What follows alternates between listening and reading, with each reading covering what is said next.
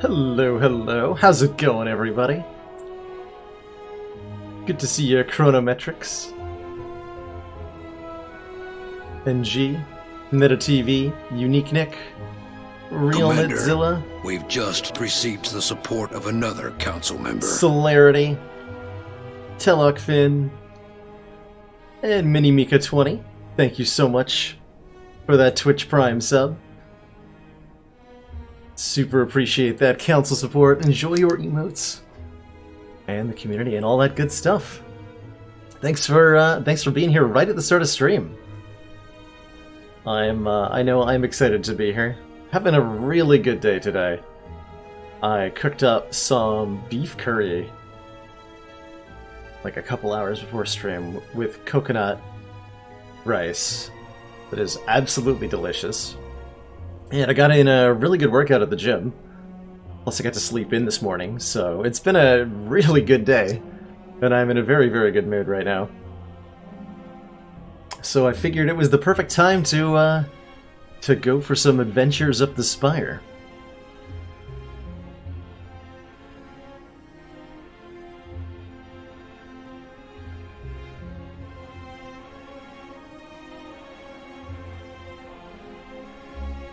I find that if I work out relatively early in the day, usually before lunch, then I tend to feel energized and motivated for like the entire rest of the day, in a way that I don't if I try to work out later in the evening. Just came home from a theater. Ooh, nice. What did you see, Netta? Cooking stream when? My cooking isn't my cooking apparently, according to those who've tried it or witnessed it, it's an experience to watch sometimes. I'm a bit of a messy cook,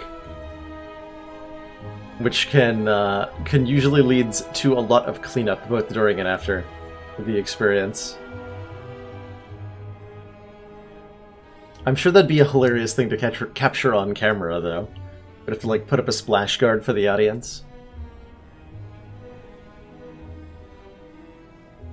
Godzilla King of the Monsters. Are we doing another monster movie reboot? Like the King... I know King Kong got a reboot a few years ago. I guess we're doing that with Godzilla too? A play about toxic relationships. That sounds like a... It would be very thought-provoking, Nita. Which is what a play should be, I think. Especially if you're going to go out to see the more traditional style of theater. I would be wanting to see something that made me think.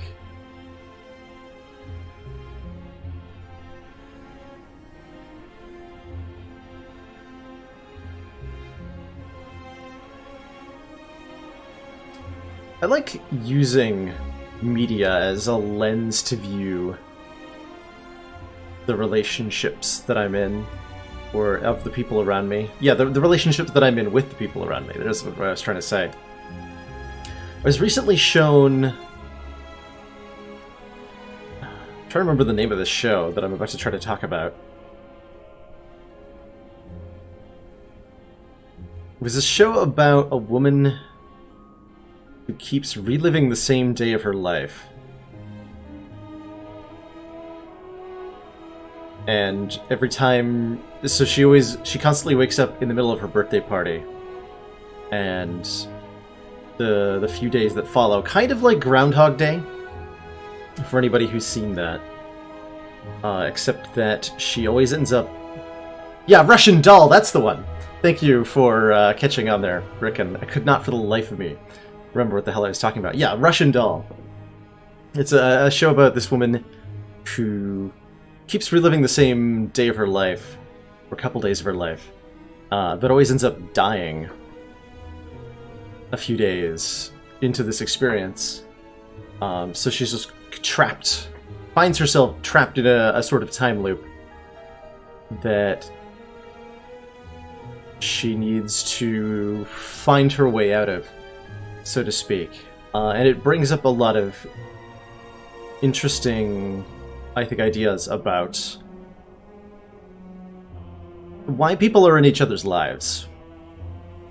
Sometimes we have people who are in our lives, and we have not really any idea why they're there, but they have some grand significance that we don't understand. And I think it did a really good job of depicting what it feels like when you're in that situation, and what it on a metaphorical level, what it feels like. It is a very good show, Arctics. It's also easy to recommend because there's only, I want to say, 8 episodes that are a half-hour long, which means you can binge the entire thing in one night if you're inclined, and if you're the type that has only a little bit of free time every week, it's still something you can accomplish very, very reasonably within a month or so. So I would absolutely just recommend that if you haven't seen it and you're even vaguely interested by the concept I laid out, you should go watch it, because it doesn't take that much time compared to getting into something like Game of Thrones, if somebody recommends that. Speaking of things that are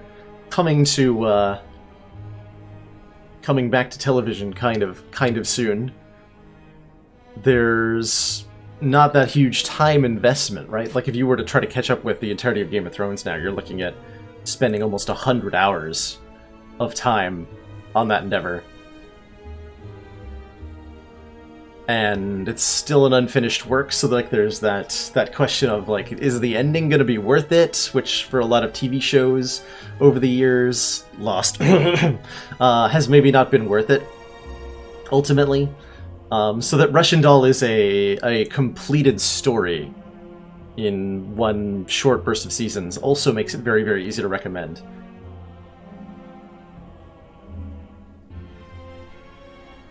Happy Death Day. Oh, that's interesting. Yeah, there have been a couple of movies in that vein that I know there's another romantic style one that plays on the. It doesn't have it's not a literal reliving of the same, but rather uses the concept of amnesia. It's not remembering it, so it's kind of the same time every time. That's it's an interesting concept to explore. A show called Brockmire, which is starting its 3rd season next week, and is only 8 episodes a season.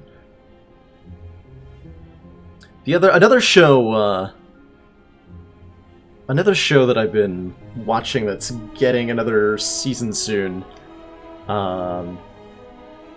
Team. I'm actually not sure. Is American Gods. Is a show that I very, very much enjoyed the 1st season of. Hey, sneaky teak. How's it going? Ascension 20, indeed. Yes, as Celerity remarked, I'm feeling some Ascension 20 action today. Because why the heck not? Truthfully, after having accomplished 13 wins in a row with Defect on the Ascension 15 heart, I feel satisfied in the thought. I'm sure I'll do Ascension 15 runs again at some point. And I'm probably going to do a lot of boss relic trading today, because I've decided I just liked trading the boss relic. It's fun stuff.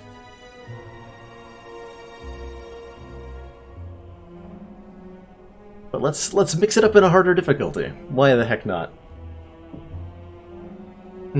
Wish for was an Ascension 1 stream. I've been actually, it's a great question for the room. Would people be interested, Commander, we've just received the support of another council member, watching somebody play on just Ascension 1 and kind of messing around with it? Would people be interested in seeing Ascension 1 gameplay and what that looks like? Because it is the game experience that most players get, truthfully, and it's It's a fun place to hang out sometimes. There's a lot of stuff to be learned from just checking out the basic level of the game.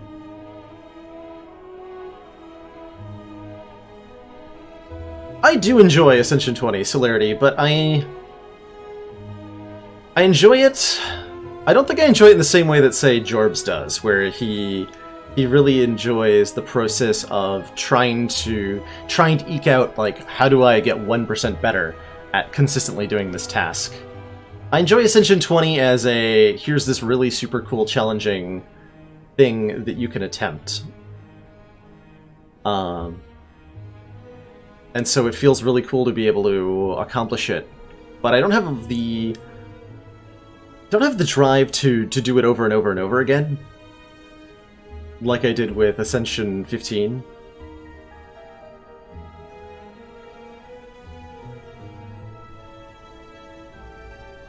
So I'm less concerned with my, like, win rate percentage on Ascension 20 than I would be on Ascension 15, and more like, alright, what kind of weird thing can we try to make work here? And just to be able to tackle the ridiculous wall that is the Ascension 20 heart. Can we scale that some way, somehow? So it means a lot more losing, and a lot more pinning your hopes on something like an Act 2 Snecko when your deck really doesn't deserve it. And just hoping that it all works out.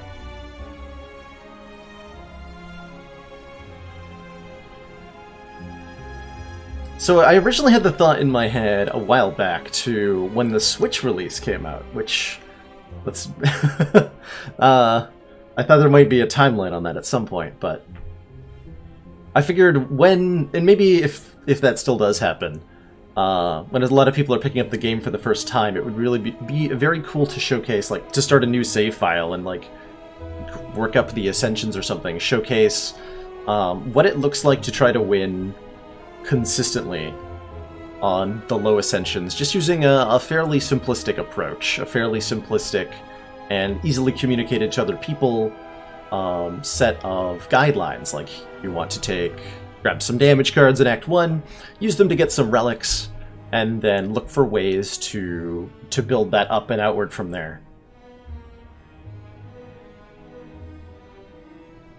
That's definitely the case on some runs, I think, Schwer. It's just like, well, this never had a chance in hell of going anywhere. It's like, yeah, we got Eternal Feather as our Act 1 boss relic, and that was basically how Act 2 was gonna go.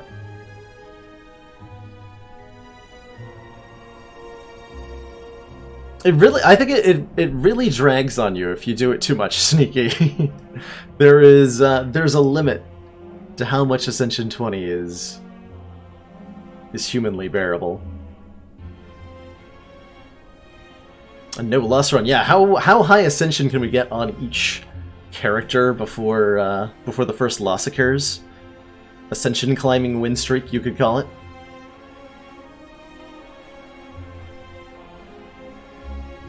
That's also something I've considered, and mainly the reason I haven't jumped into it yet is that's a long-ass project, right? Like, we're talking potentially 60 runs of Slay the Spire. That's 2 to 3 weeks of solid stream content.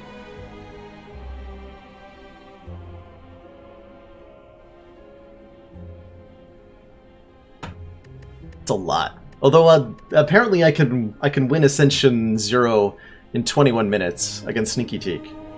So maybe it wouldn't be that long, huh?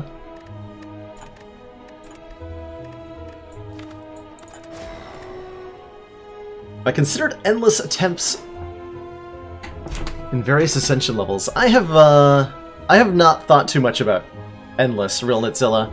With the addition of Act 4, I actually really like where the game length falls for runs. It's the perfect balance for me personally between I got to build up this run enough and I don't want this experience to drag on for too long. there's a lot of really, really cool things that you can do in Endless Mode.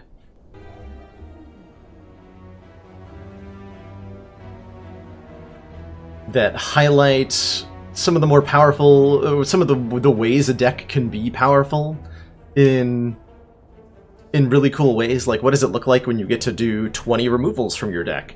Or what does it look like when we've got 60 different relics all interacting? Or what does it look like when I've got 4 copies of the same rare card because I just got to keep picking it up? And there's a lot of amazing things you can do with that.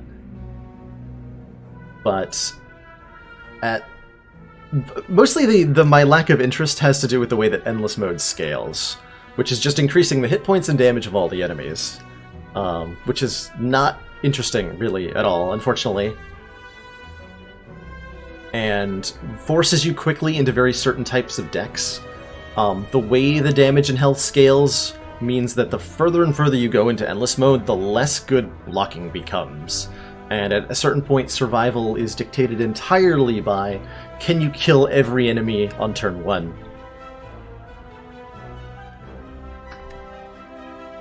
And I don't know, it kind of boils down the whole deck building experience into too simple a question. Yeah, or can you be intangible for 1,000,000 turns? That's the other way. Can you fight the heart for 171 turns? It's interesting, I actually popped into one of the devs, Casey, I think, did a Twitch stream like 3 months ago, just talking with people and playing some modded Spire. And there's some conversation going on, and one of the interesting things that popped up during that conversation was that Casey thought that, or felt that Endless Mode was like if they could go back and do something better, Endless Mode was the thing. So even the devs don't have a particularly high opinion of the way that they chose to implement Endless Mode. Yeah, there's a screenshot kicking around. Let me find that real quick. NG. Of me fighting the heart on turn 171 in a diverse Ascension 15 run that we did. Or maybe somebody has that screenshot. We should have a command for that, actually. Let me make a chat command for this.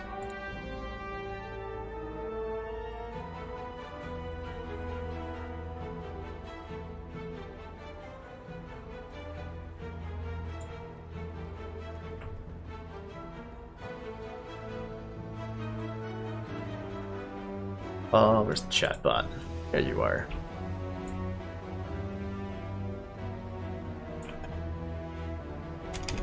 I think that was another one.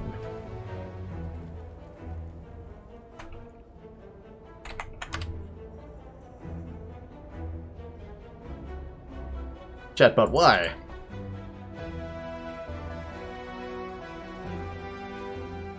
Well, true.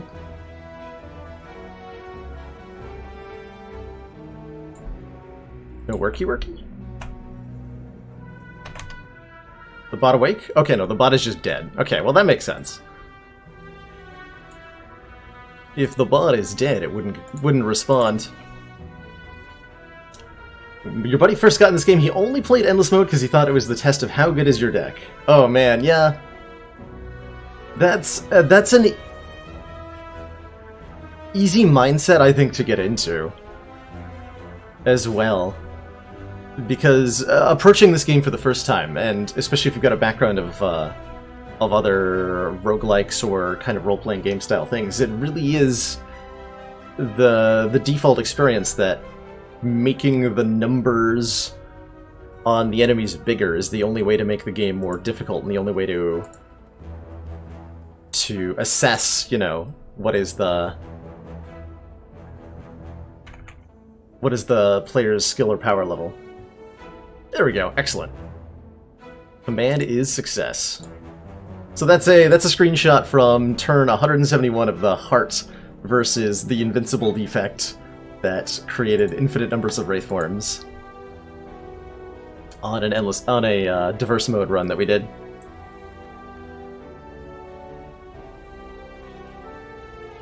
Runs from A1 to A20 on one character. I would like to do that on Defect, JD. I would love to do that on Defect. I have been really, really into Defect ever since I started swapping the boss relic on a regular basis and playing around with the various things that he can do. That was Wraithform plus Dual Wield, yeah, Ryan.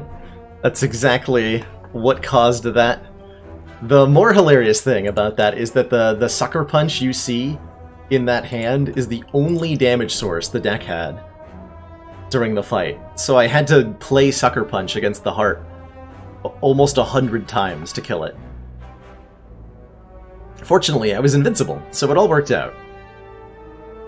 What is this early burning elite path going on here? I like the number of fires I can get out of it. This juicy, juicy back half of the act. Ooh, I can actually do... Whoa, I can do... Well, I'm fighting Guardian. I can do 4 campfires and 1 late elite. It's kind of a cowardly route, but man, I like it. But we don't have a store. Otherwise, I could do something really ambitious. Oh, can I snipe this burning elite? Not quite. Damn. I can snipe this elite. Because we have the snipe option available. Ah, that's actually juicy enough. I'm going to try it. Let's go for the elite snipe. Not because I think it's the best option, but because I think it's the most fun option. Which is going to be my decision-making, I think, for a lot of today. Not what is necessarily the best in terms of highest win rate, but what is going to result in the weirdest, strongest, most interesting outcomes. Like, do I take this Melter over the Compile Driver that is normally the correct answer here?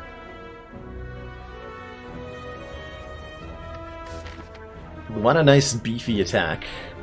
We're fighting Guardian. You know what? I'm gonna grab the Melter. I think Melter maybe doesn't get enough credit. This card is a pretty decent one-man attack that gets a +4 damage upgrade. And that's a relatively small subset of cards. You compare it to, like, Quick Slash on Silent, you compare it to, like,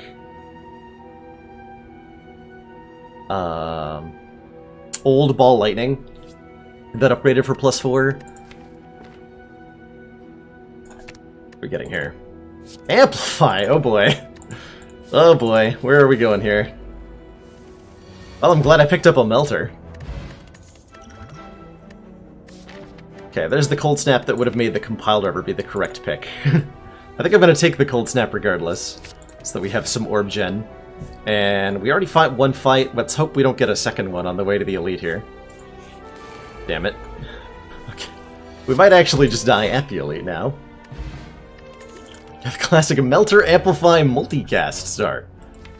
A fan favorite. What the heck are these card picks? They didn't buff the damage on Melter. It's always been 10 to 14. It's just that nobody has cared. Actually, they might have buffed Melter since its original... Like, when it was first added. They might have buffed it. I don't know what I take here. Hologram? Like, Multicast is the strongest card, but it really doesn't do anything right now, so... Hologram? Hologram, question mark. Take the money because... I don't know. And given that we're forced into an early Elite fight, I legitimately think that +4 damage on Melter is my best upgrade right now. Let's go. Melter frickin' plus. Hey, Isolated Beast. He'll wake up if I zap a third time. This is a really good hand to wake him up with, so we just pass.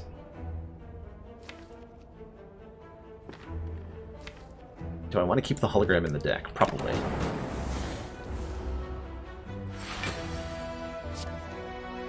Look at that Melter value. +8 damage there. Taking out a third of his health immediately. That is how it is done.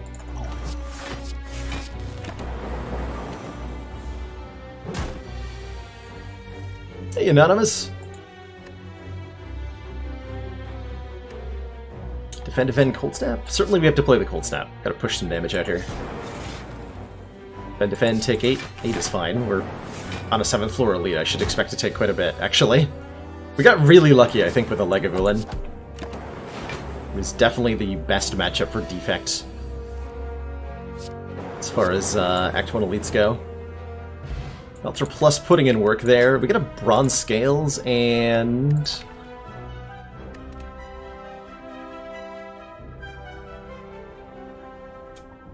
Capacitor? Question mark. Well, am I doing a duelist run with a resummon deck tomorrow? I don't have plans to do that. Specifically, Anonymous. I was thinking of doing some Disciple tomorrow. For Friday modded stuff. Beam Cells, since we're a Melter deck, apparently. We don't need to be a... whatever the heck a Melter deck is. We're just a deck that has a Melter Plus in order to help it get through Act 1. We don't need to try to synergize with it any more than we currently are. It's just here to get the job done, to get us through this elite without taking a million damage, and then maybe this one too. I grab a capacitor. I think this is where we end up in the A20, like, well, if we don't get the cards that go with this, we're just gonna die kind of mindset, and that's fine.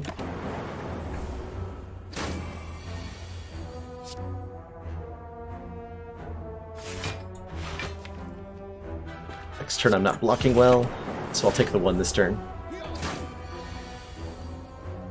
Although I just had hologram dual cast, so I think I didn't need to take that 1 point of damage. Okay, we have Capacitor and Amplify. Now is the correct time to take a Compile Driver. I'm pretty sure. Because we are going to be having a lot of different orbs. Probably. And I'm sure we're actually about to take more damage in this fight than we took in the Legavulin fight. I was maybe meant to hit this guy. Oh, I was definitely meant to hit that guy. Worked out, though. Celerity embracing the claw memes, as any good streamer should. Can't help but notice that these don't make orbs.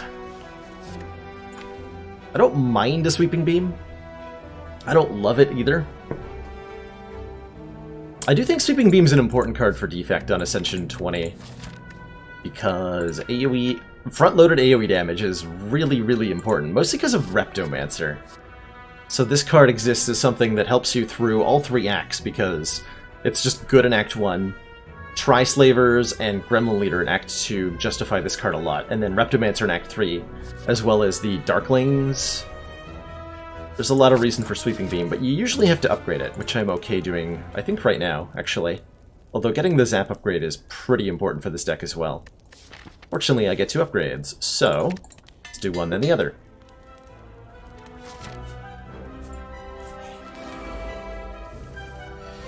I'm sure glad I made that decision, because it's about to pay off big time. Oh my lord, this is a terrible, terrible set of gremlins. And I'm going to die. Probably. Cold Snap Strike kills the sneaky gremlin. This sure looks like a grand opportunity to use our energy potion.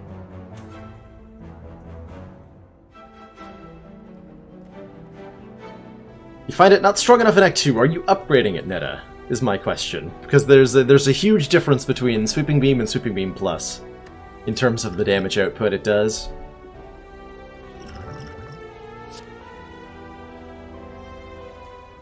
Do I have to kill the Fat Gremlin this turn? Is that a requirement? It might be. I'll be weak and frail if I don't. Ugh. So, Cold Snap Hologram, Cold Snap Strike kills Fat Gremlin. You upgrade it as soon as you can. It's still not doing it for you.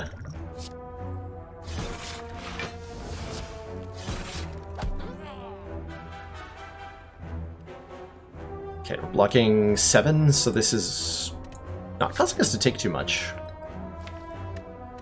And Sweeping Beam Plus will solve all of our problems, actually, really well. So we just wait for that to happen. There it is, here to solve our problems. It's a game.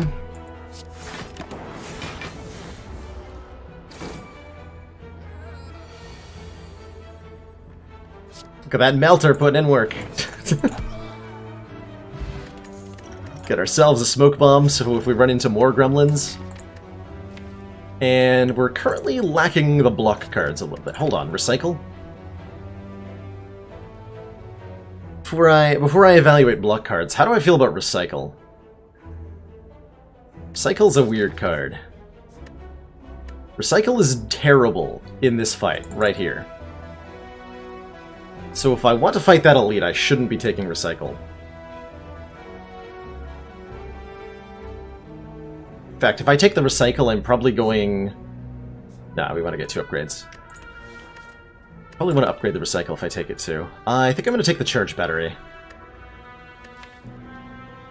So that we're better against Guardian.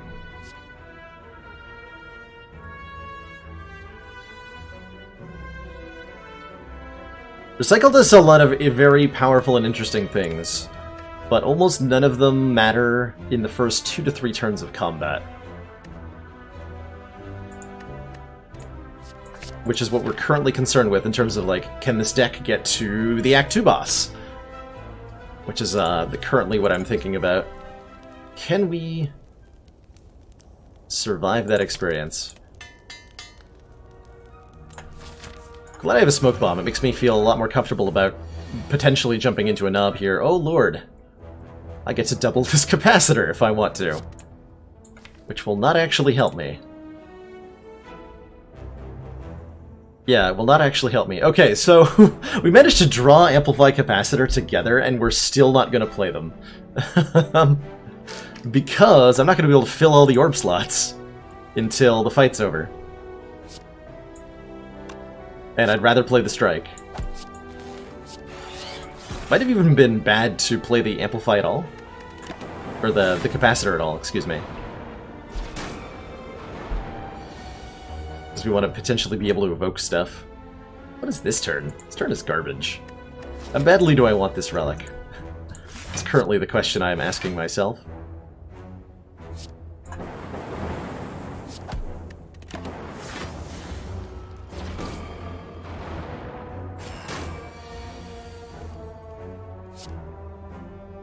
Sweep the beam, here to save the day.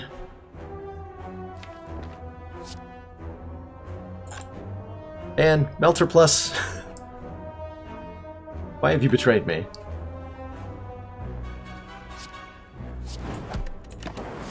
Nice, 2 for 1.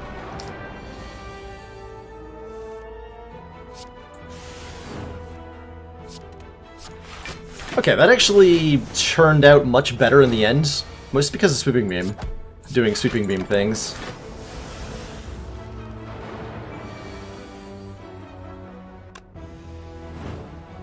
Have a good night, Ultra Flame and Werfer. Enjoy your bedtime audio. Get some ideas on deck. Well, you're at the right place, Temku. I'm a big fan of thinking creatively when it comes to this game. Ooh, that's a barrage. That's a good way for this deck to scale up. We've got the capacitor, we've got amplify for the capacitor. We just need a way to do damage once we have all the orbs in place, and a barrage does that. Mostly we need a way to get the orbs in place in the first place, but figure that out later. Deck needs a chaos. Yeah, deck needs a chaos, deck needs a glacier, deck needs a... like 3 copies of Cool-Headed.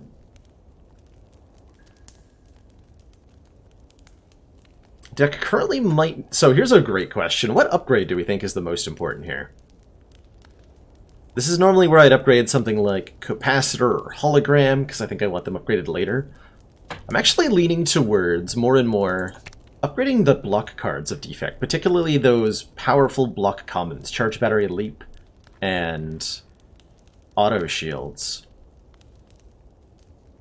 A Rainbow. Oh man, I would take a Rainbow in a heart. Like, I would actually take a Rainbow Hold on, let me seriously evaluate what I'm about to say. Would I take a rainbow over an echo form? Question mark. I think the answer is maybe, with the current deck.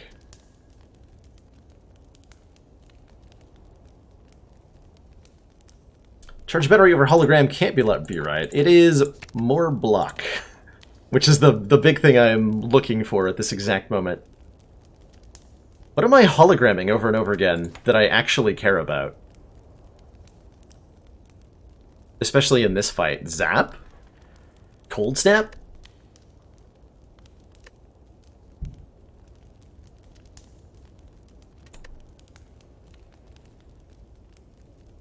So if my turn is like hologram Cold Snap, that's generating some amount of block.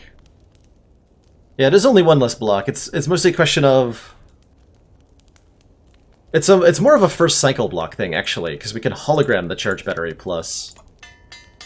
So it's not for the Guardian fight. I would agree that the hologram upgrade's better. Certainly. If we're talking about like an Act 2 hallway fight, which is kind of where I'm thinking at the moment. Oh my gosh, Melter actually putting in work? Still not enough work, but putting in work. Right now I'm glad I upgraded the charge battery, because I'm taking a ton of damage.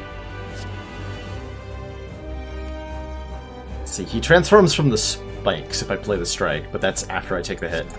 So we got a block here. Ouch. Okay, this part's terrifying.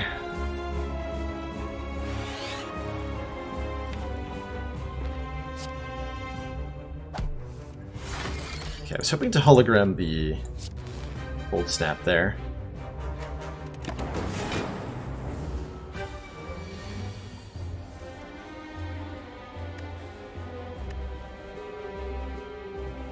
Well, that's unfortunate. Do I play this Compiled River? Or do I just accept my 5 damage? I have to take 4 if I'm playing Compiled River. She might die if I play the Compiled River. Smoke bomb time. Yeah, no kidding, huh? Casually go down to 5 health. And get very scared of next turn.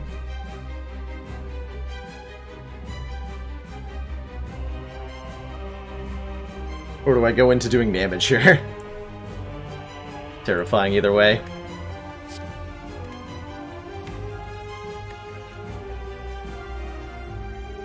If we draw into our good block cards, then just next turn gets worse and worse and worse. So that's the other consideration. Like, are we paying health to borrow health from next turn? The answer is maybe.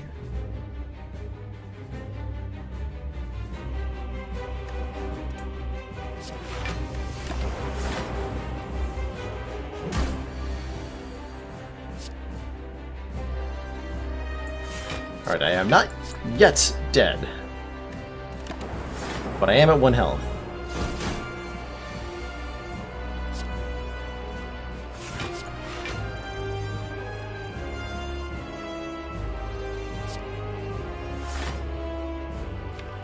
I'm not sure when the right time for the energy potion is.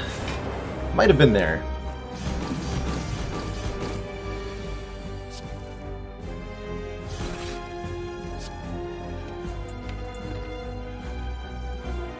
Okay, Barrage will deal 4 times 5, 20 damage, so he'll transform now. Do I want him to transform now? No. No, I don't. Do not transform him now. 16 plus 6 is 22. Perfect. Okay, keep the transform for next turn. We have a chance of living this. But only a chance. Okay, that's a good draw. I hope so.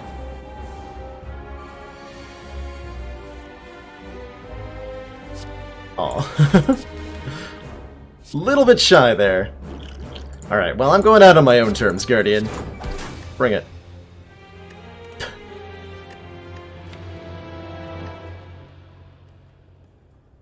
Don't feel like the difference between the hologram or charge battery upgrade made a difference on that fight. I feel like we mostly died that one because I didn't draw enough damage on the first 2 turns. That we were, I think, what, 5 damage short of the transformation? No, 3 damage short of the transformation. Made the difference in that fight. So if our smoke bomb had been an attack potion, I think we win that fight, for example. Oh well, that is how it be sometimes. On Ascension 20. The Act 1 boss is a punishing beast.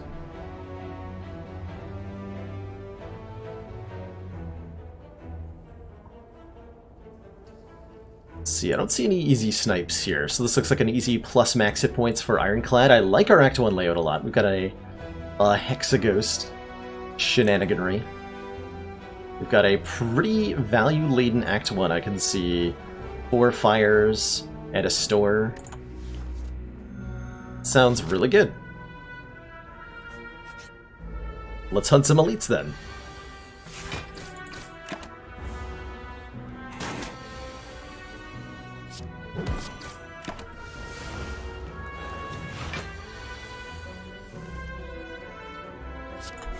Yeah, like I said, going into the fight, Anonymous, I agreed that Hologram was the better upgrade for the boss fight. I wasn't concerned about the boss fight. Apparently I should have been. Because I should have picked my upgrade in a direction that more matched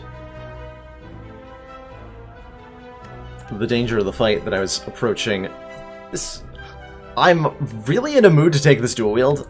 I think the correct answer has to be a True Grit, right? Because better blocks are nice, and exhaust mechanics are good. And True Grit, dual wield doesn't actually do anything right now. So I think it has to be a True Grit, but I'm in a mood to do something weird with dual wield. There's a time and a place, though. A time and a place.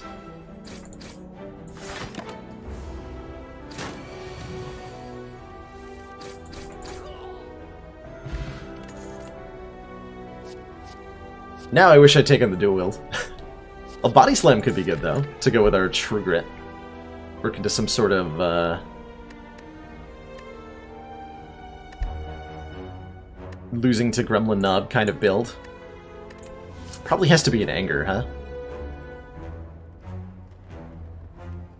Yeah, Second Oil is only 3 cards that when you use it. It's, I think... I was gonna call it the worst potion, but there is Fairy in a Bottle. It's one of the worst potions in the game, in terms of how frequently it's useful. My usual use for it is to try to use it to end the fight immediately. Yeah, I saw you saying that, Ryan. And you know what? I'm willing to believe you. Are you still a fan of early Body Slam going into 2 Act 1 elites and a Hexaghost? Which is my current intention. Because I know Anger does a great job at all of those things.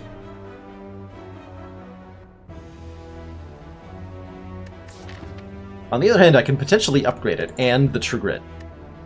But then I'm not upgrading Bash. Whereas, I think the route I know to go with here is to take the Anger and upgrade the Bash.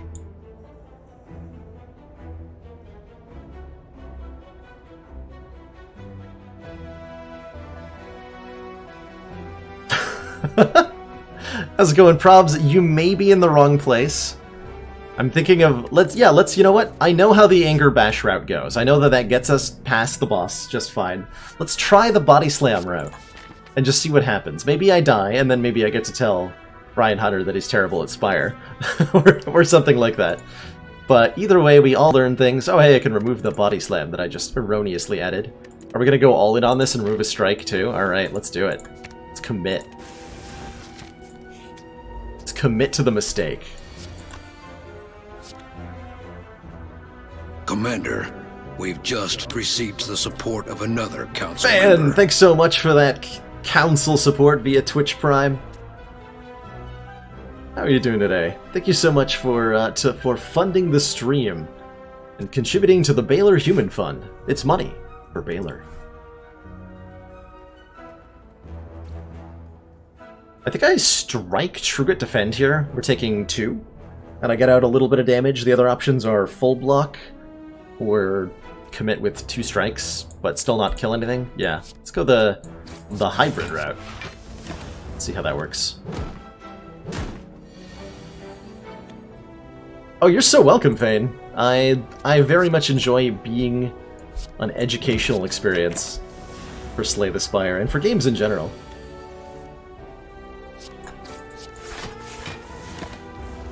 You know, I'm not missing the Trugrit upgrade as much as I thought I would. At least in the early fights, like right now, I can play out, barring Body Slam, which I'm not even playing yet because it's not upgraded. I can play the cards in an order.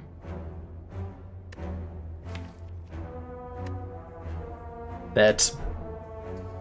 Hold on, my sentence got completely interrupted. I wasn't expecting to see a Reaper here on floor 4. I'm not sure I can take it. I want it. I'm not sure I'm allowed to have it. It really... 4 damage for 2 energy is really not very effective at getting past an elite. I think I need to take the headbutt in order to... I want the armaments. I want the armaments. Yeah, armaments is great, especially if I upgrade. So if I take and upgrade armaments, we win Sentries and Lagavulin very easily. And then Nob might kill us. I think we take the headbutt as Nob insurance. And the Reaper is assuming that we get matching keep here and find an immolate so that we are allowed to have the Reaper. Or maybe like a demon form. Has to come out of matching keep on this floor. Otherwise we just lose to the elite. So I like the armaments route. Let's go. We're just not going to fight the Gremlin Nob and everything's going to be fine.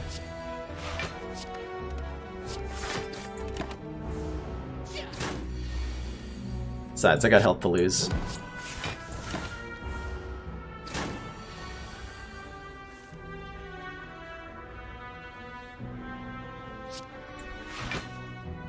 Do I upgrade the Body Slam so I can play it, or just block for 3 more? I think I want to play this. 22 damage down, so we can end the fight before I take any more. Yeah. It feels like it was the right play.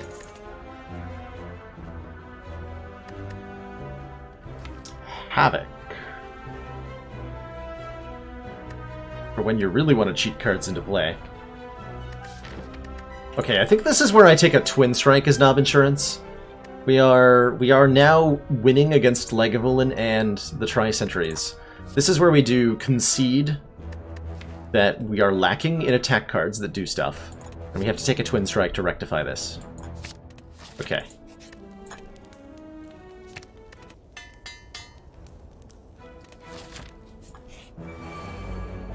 Get the triple sentries, which I am totally cool with.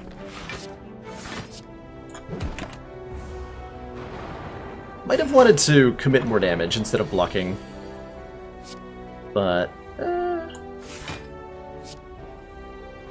on second thought,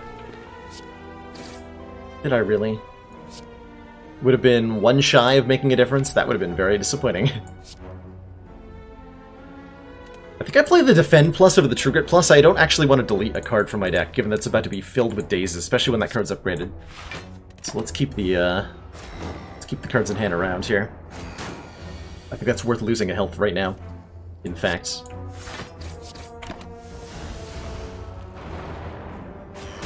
Body Slam definitely works better if you did not find an Energy Relic. That is 100% fact.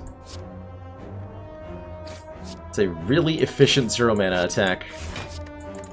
Oh, I should have targeted a Daze there. That was a mistake. That was a misplay on my part. I don't know, I just, like, didn't... Body Slam. I didn't mentalize the Daze as a card I was allowed to target for some reason. Too early in the day for that one.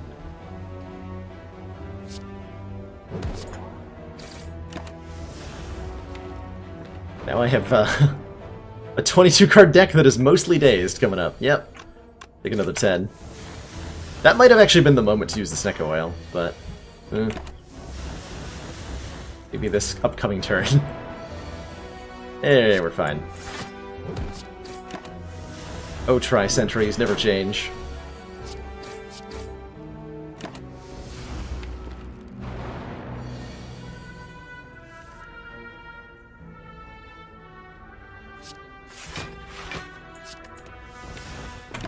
It's almost guaranteed lethal in 2 turns.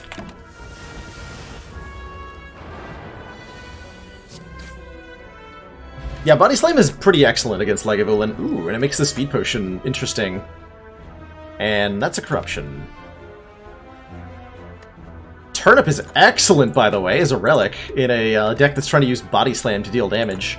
Not being able to be frail is huge. It's really huge.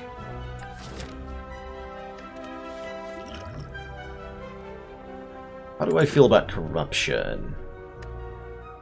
Not excited yet. But might be someday.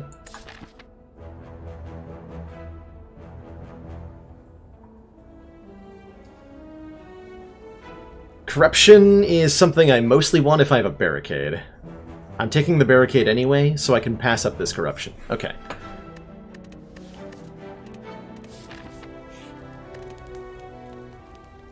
think we upgrade...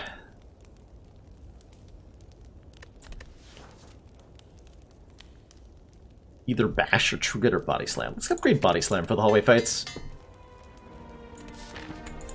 Kind of a big deal there. Oh! Okay, okay. Now we're doing interesting things. Pocket Watch. When we play 3 or less cards during our turn, draw 3 additional cards at the start of our next turn. This is especially on Ironclad. I want to say one of the most powerful relics in the game. And... yeah. Okay, now True Grit is much more important to upgrade. Because we're going to be drawing huge hands. Like Billy Kirby-sized hands. Oh my god. This store is out of control.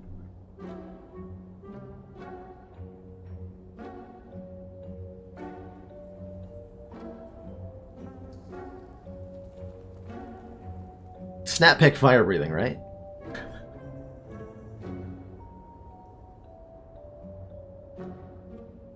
More powerful than Dead Branch? I would call it more consistently powerful than Dead Branch. Probably not on Ironclad.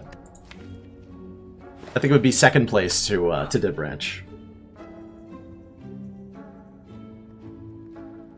So I like the Art of War a lot here. Art of War Pocket Watch lets us do a lot of stuff. The other thing I'm really looking at with my eyeballs here is the Power Through in the middle of that store. Storekeep knew to put it dead in center because we're focused on it.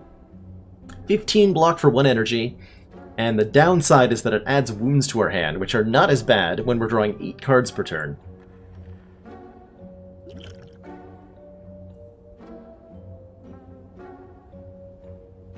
And I can also afford to remove a strike. Oh man, well that's just, yeah, that's really good. Like, Power Through is so much block that I can use it against Knob to block. And I don't have to worry that we're fighting a Knob, potentially. I do think I want more card rewards, and I think that we're dumpster hallway fights at the moment. So let's just jump into one. This is a tricky one. Though I'm sure glad we drew these particular cards on turn 1. Nice job with your frail debuff, by the way, nerd. What is this hand? What? Excuse me. I drew literally every block card in the deck in this hand. And Bash. The things not currently in the hand are 3 strikes, Body Slam, and Twin Strike. That's amazing. Let's get all of this upgraded.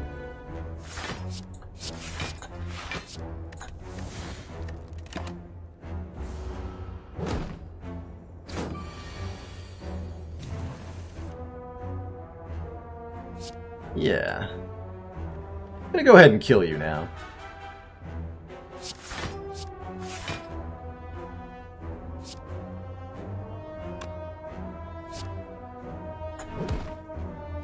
Thought I was gonna kill the slime first. I changed my mind partway through this experience.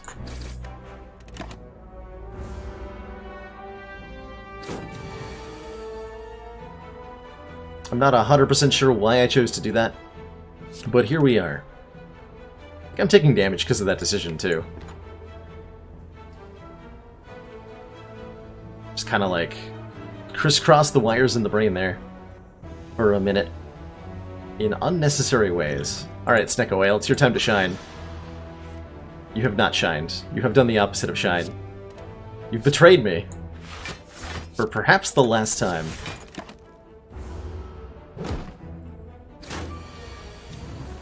My green screen is tweaking out. Oh, that's because my backlight's not on.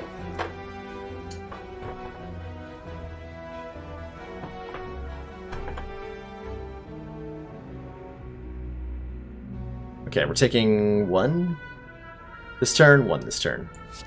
Actually, it's sort of. There's no need to do that. Excuse me. Taking none.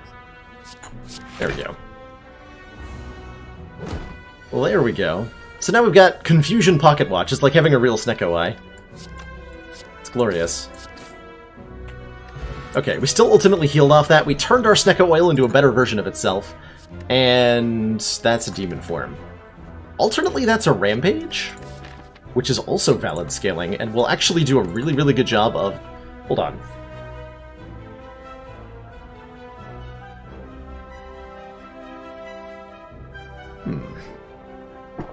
So Pocket Watch Rampage is a real thing that helps us beat the Gremlin Nub and the Hexaghost specifically, and then does an okay job later on. Demon form is, I would say, more generally useful as a scaling tool, and makes me wish I'd taken the Reaper. Take the demon form.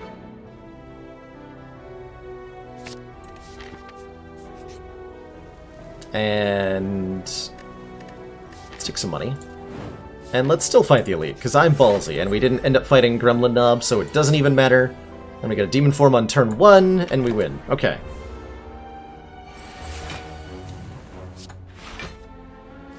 Easiest game of my life.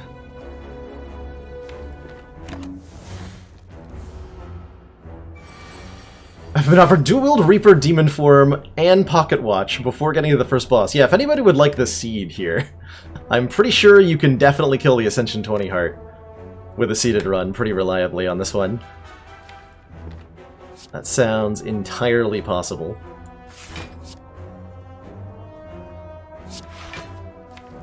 So what I'm drawing next turn? I don't want to draw this next turn. So I'm not going to play a card so that we get Pocket Watch, so I'm not trapped with these draws.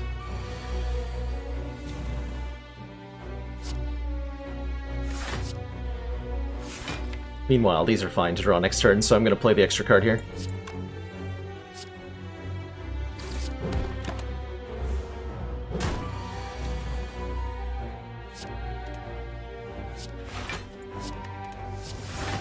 I also feel absolutely no need to take the 3 damage.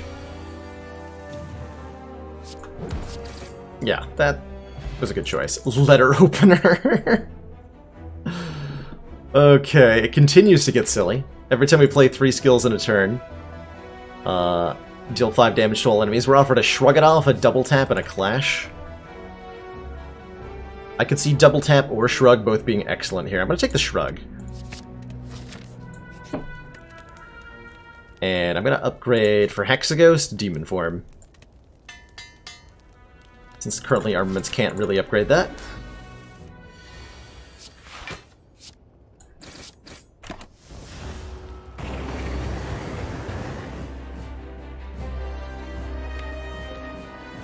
Do I just take the hit and play the Demon Form here? I don't know how our matchup looks in this fight. Certainly this is not the ideal turn to be playing Demon Form, but I'm not sure we have a choice. We always have a choice. We're drawing 8 cards per turn. Just play it next turn, when we draw it again.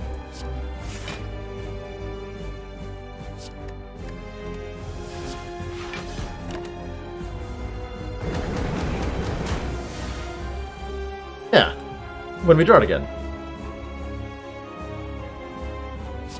It's way more acceptable to take 6 than it is to take 24 to get this into play.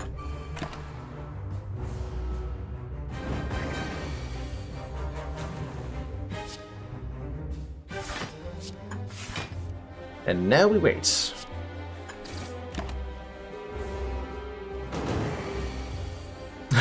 Catmash, it's always Friday, if you believe hard enough.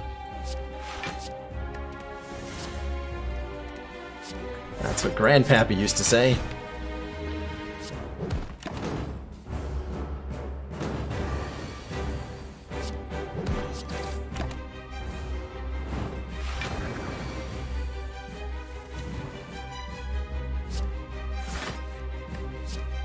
What, he damaged twice? What the hell?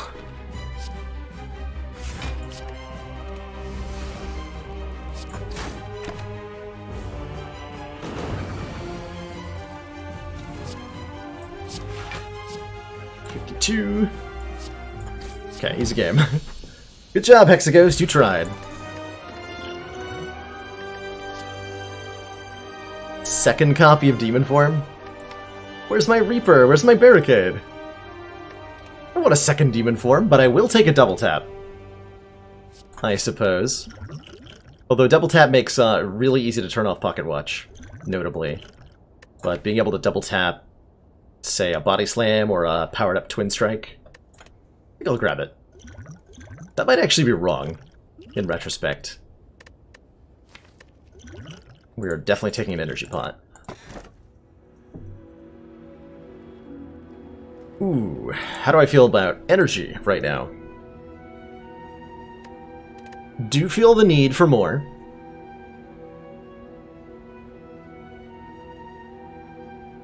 Do like being able to get potions some point in the future of the run.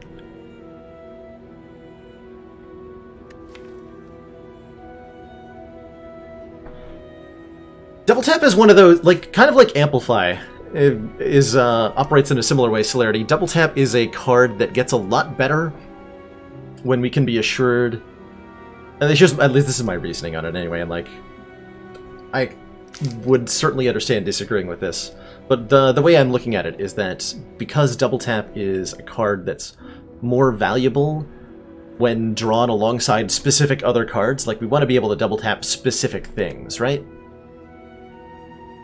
That makes Pocket Watch make it a better choice, I think, is where I end up leaning. How do I feel about this Busted Crown? Actually pretty good, not gonna lie. We have most of the pieces in place for this deck already. We just need to do them a little better. We need like a Feel No Pain. We want maybe a Juggernaut. We want maybe a Barricade. I hate Sozu. I just hate it. Especially going into Act 4. We do know that Potion Belt, we did see a Potion Belt in a shop, so we know we won't find the Potion Belt, and I wonder if that changes the decision here.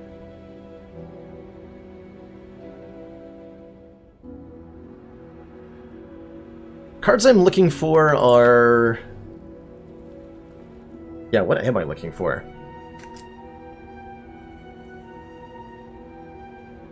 Ways to make this go faster. Like a better, beefier block cards? More card draw somehow? I'm actually not sure what we need at this moment. Thank you, Ryan Hunter, for linking up those boss relics. I usually talk about them. Decided not to today. Apparently. So Suzu gives us a fourth energy every turn, but we can't get any more potions, so this energy potion and the speed potion are it for the entire rest of the run. Not something I'm usually a fan of taking. Busted Crown means we only get to look at one card reward every time, and one card every time we have a card reward. So way less options there. And White Beast Statue means potions always appear in combat rewards. So always getting a potion every combat, which is pretty good. I think we just want 4th energy just enough that we're not going to take this. And I'm going to try... I'm going to try the Busted Crown. I'm just unwilling to take Sozu. Unwilling. Plus we get a store! And then probably some elite fights, because I feel hella confident about elites right now. Like, extremely confident. How many elites can I reasonably take? Is there, like, any path that hits an acceptable number of elites and fires? Fire elite, fire, super elite, fire? Yeah, let's do that. Get that burning elite out of the way.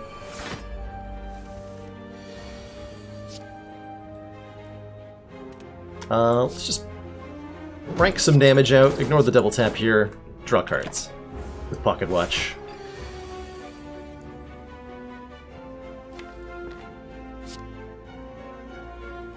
Man, being immune to Frail in this fight is such a big deal here.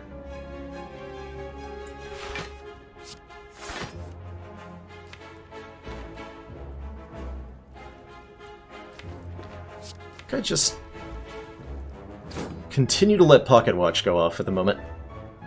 Like, I could do 9 more damage, but I would like to draw more cards next turn.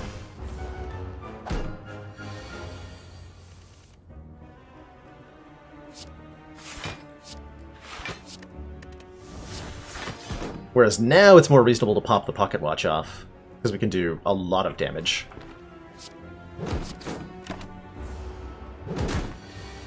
And we're not as worried about the next turn.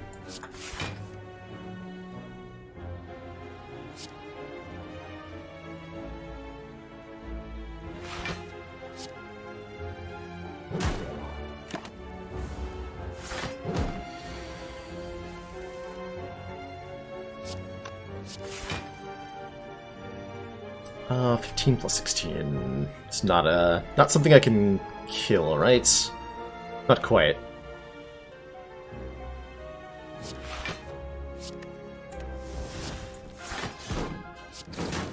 Not quite.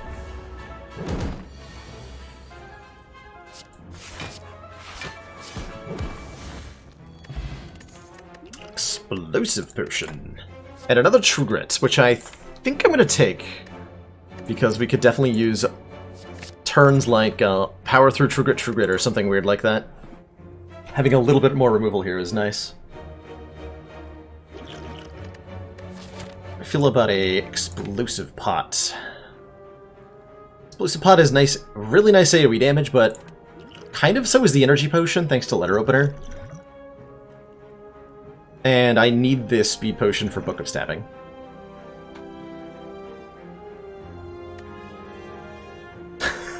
Hey, Sneaky.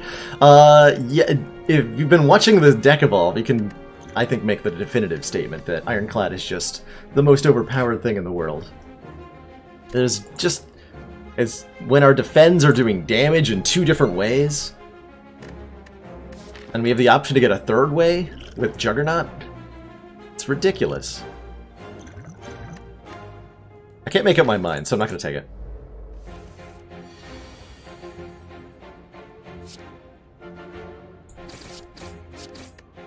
What is these turn 1 draws? Consistently, turn 1 is just like a miserable pile of cards. And then better things happen. I'm gonna be vulnerable next turn. I don't want to be vulnerable next turn. I think I have a choice in the matter.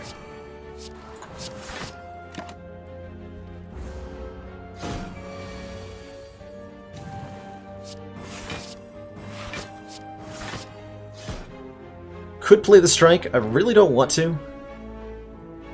Want to keep drawing cards here. We lucked out that that wasn't the Chosen's 31 damage hit, by the way. I would have had to use the Speed Potion to full block if it was. Oh, here we go. See, this is why I put the double tap into the deck. It's for moments like that. Okay, 3rd True Grit. I'm having deja vu here. No, thank you. No, thank you. Oh, hell yeah. Strikes get out of my deck. Smell you later. Ooh.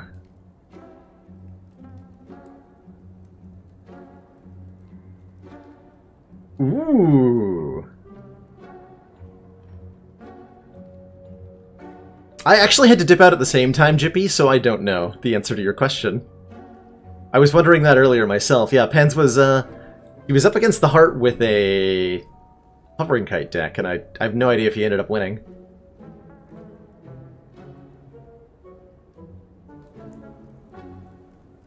So we've got the bomb, which solves our AoE damage issue entirely. Happy Flower can give us extra energy, we can use Burning Pact for acceleration, Ghostly Armor just says gain 10 block on it, and that's pretty dang good. We would probably like to remove yet another strike from this deck.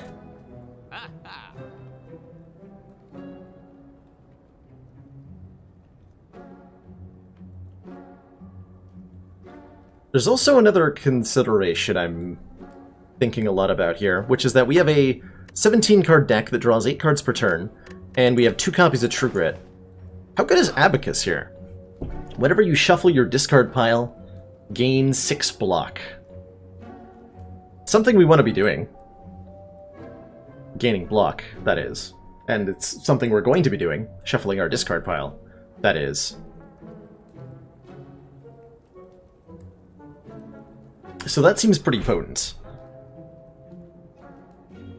Our boss is Ron's Automaton, which means we get plenty of time to set up the Abacus value. Whirlwind keeps our Pocket Watch alive. Yeah, Whirlwind lets us spend our damage pretty meaningfully. We have Double Tap, we have Busted Crown, that is a good... We have Demon Form, that is a really good Whirlwind. That is a really good Whirlwind. So we could do Whirlwind and remove card. It's pretty good. That is pretty dang good. Just a bad, overpriced Orichalcum.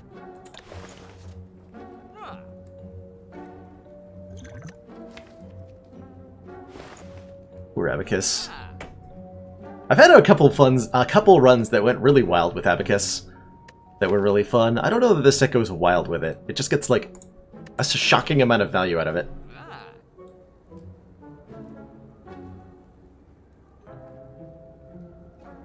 But I think I may be leaning more towards, especially with an energy potion, especially if we're going to be fighting an elite momentarily, potentially a super elite in Act 2. Alright, fine. Alright, fine. But also, take the ghostly... Yeah, give me that. Give me that ghostly armor. I want it. I want it.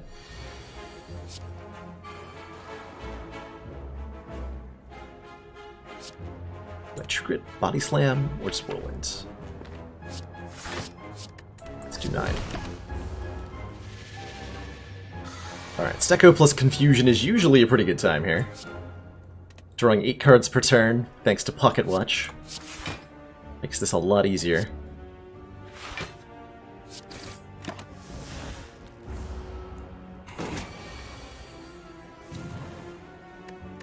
Been so long since you took a Ghostly Armor. It's like a leap, but even more. It's a card. It's one of the very few cards in the game that gives you more block for 1 energy than Leap does, and I've been liking Leap a lot. So Ghostly Armor seems like it's a good card, following that same evaluation. Don't know how correct that is, but it's there as an option.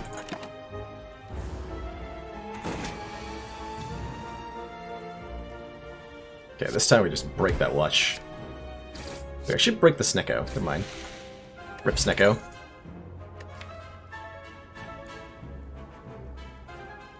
Corruption.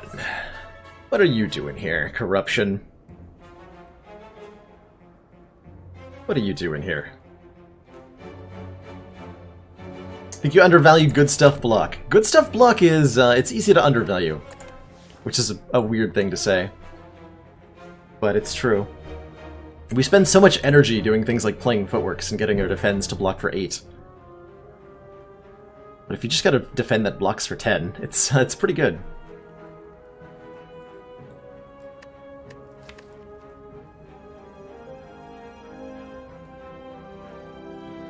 I have to be really careful about when I play a Corruption in this deck.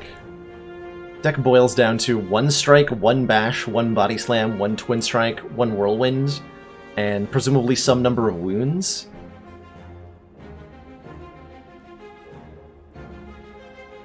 That doesn't boil very well. Although it has a demon form in play, so it's doing a ton of damage. I could see corruption being correct. Let's grab it. I may not end up playing it much, but I'll have it.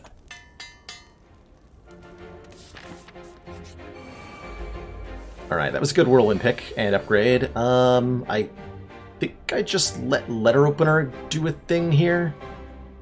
Or I can play the energy potion, play 3 defends, and kill the sneaky here. Honestly, I think we just play 3 defends. I look to use my speed potion next turn, because we're probably getting a potion soon anyway.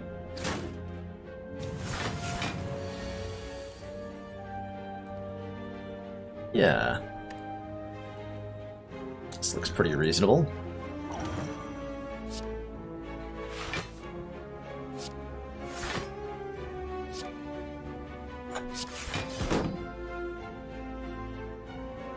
Double tap body slam does how much damage? Oh my god, hold on. I'm gonna use the energy potion too. I think I could actually just kill him. If I... Hold on, math. If I true grit defend, we'll have... 24 more block. Which is what? 72? 72 times 2 is... 100. Yeah, that's actually just gonna kill. Thanks to Letter Opener.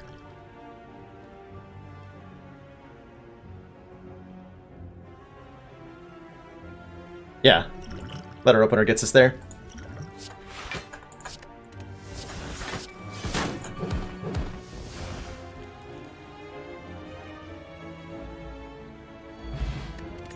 And now we have a strength. And we have an evolve to go with our power through if we want one.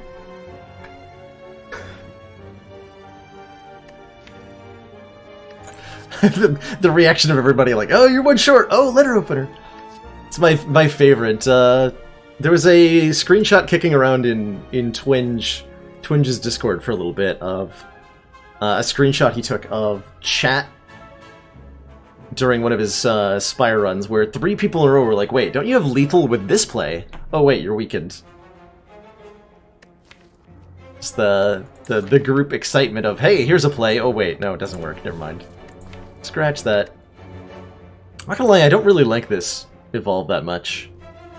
Evolve is really only capable of drawing us 2 additional cards. We don't want it to upgrade, for example. Unless we're starting to break our pocket watch with some frequency. Which we might be doing.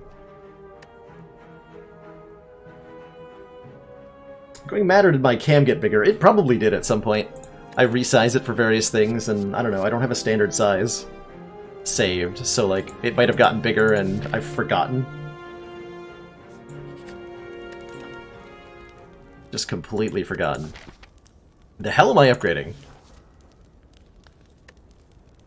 I going for the heart? I am. I am, sirs. Heavy Hank! Loving the STS streams. Why, thank you. Thanks for those 125 bits. Super appreciate that. The hell am I upgrading? I think we should get this trigger upgraded before it screws me over.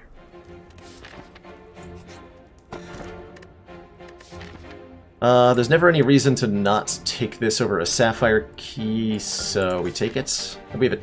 No, the tiny chest was last run. Never mind.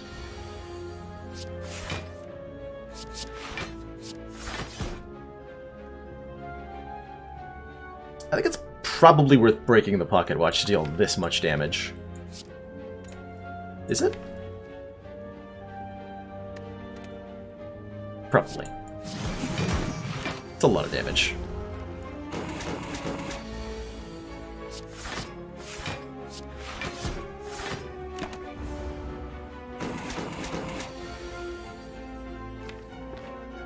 I don't see a reason not to play Corruption here.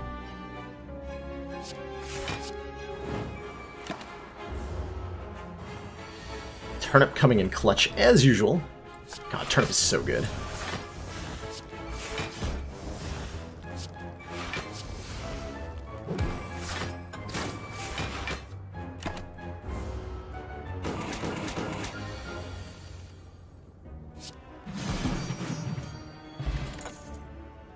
If I'd taken the Evolve, nah, I probably still wouldn't take a Wild Strike. I don't like Wild Strike very much. Not my favorite card. Doing a social to like gradually troll everybody by making the cam slightly larger every stream. See who notices. I like that a lot.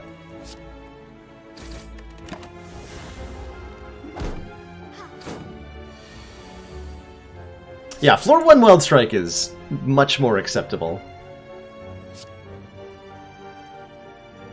It doesn't make me think you're insane, at the very least. Okay, here's an interesting question. So I want to deal... Let's see. The Centurion's at 71 out of 83, so he's taken 12? Is that how math works? 12 damage?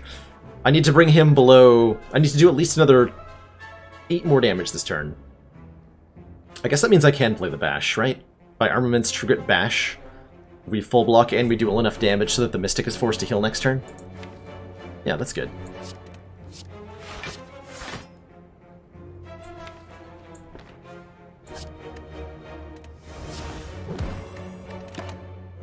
And we still trigger Pocket Watch. Could have also gone a triple skills approach here. Human form?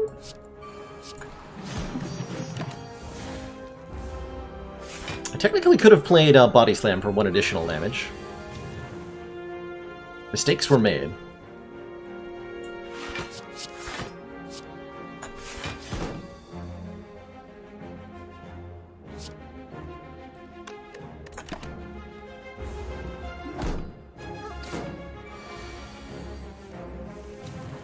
This deck is pretty good. Yeah, I'd say that given that we're at full health this far into Act 2, the deck's doing a real good job of being very strong.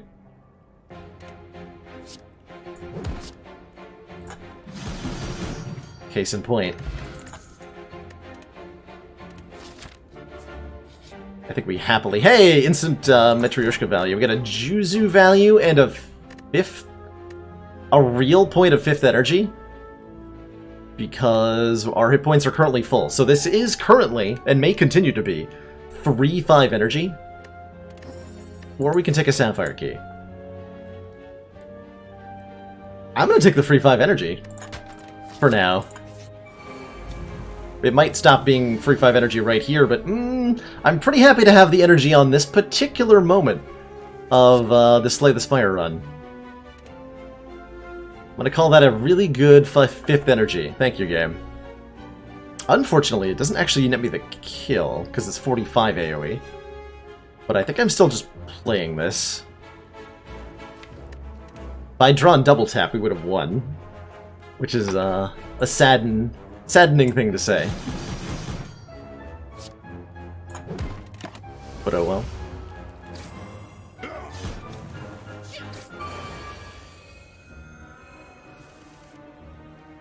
On the plus side, I think I won the fight.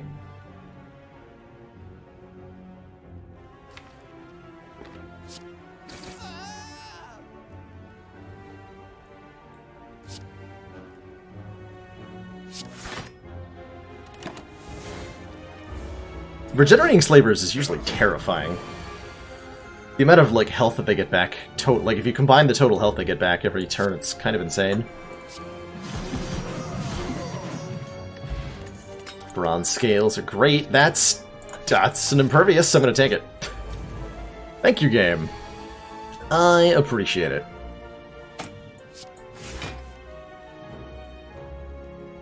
Okay, that changes my plan. I was wondering if that would happen.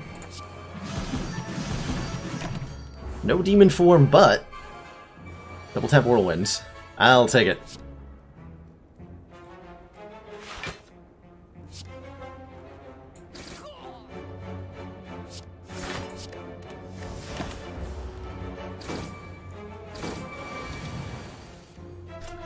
I am going to kill the heart. Yes, Jillhead. The goal here is to, on this Ascension 20 run, defeat the heart of the Spire. So that the Spire may be truly slayed.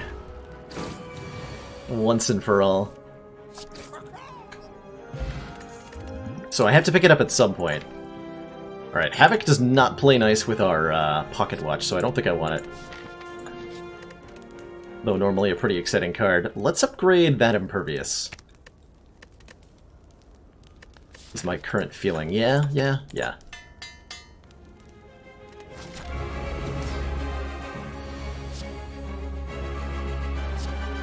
Seems like a pretty easy game. I thought the goal was to die. Well, you're almost right.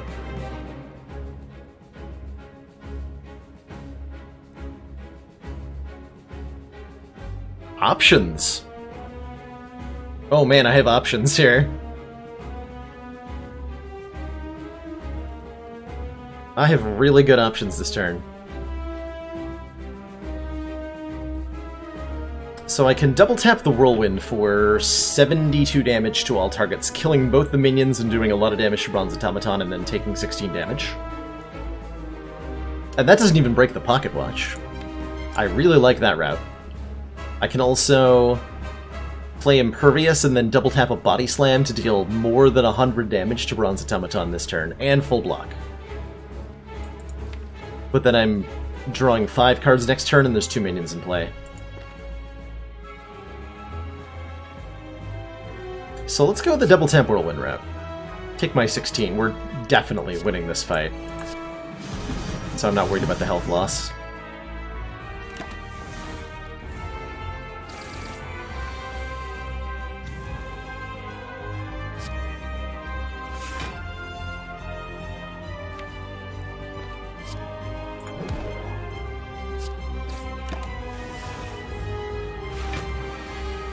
Are there any mechanics that involve an enemy taking a card like Automaton but permanently? I don't believe so, at least not in the unmodded game, Toygosu. I believe there are mods that do that. Though.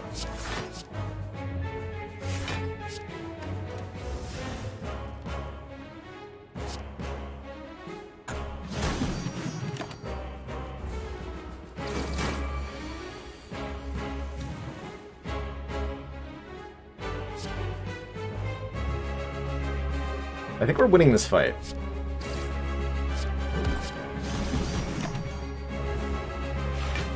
If I had to guess.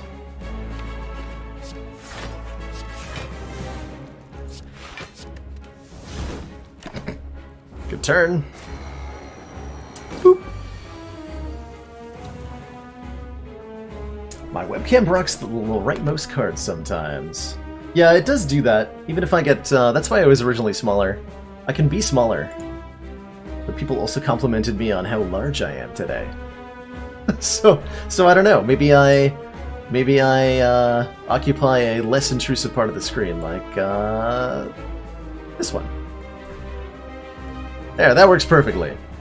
Now I'm not blocking any of the cards, and I can be the exact same size. Sure, I'm not blocking the health bar. Perfect.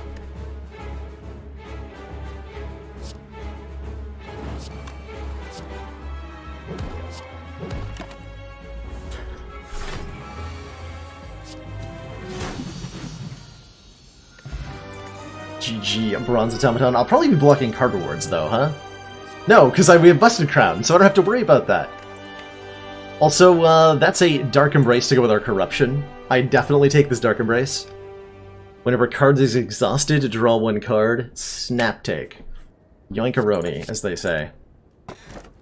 And for Boss Relics, we've got Ye Old Pandora's Box. Transform all the Strike and Defend cards, which is 1 Strike and 4 Defends. Calling Bell. Obtain 3 Curses and 3 Relics. I do have a Duvu Doll.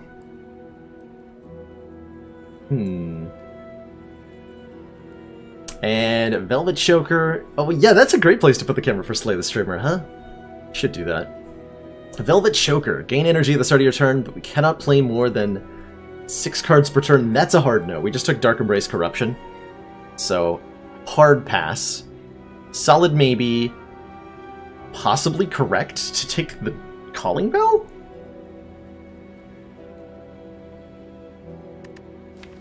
This might be the rare and elusive. The Calling Bell is better than 2 of the best boss relics in the game.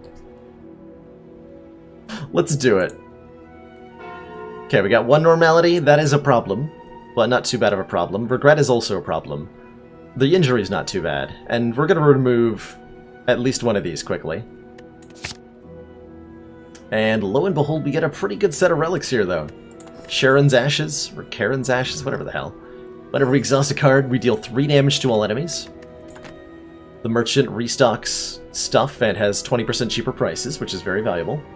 And then Ancient Tea Set. Whenever you enter a rest site, start the next combat with 2 energy. Yeah, normality is kind of fine, right? Because it forces us to use the pocket watch. It's actually not that bad, and we can get rid of one of the curses immediately at a store here, which is great. We already took on the super elites, so I'm free to choose a path that fits my mood, which is I think 4 elites is the current decision I'm leaning towards. I'm not seeing a whole lot of merit in the upgrades that were offered. Can only get 1 store, so we're doing most of this act with curses. And I think it's normality that's gonna go. Yeah, it's gotta be normality that goes.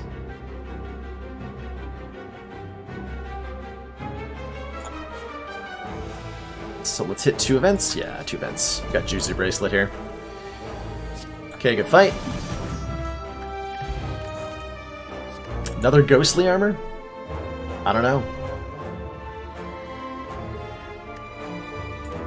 I don't think so.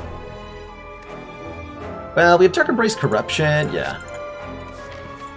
I want more cards. Ha ha ha! See you later, normality. Nice try. Nice try.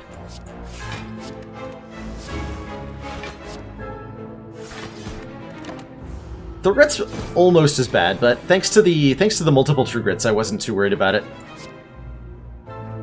As you were able to see there.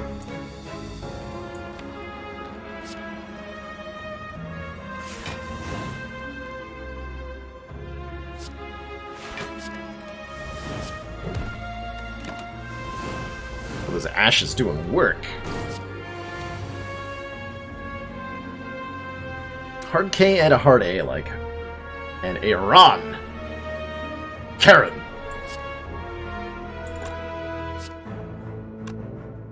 Karen. Why do I have a Fairy Ball? Get out of here, Fairy Ball. Iron Wave? No.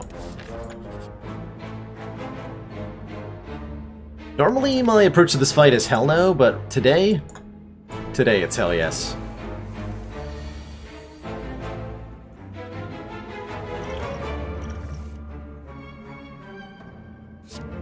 Alright, we're starting out a little weak. Actually gonna take some damage. Take some regret damage, take some attack damage. Both of those are fine. Ish. Fine-ish.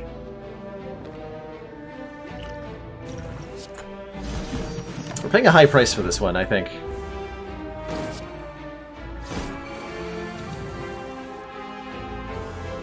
Mostly because of the way we drew our cards. That's alright. By double tap Twin Strike, we can kill one of them. Yeah.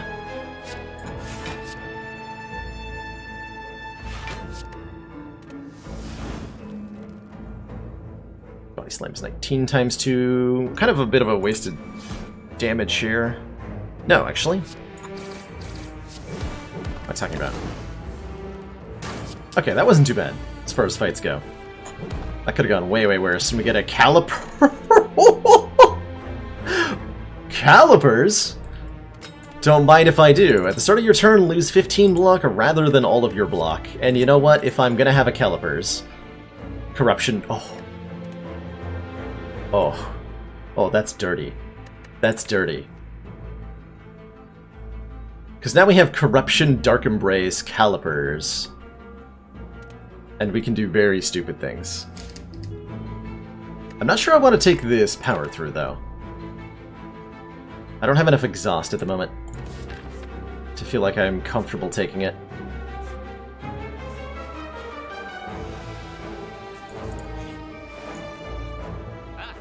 The waffles here to restore our energy. Second Wind is getting bought, 100%. That's the card I was looking for to go with the power through. Second Wind. Exhaust all non-attack cards in your hand. Gain 5 block for each card so exhausted. Enjoy your lurk, Ryan. Thanks for tuning in.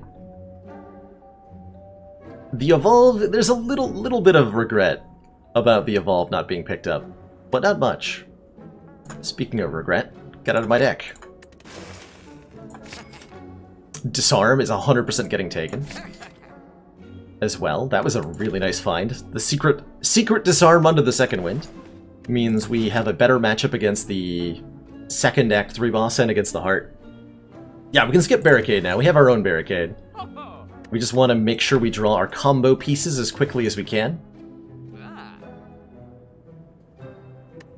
And put them all into play. Maybe I want a Havoc now. I would take an upgraded Havoc. I don't want an unupgraded Havoc. Actually, no, wait. We have Corruption. Yeah, I do want an unupgraded Havoc. Havoc is deck acceleration.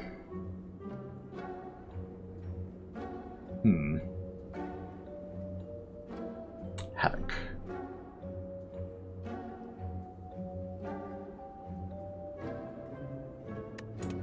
Is it worth buying one?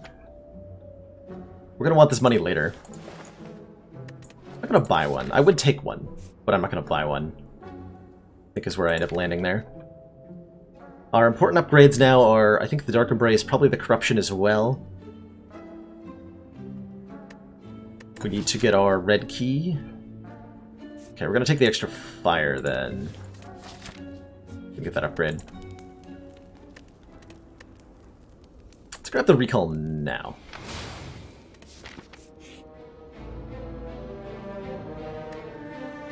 Fight a boss from Act 1, obtain a rare relic. Or upgrade all cards, which is kind of juicy. But being unable to heal is kind of not juicy. This is a situation where the upgrade all is actually, I think, better than most would expect.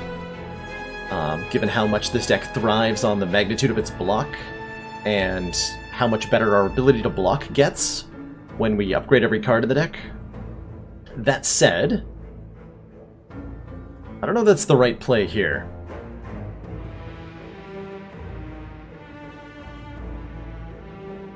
Rare relics could mean Dead Branch too, which is a significant consideration, right? Like the odds that we get Dead Branch here are... We already have a lot of rare relics actually. Like we have Turnip, we have Pocket Watch, we have Duvu Doll, we have Calipers, we have Charon's Ashes. The odds of Dead Branch are like 10% or something. It's not insignificant. Plus we get 100 gold, which with Courier goes a long way.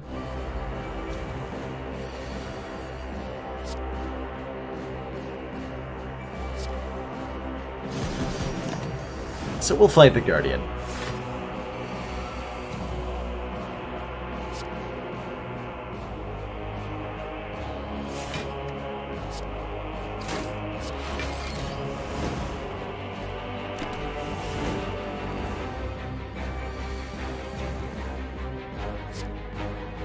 Yeah, there's still plenty of ways to lose. This deck is doing really strong things, though. That I agree with.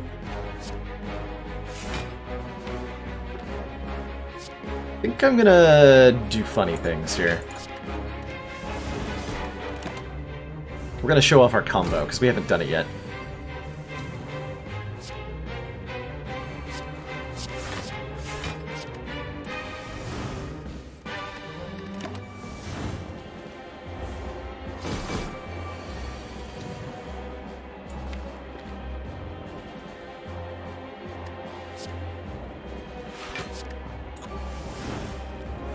There's Corruption. Skills cost 0 whenever you play a skill, exhaust it. And because we have Dark Embrace, also draw a card.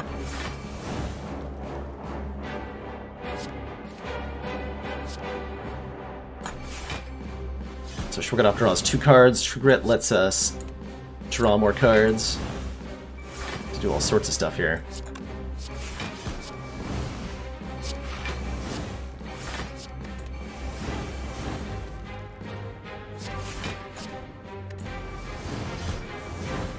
get double tap put into play here.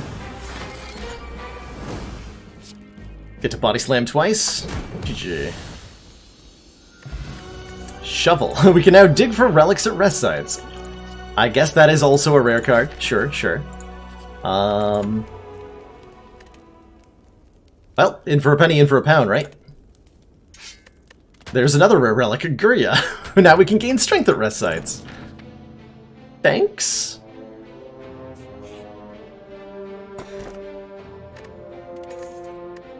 Aw, man, we miss out on the boot to get the Sapphire Key. Now we have no chance of beating the heart. It's all over, folks. The best relic in the game has to be gotten rid of.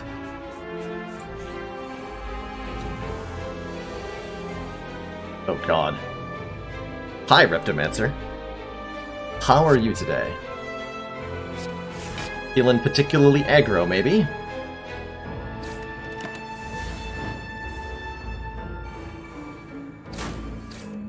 Charon. Oh, that sounds better, doesn't it? That sounds way better.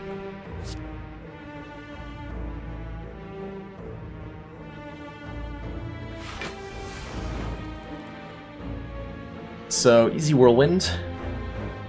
Can I do, like, armaments? No, right? Just solve all the problems. We just solve all the problems.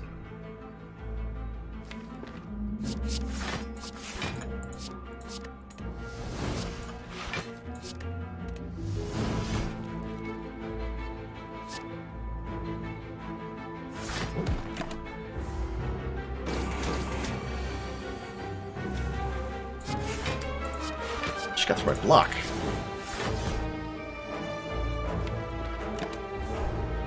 Unacceptable. That's gonna be my next challenge. That's a good question, Magico. I don't have a necessarily like a direction to go with Slay the Spire at the moment. 22 times 4, that's 88. Okay, good.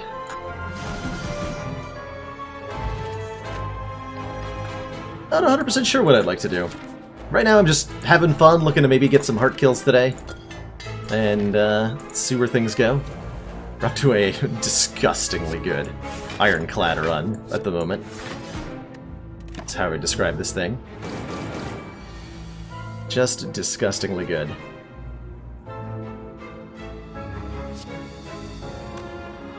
Play Corruption here.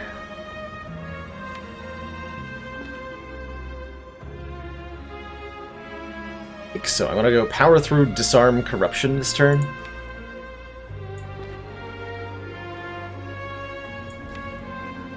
Oh, I gotta be careful, though.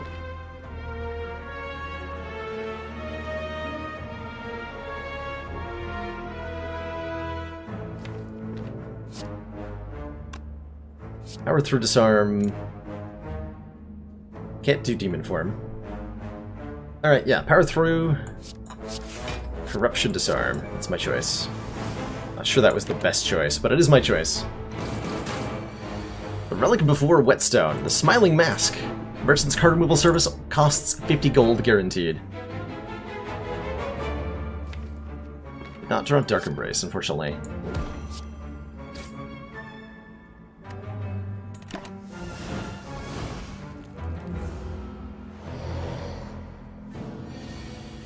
There it is.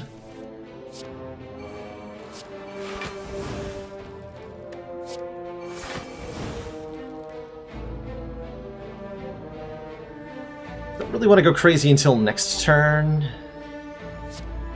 We're at 3 cards played. Okay, so we just pass turn because he's intangible this turn, and we can't really do any meaningful damage here. And now we try to break the fight. Oh yeah, we successfully managed to do that.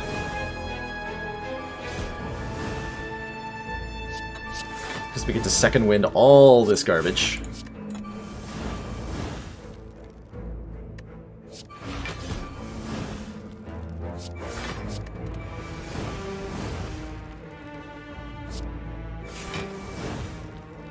All this garbage. draws a replacement card for each one. And this gets played twice. Not that it needed to be played more than 1/3 of one time. Bottled Dark Embrace is something I have had a couple of times and usually love. I think I want another...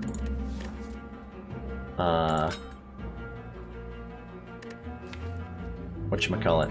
Don't want another Whirlwind. We could bottle our Demon form, and that's good and all, but I think Dark Embrace has got to be the correct play here. It's gotta be.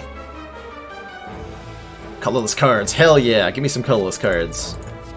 That are not these ones. Although, Purity with Bottled Dark Embrace I'm taking. Hell yeah. Hell yeah.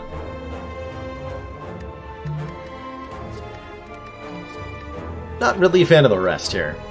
Though the bomb is kind of cute. With Corruption, it's free to play. Unnecessary.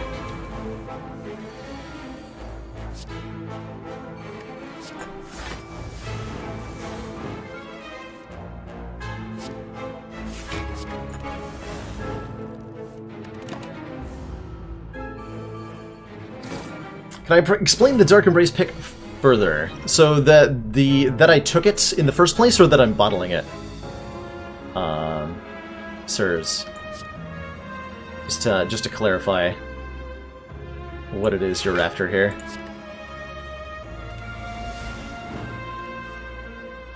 Because the answer to why I bottled it is this turn.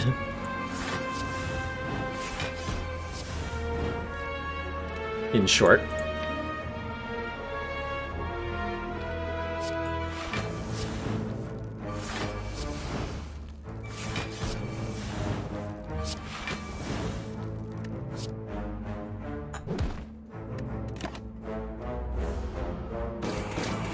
Just being able to get the draw engine going is so strong.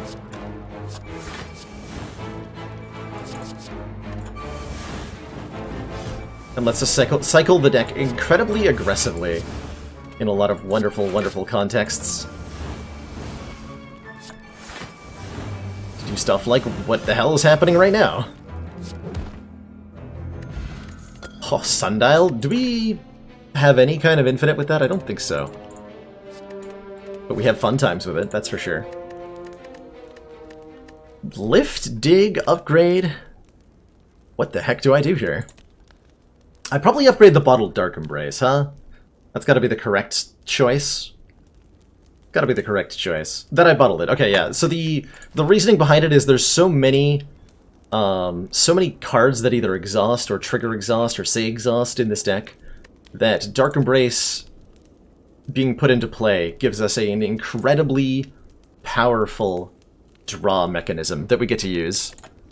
And actually, upgrading the Dark Embrace because of Ancient Tea-Set only matters on the heart and the second boss in Act 3. So I'm not going to upgrade it. I've changed my mind. We're going to dig. For a Red Skull, 3 additional strength for at or below half health. That's, I guess, fine. Or whatever.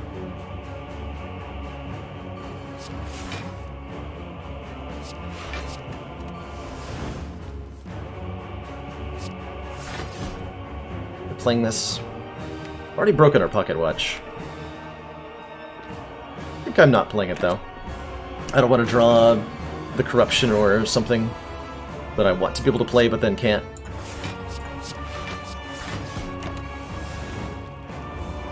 Okay, there's our Demon form, which is actually exhausting fodder, the way the deck has been comboing out now. Yeah, we just go insane right now and win. Once we get Corruption and Dark Embrace in play, we kind of win fights. Just like matter of fact, we win the fight.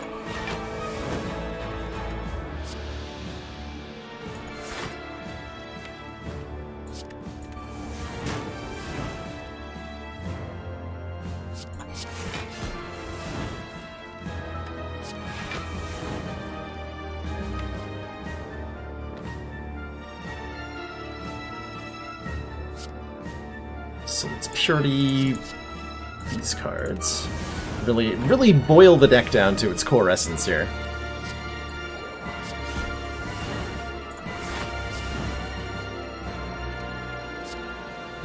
Can I get that double tap upgraded? I can. Perfect. Well, potentially. So yeah, we armaments, double tap, play the body slam twice, draw it again, play it twice again, and deck is dead too. Or, I guess, once. Works fine too. GG, easy peasy game. Not upgrading Dark Embrace will matter if I don't have full health and I do draw Corruption on turn 1. Yes, Sucky of Chaos, if Ancient T-Set isn't active. And this was the breaking factor in that regard.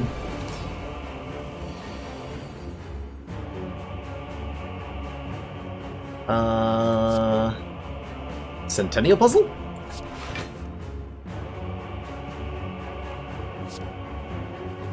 Yeah, I'm fine just drawing 10 cards next turn, taking a bunch of damage here. That seems super easy to do. There's Corruption, so we already win the fight. We just win the fight. Right? We just... On turn 2, we've won. Because we now have Corruption and Dark Embrace in play. And that's all it takes.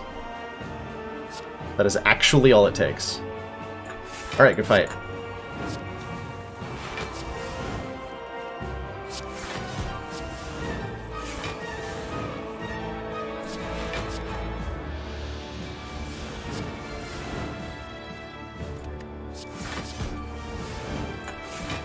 And yeah, playing armaments first, mostly so that I can get double tap upgraded for a certain later part of this fight. It's the second wind. Do I care about Bash? I know I don't care about Whirlwind. These guys are all gonna die from the AoE.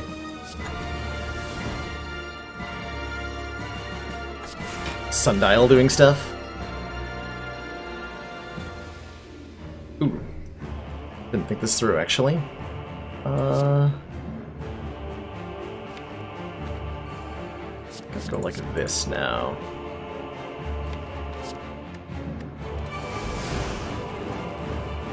So I'm gonna play the double tap on the next fight turn, not this one. Oh, there's no cards left. Whoops. Could have redrawn that. I decided not to, apparently.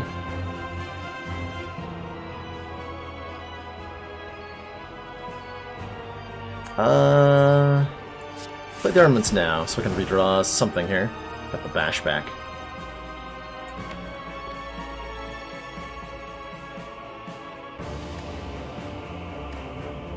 This'll still work okay next turn.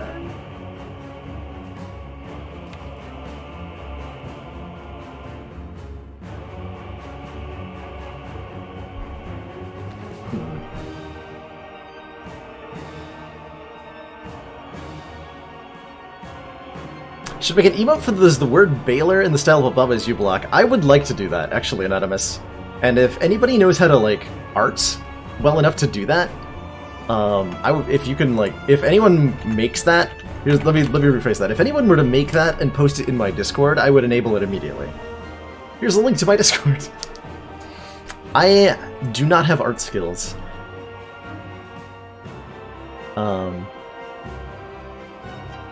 Myself. Though that's also a good idea in terms of, like, would I seek out an artist and pay them to do that? Probably. Because I like it. I like it a lot. I think we're waiting one turn here. By the way. Going a little bit lower in block than maybe we wanted to. I'm being okay with that.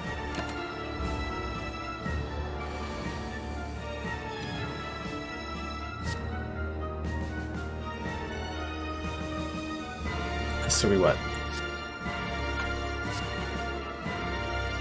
Body Slam, double tap, Bash, Body Slam.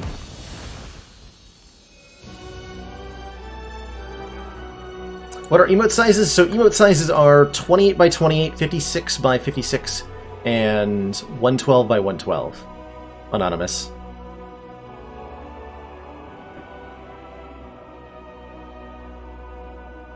Those are the numbers you're looking for. All right, easiest game. Give me a turn 1 Dark Embrace Corruption draw against the elites, please. Question mark.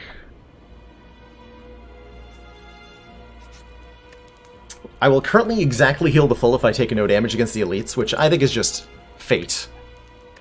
And I'm going to tempt fate by digging. Getting an ornamental fan. That's legitimately helpful. Oh my. Orange pellets? Bird-faced urn? Kunai?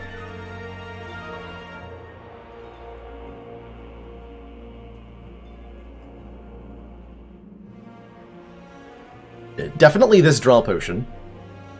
100% that. Definitely remove the last strike from the deck. Actually, better than in the injury removal is the strike removal, amazingly, because that strike is giving me 1 strength and is exhausted by second wind.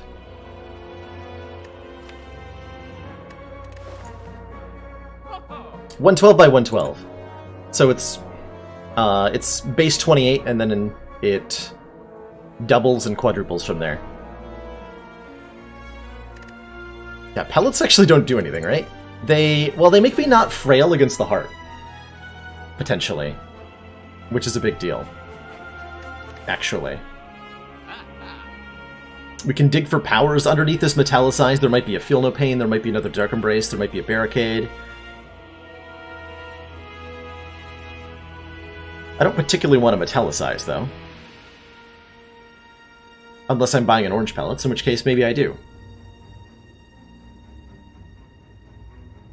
Oh, I have turnip. You're right. That does change things. Also, can we do our infinite thing? Well, it's not an infinite, right? Can we do our combo against the heart? I feel like we run out of block at some point in that endeavor.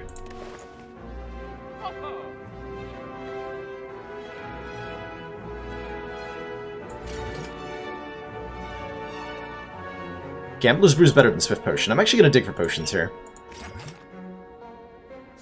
To some extent.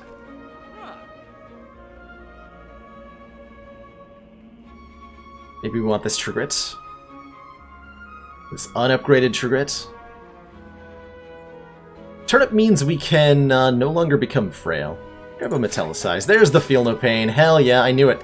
I knew it was secretly under there. There was a little bit of belief in my heart. I was like, wait, maybe we can get a Feel No Pain if I cheat. And totally put one in there.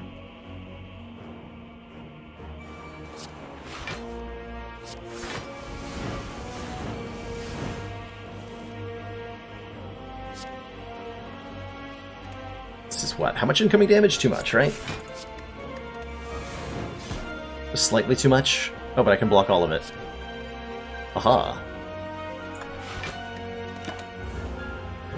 I actually probably wanted to take a little bit, because Centennial Puzzle for this yeah. Well, no, we got Corruption. Never mind. I don't think it matters too much. Lol.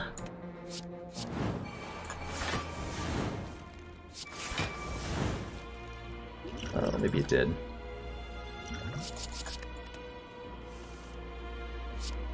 But now we're fine.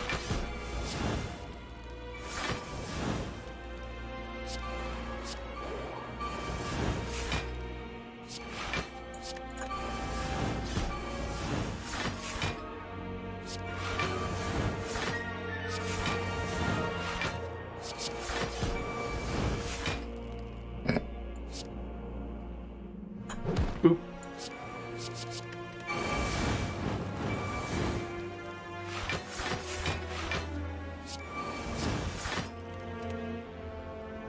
Not enough. Almost enough. There's the body slam. Boop. Alright, good fight. What color do I want the text to be? I'm thinking somewhere in the blue to purple range.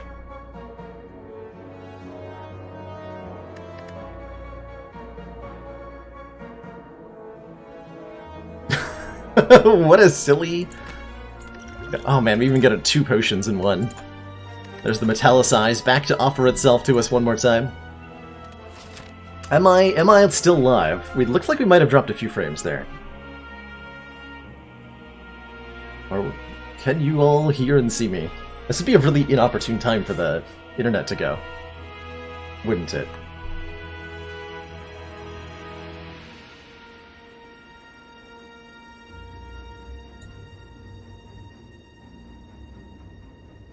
I'm still alive. Good. Okay. Alright, let's fight the heart. We're at full health. We have basically all the important powers on turn 1. We used to drink our liquid bronze. We have a blood potion and a fear potion, so I don't actually have to play cards in a particular order this turn. I think I'm just doing Ghostly Armor, Dark Embrace, Feel No Pain, though. And we draw 8 cards next turn. We have 2 very important powers in play. And everything is great. Can't see my head, too small? Oh, sorry about that. Let me fix that for you.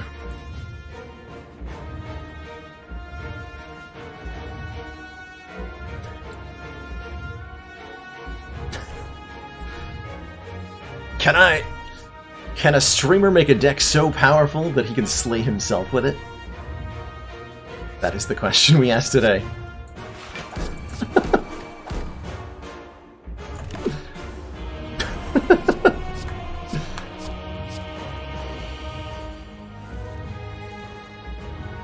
Alright, well, Purity is amazing right now, yeah? Purity is pretty incredible. Flip vertically? Oh yeah, because I'm usually facing this way, right? How do we... transform...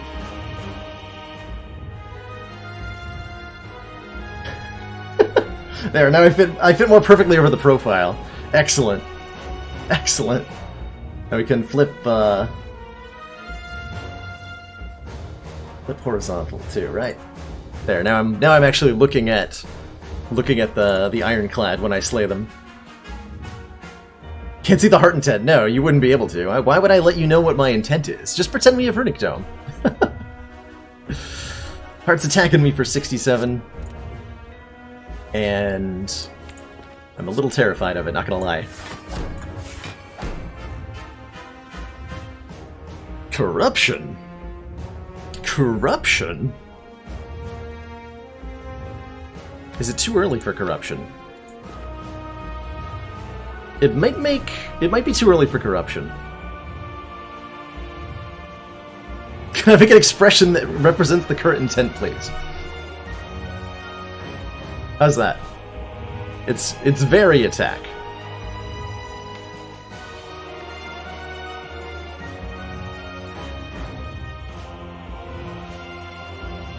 Do I lose if I play the corruption right now? I might.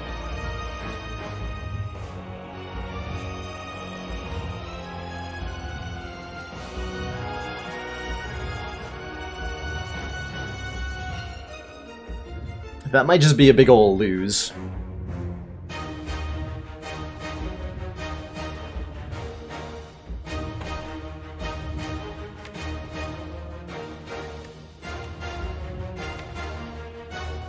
I do have calibers. Yeah, so we're not...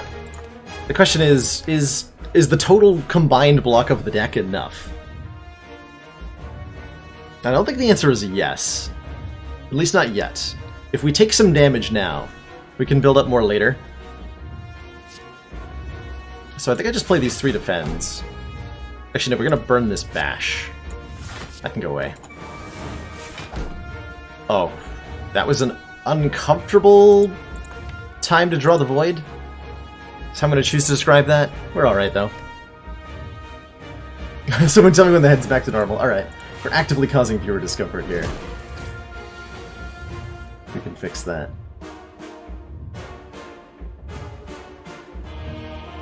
Myself back into a more reasonably sized location. There, we'll cover up the. Well, I don't want to block any cards, so I'll hide in the corner here for the rest of the fight. Wouldn't do to have me blocking important things now.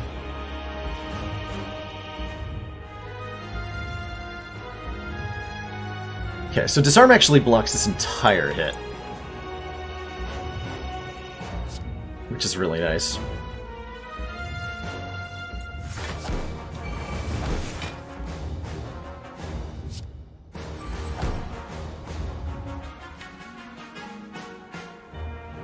This turn looks a little ugly.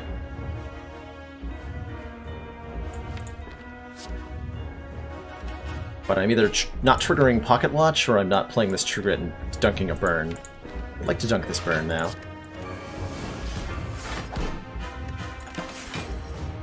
Also, we have 6 Thorns, which is doing a lot of damage here. I hadn't considered that angle. Alright, we removed our Bash already. This is our last chance to do anything with the Fear Potion, so let's do that. Dish out some damage.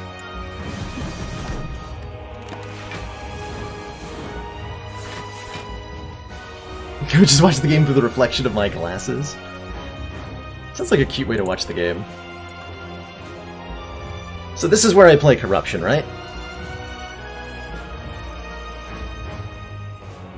Or do I keep trying to block normally for a little bit more?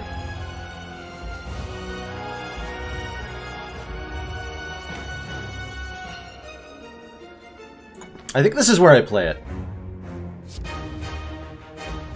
Let's go.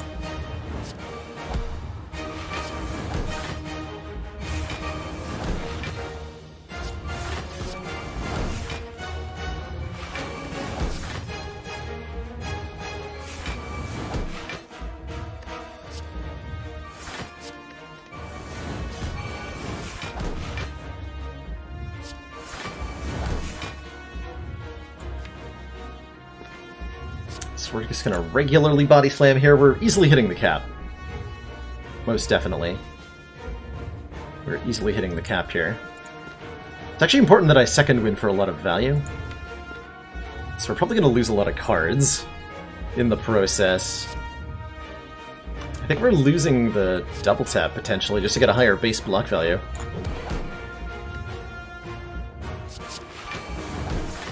Let's not get... well... yeah, actually. Let's just second wind all this. We're making decisions today.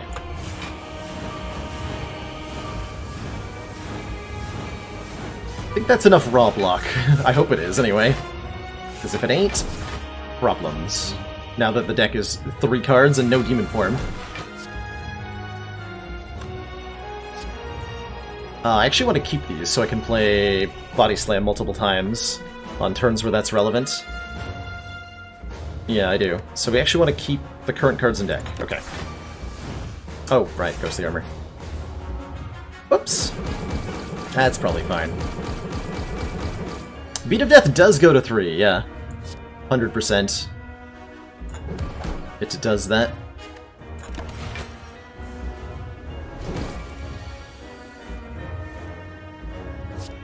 Okay, we booty slam. Vulnerable, we're off. Oh boy.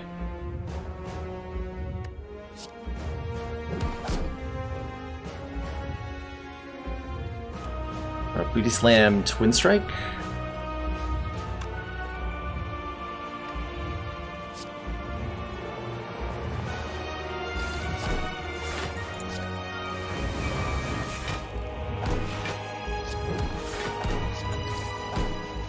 Something about order there. Okay, that was the damage cap.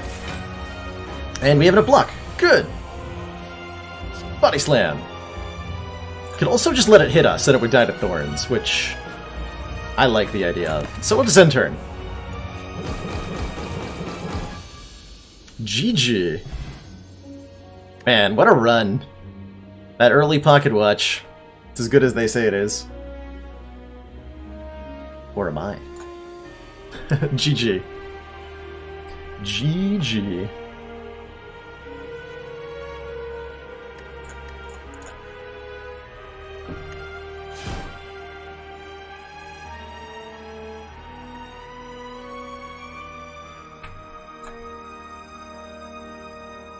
So I think that was an excellent run to highlight the power that is Exhaust Synergy, especially when combined with lots of card draw. Lots and lots of card draw. The main thing this deck could have done different that I think would have been interesting is, had we taken that Abacus, I think it could have done some really, really interesting things with it, given the direction the deck ended up going in.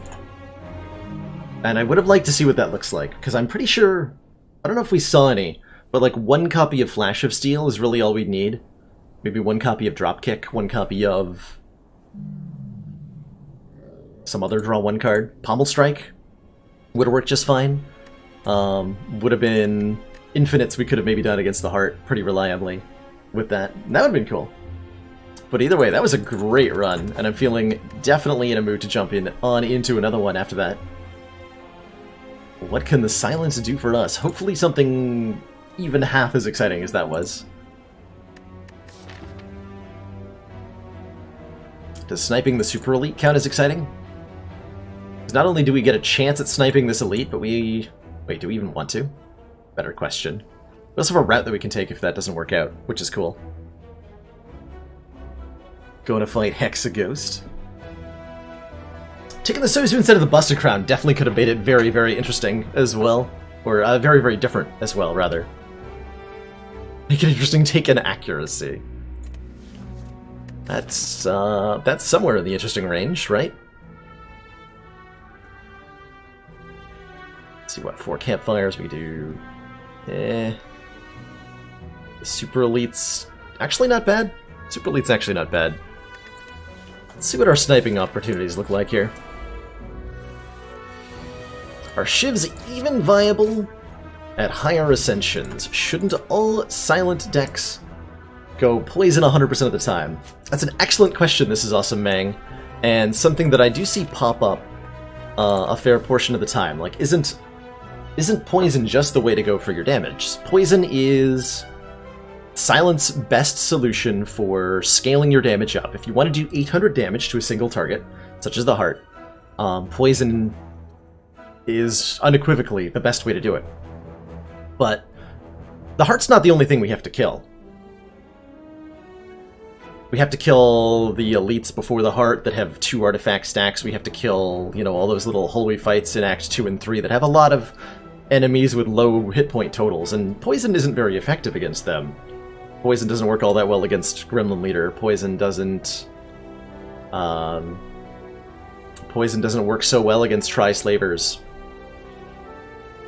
So Silent has a lot of damage cards, like Quick Slash here, which I'm probably going to take. Mostly because we're fighting Hexaghost, and I need something that are really good at doing some front-loaded damage, but don't scale up well. Ironclad has stuff like Twin Strike that does a great job of bridging the gap, where you have a card that does good damage in hallway fights, but also, since you're scaling your strength probably, does good damage later on too. But Silent kind of has to choose between the two, and ultimately it's not about being quote-unquote a Shiv deck or a Poison deck, I think. It's more of taking some of each so that you can get through the hallway fights where you're asked to do damage on turn 1 or 2, and then also beat, say, the bosses in the Heart where you're asked to do hundreds of damage over 10 turns or so.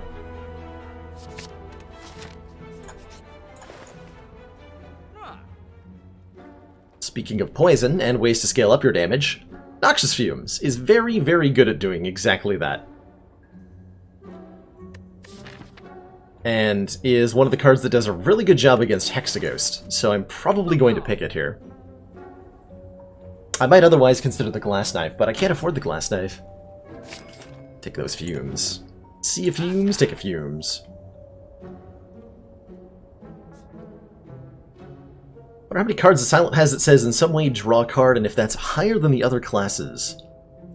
Good question. I imagine if you looked at that, you would see that Ironclad has by far the least card draw. That's my expectation anyway. Defect has a lot of ways to draw cards. Silent does too. But Ironclad doesn't. Which is, I think, why Battle Trance is such a good card. Not only is it, like, super potent, but the downside of Battle Trance matters a lot less because Ironclad just isn't drawing cards in other ways very often. Do I want this curse? I am going to a store. potentially. I might not go to the store if I fight the super elite. So... well, if I fight the super elite, I am going to a store. Okay, I will take the curse, because I am going to a store either way. And I'm not able to remove a strike there. Would I pick a Masterful Stab or an Unload Floor 1? Yes to both. Both of those are great cards for doing enough damage to beat Elites in Act 1. 12 damage, 14 damage for 1 or 0 mana. It's so good. Alright, well, Poison Stab is more damage, which is currently what we're still looking for. Again, mostly because of this big fellow right here. We want to make sure we have enough ways to scale up our damage. Ooh. That means we can take the Super Elite. So we can either... well, this is ultimately 2 fires and 2 elites, or we can get 3 fires and 1 elite. Rather get the Super Elite out of the way. Yeah, I'd rather get the Super Elite out of the way. Okay, we'll take this double upgrade. 2 upgraded defends. Pretty exciting. Pretty exciting. We'll snipe these nerds. Bonus strength sentries. Get out of here. Getting ourselves a pen nib, which is really nice. A weak potion, which is solid. And a skewer with pen nib is honestly, I think, tempting enough that I'll take it. I feel a little bit more comfortable taking... maybe a little bit more than the average amount of attack cards because of the upgraded block cards that we have. Which mean our block density doesn't need to be as high. Super Elite rolling Metallicized does get block on turn 1, yeah. It is possible to be unable to kill the Elite with the... even at 1 hit points sometimes, which is amazing when it happens. It does happen.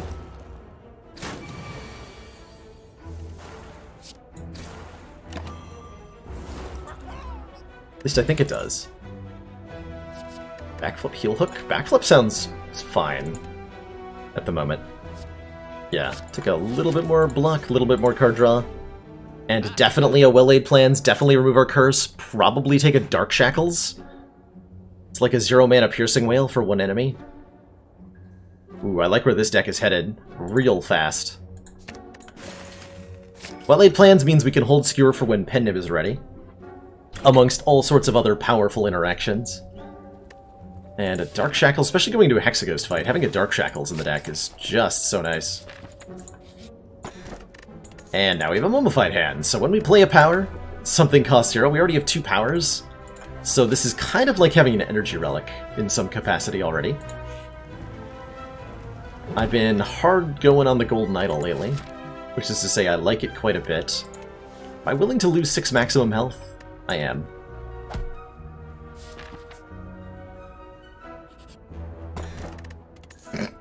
Okay. Elite enemies now have 25% less health because we're getting lucky today, apparently. And I think my 2 upgrades before Hexaghost are going to be the Noxious Fumes and probably the Well-Laid Plans. Get these powers upgraded so that I can definitely just... oh god. Hold up. This is happening now. Why is this happening now? Is Preserved Insect a reference to something? Not that I'm aware of, but it might be. Totally might be.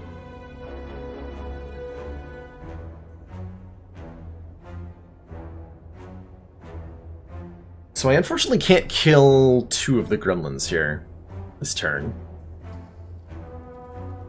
But I can take almost no damage. Actually, if I want to use my potion, I can take absolutely no damage. But I don't want to use this potion because I have an elite coming up, and these potions are really good at getting us through Kremlin Knob. So that's nice. We want to take out the fat gremlin because he's a jerk and is going to make us frail.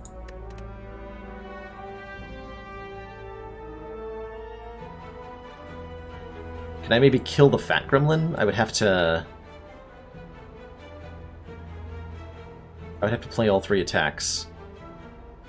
By block potion, I can kill the Fat Gremlin. Not excited by that.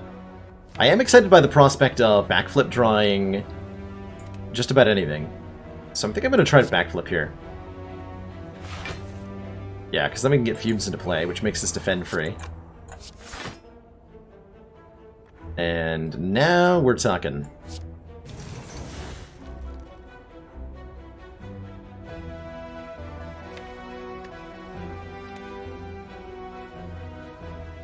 So currently taking 3, which is acceptable. Poison Stab kills the Sneaky Gremlin next turn, who's the main threat at the moment. Yeah.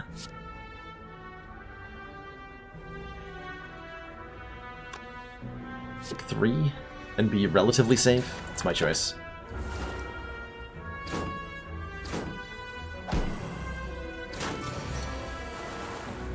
Ooh, that didn't actually kill the Sneaky Gremlin like I thought it did. Noted.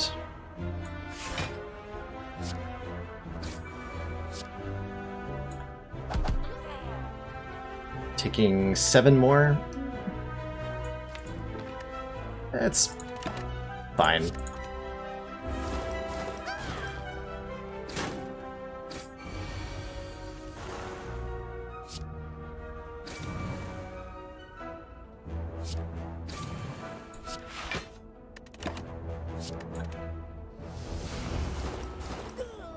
Okay. Depending on how the elite fight goes, which I think it'll go relatively smoothly with our potions and our malaise. Yes, our malaise that we definitely have.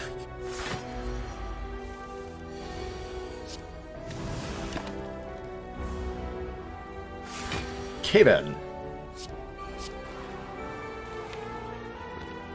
I mean, why not, right?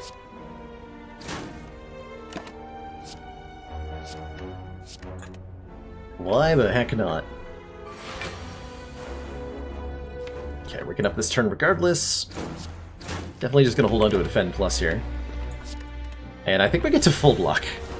Basically as much as we want.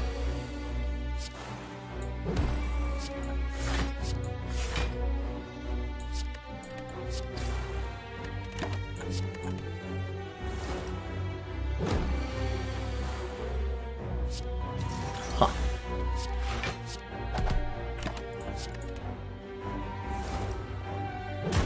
I was kind of expecting to have to use my potions here. Now I feel like I saved them for nothing. Maw Bank. And a Catalyst. And a Piercing Whale. And a Dodge and Roll. Well, we'd probably take a Catalyst, right? I was talking earlier about... by the way, I was talking earlier about how you don't need to do poison, but it is still really, really good. So I'm probably taking this Catalyst, especially with the well-laid plans already. To whomever was asking me about needing poison, I do have somewhere in my highlights here a win we did with the Silence on the Ascension 20 Heart, where we had no poison at all, and actually almost no scaling at all. Just like attacks and blocks and Caltrops was enough to beat the Heart on Ascension 20. Alright, I guess the... Jesus, what am I upgrading? Catalyst isn't that great yet. I don't think Catalyst is actually that good yet. We're not going to upgrade Catalyst yet. We want to upgrade some of the direct damage. Either... Or maybe the blocking. Malaise is a good upgrade. Well-laid plans is a good upgrade. Honestly, Dark Shackles is a pretty good upgrade, too.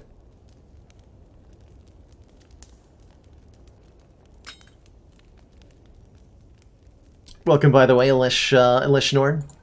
If you're new to the channel, by the way, my name is Baylor Lord. I do a lot of Slay the Spire here on the stream, as well as I've been branching out into other puzzle and roguelike games. Been doing some Into the Breach and some Baba Is You in recent days. But if you like high-level Slay the Spire play, you're in the right place. Thank you so much, everybody who has followed today. Yeah, Skewer is a pretty good upgrade, especially with the Pen Nib.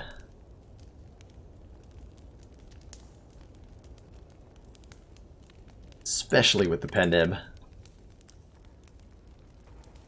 Yeah, alright. We'll upgrade Skewer. But know that I considered other options. They were thought about for all of 2 seconds. They were thrown into the reject pile.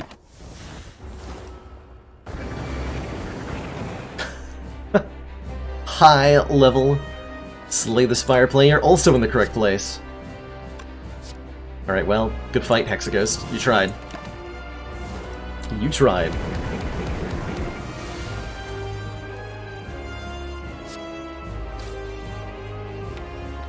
I laid plans.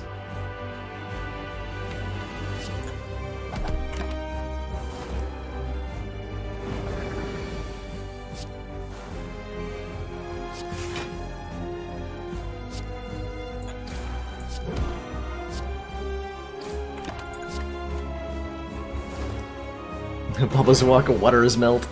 Brain is defeat. Brain is rip from Bubba. Game is so good. I am definitely gonna be playing more Bubba. I don't know if we're gonna do any more today. I'm kind of playing today by ear. Figured I'd start out with some Spire, see how it goes. It's going pretty well right now. And I'm having a good time.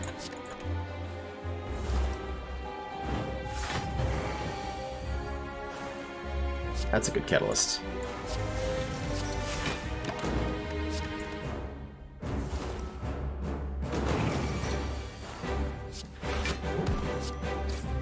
I guess my goal is now to get pen nib up to 9 for next act.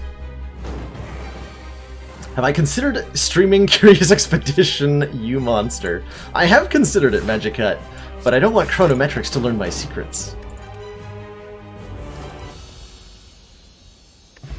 It's gonna be the official excuse I go with. There's a Wraith form. I guess we're just doing the standard silent immunity package, huh? Blast Knife's good, but it's no Wraith form.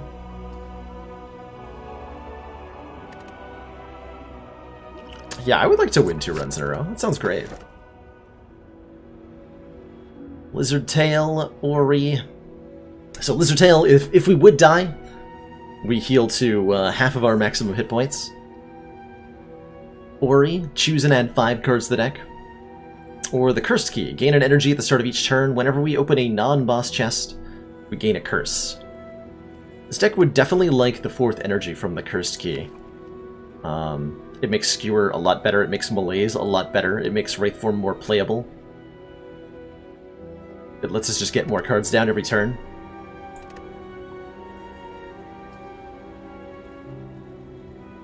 I considered playing a Monstrum from Team Junkfish. I have never heard of this game, Dual HH.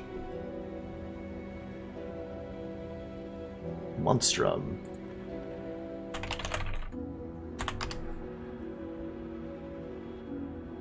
Survival horror.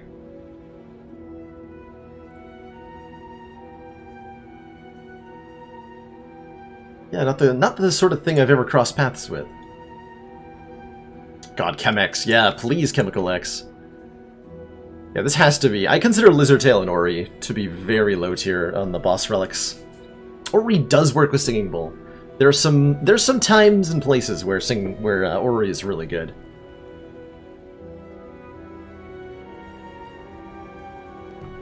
I don't think this is one of those places.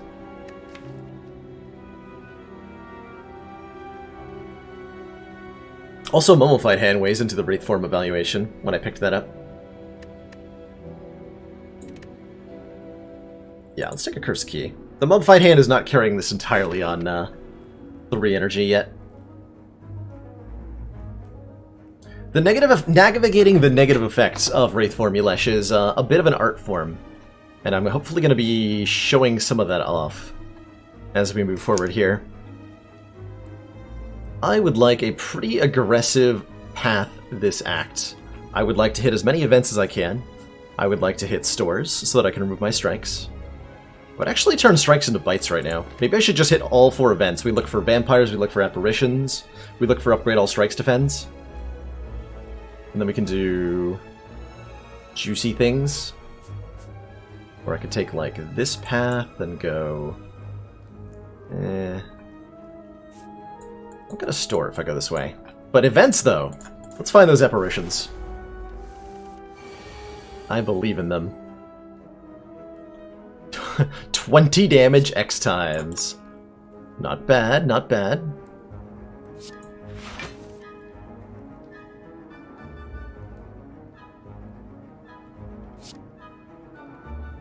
So this just kills a bird. Cool.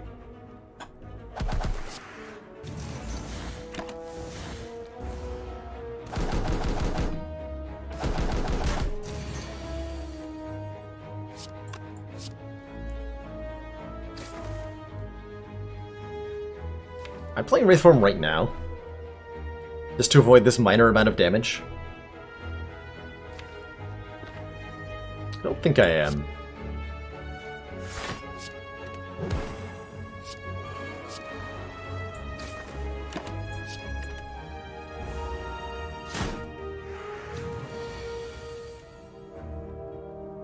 But I kind of wish I had.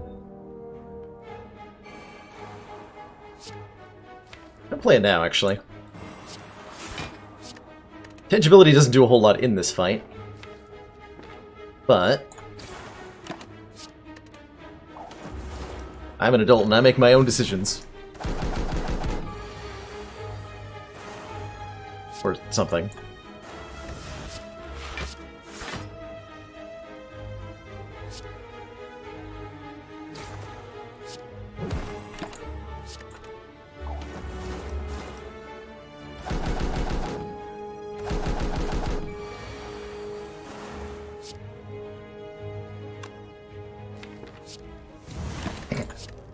Got him. Bowl does not really work with the Nilrees, no, because Nilrees is a temporary thing, much in the same way that Singing Bowl doesn't work with an attack potion. It doesn't work on anything in battle, which would obviously... Hey, Ghost in a Jar! Obviously be very powerful. That is an upgraded dagger throw.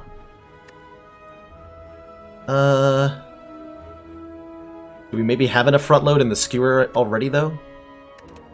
Because our plus is pretty good. So is acrobatics plus, actually. Let's grab the acrobat, or unupgraded acrobatics. Let's grab that acrobatics, so that we have some card draw control. I'll buy your one potion, sure. It's a fruit juice, of course it is. All right, I guess we're gonna take it. Of course it is. I'm actively looking for apparitions, so I'm not gonna drink this yet.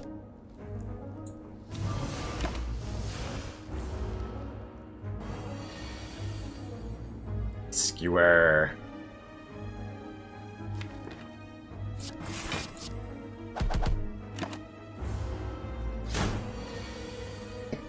Nice attack.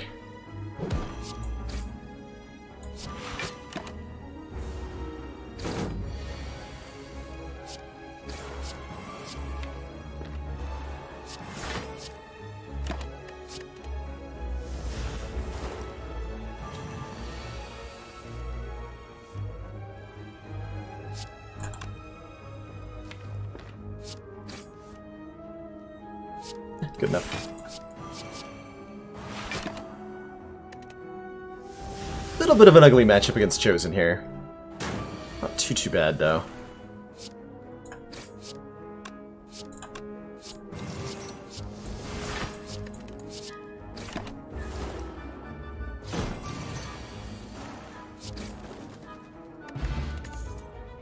Dagger Spray plus. Okay, that's the kind of front-loaded AoE damage we're missing, and on that one I will take instead of the dagger throw. Let's look at the card options here. There's a footwork for us if we want to make our blocks better, which I'm pretty sure we do, because we're currently starting to get to that point where we don't have quite enough block on a regular basis, and we're looking for ways to supplement it. Piercing Wail does a really good job of that, as does a footwork. I think because of the mummified hand, we want the footwork. That's my logic to it, anyway. And I'm skipping that, because we have a curse key, and I don't want to deal with it. Alright, I think our most important upgrade right now is Wraith Form, for one more turn of being intangible. And hopefully right in this fight we'll show off why that's important. Not right now, though. Not on turn 1. Do not play this card on turn 1. There's a bad time waiting to happen. Ooh, I didn't want to draw that. That's okay.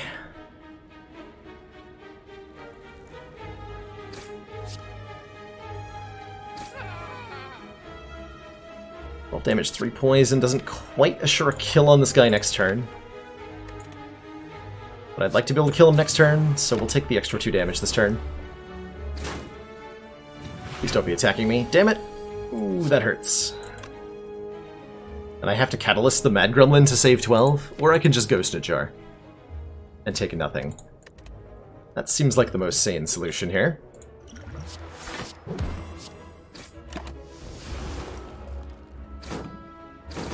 Not where I wanted to use that potion, but I don't mind too much.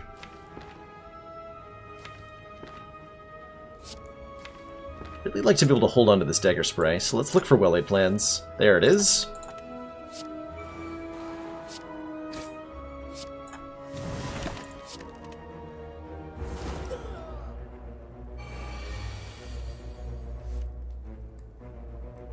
Can't get a pen nib set up.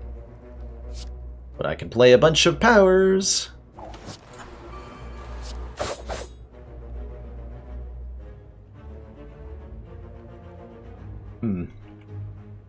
I could have set it up so that I could play this Survivor, guaranteed.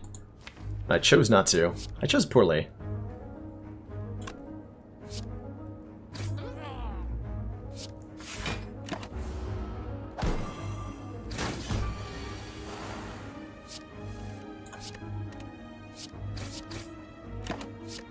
Okay.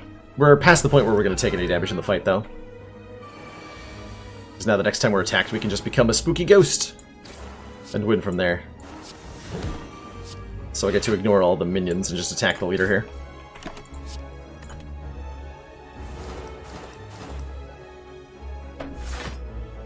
Yeah, playing a Wraithform on turn 1 is, it's quite a statement.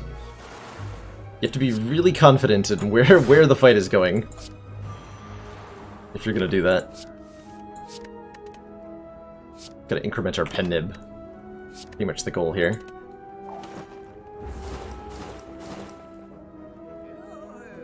Here it comes! The whole 1 damage that you do.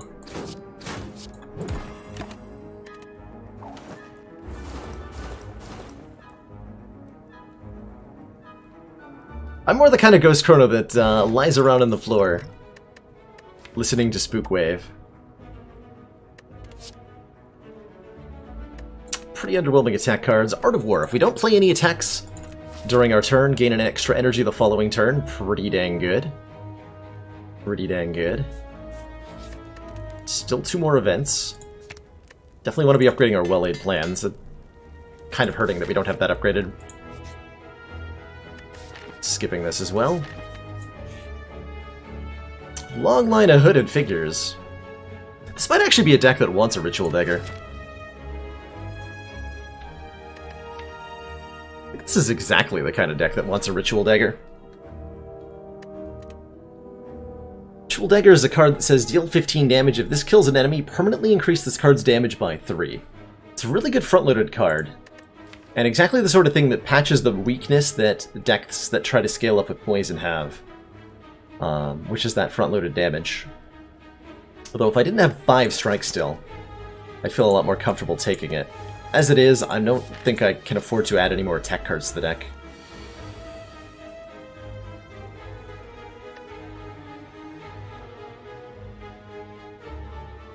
Alright, this is a sweet turn 1 against Triple Slavers. Skewer kills the red guy. Just completely. I can look at one more card. Can.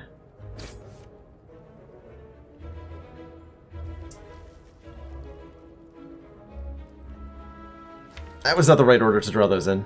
Oh well. This is a fight where I really would have liked to Wraithform on turn 1. But alas. I want it to be on a colored background or to keep it transparent. Transparent, because if I'm the... That's how the game of the Baba engine uses nouns. is that nouns go don't have a colored background because they can be the subject. They go at the front of the sentence.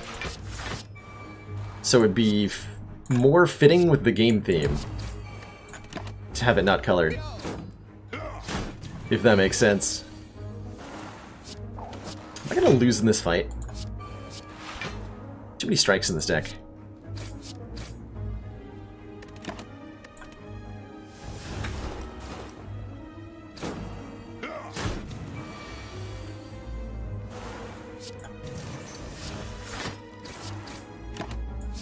So, was there really already something in the Discord? I've not looked. I've been live. I have an excuse.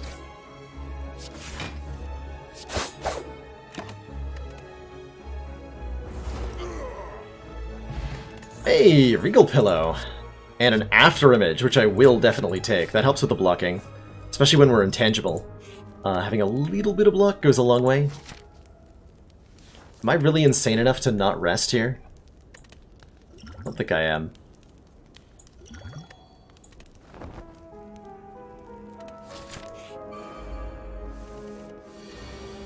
Hello, snake plants. Goodbye, snake plants.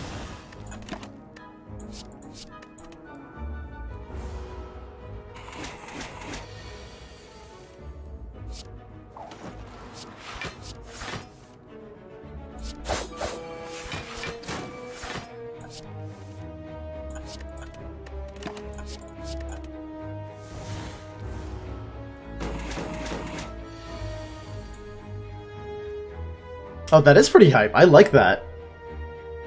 Yeah, that's perfect, actually. That is perfect. Who made that? Metalith! Tinkered with the Baba Baylor emote a little bit. Thank you so much for making that, Metalith. That looks excellent. And I love it. I love it.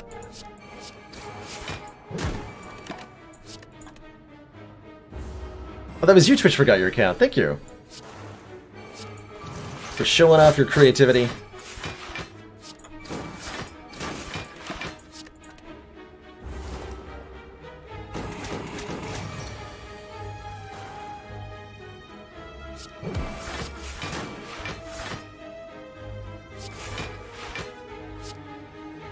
Considered in a vacuum, how do I feel about the 5 apparition event?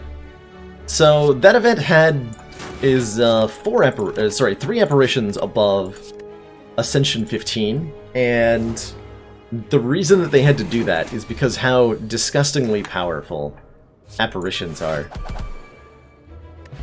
Back when it was 5 apparitions for high-level play, I think we really need the poison, by the way, here. Man, we're fighting Collector. Ooh. Yeah, we're gonna need the deadly poison here. Back when it was 5 apparitions, it was basically an always take. Because of how disgustingly good being intangible is. Especially for fighting the heart. The ability to have invincibility for a turn or two, it's too good. It's just way too good.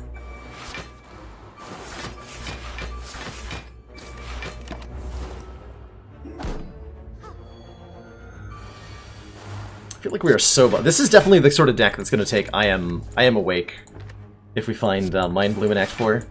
Or Act 3, excuse me. To get all those upgrades in.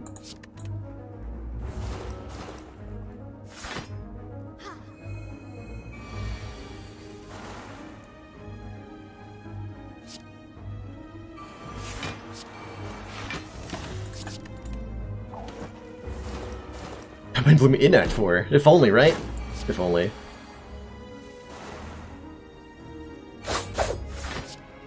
Okay, that's a kill. I don't want to kill. I want to pend him.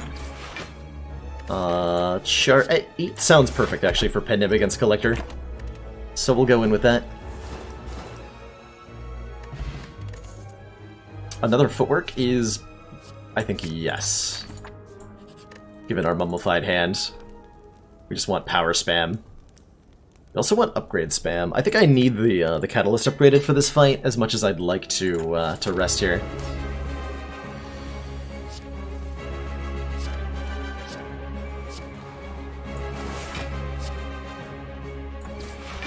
Might end up using the Strength Potion if I draw Dagger Spray next turn.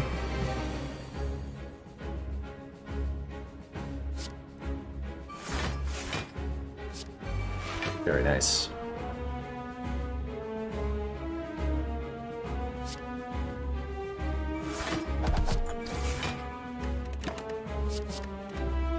Okay, that was a really good couple of turns. Getting a minion down on turn 2.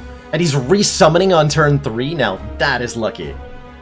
Oh man, that is lucky. Wasting his turn on a resummon. Easy game. So that means I can hold this Dagger Spray. Let's keep the poison going. Discard Dark Shackles? I am.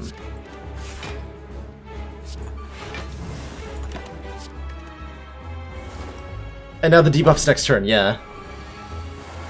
Yeah, something we don't talk about much. There's a significant chance, if you kill one of them, there's a significant chance on turn 3 that he resummons, but it's so rare to ever find yourself in a situation where you're even thinking about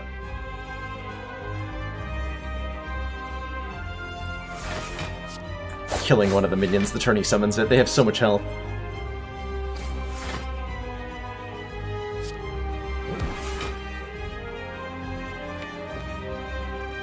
Gonna hold on to Catalyst for a little bit longer. For a little bit longer.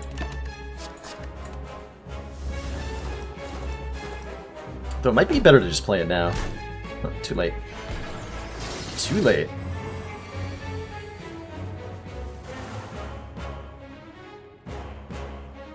Well, I'm gonna go ahead and say that's a Wraith form. Because the alternative is dead.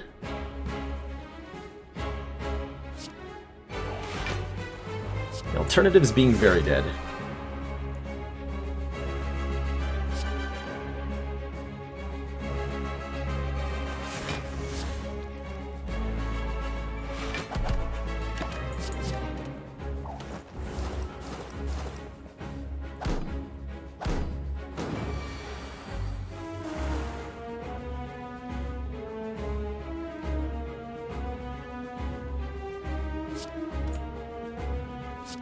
Keep that poison stacking.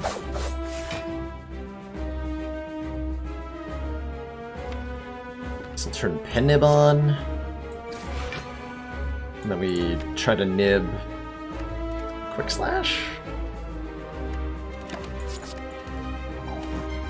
I don't know, you're dead to poison, so I don't need to think about you. You're resummoning again, so it's actually bad that you're dead to poison. Whoops. Little bit of a whoopsie-daisy there.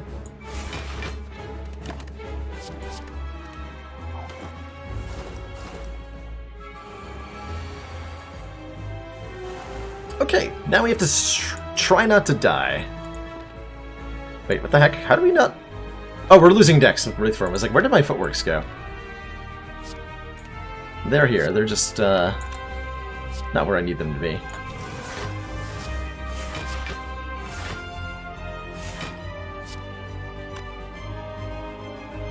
Ooh. I actually killed one.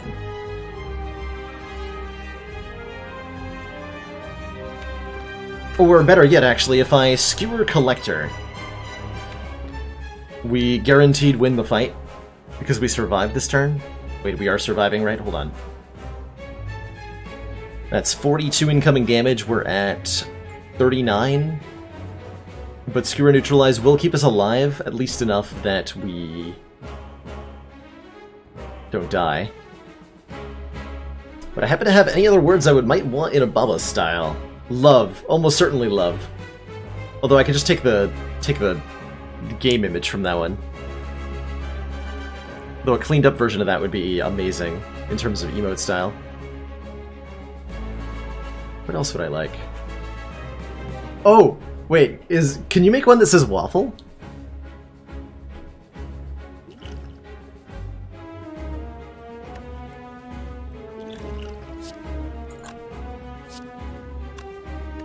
I don't think the strength pump makes a difference here. We're doing 45, and then, yeah, it's 45 times 3. Okay, so that is a kill. Can I defend first? Actually, better question. And save a little bit of life here. So Collector's taking like 90 damage. Yes, I can defend once. That works.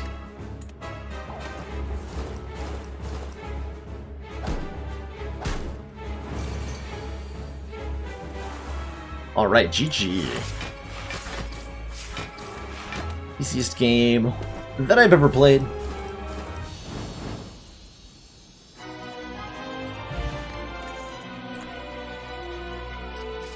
Envenom versus Glass Knife versus Alchemize.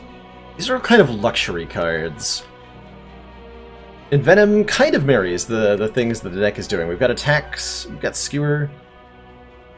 I can actually see the Envenom being a significant increase to our damage output. I'm just not sure that it's fast enough. It's a lot better thanks to Mummified Hand, though. But I think at this point we're starting to struggle to block very well, and that's a growing concern.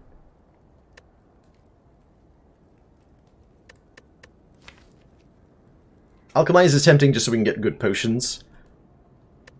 I'm hoping we see a Pandora's box here, because having 5 strikes is terrible. And with the curse key and lacking the blue key, I'm going to have to take a curse.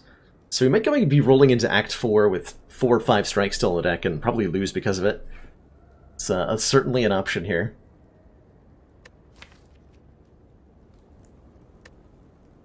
I don't like that.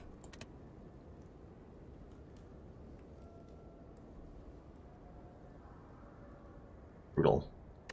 And we need to upgrade all our cards in the event.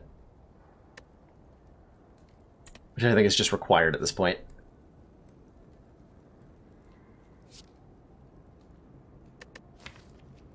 Yeah, Mummy Hand's nice. I'm mostly like, we're kind of wanting card draw a lot.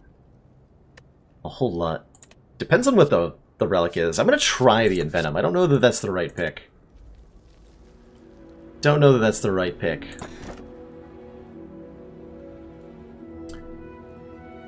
Well, maybe we don't have to deal with having 5 strikes in the deck. While I think on this boss relic pick, I'm going to grab a refill of my water and a quick quick snack. I merged the words strike and snack there. A quick strack. And I'll be right back. See you all in 1 minute. Well, more than literally 1 minute. In a hot minute. Which may or may not take up to 3 minutes.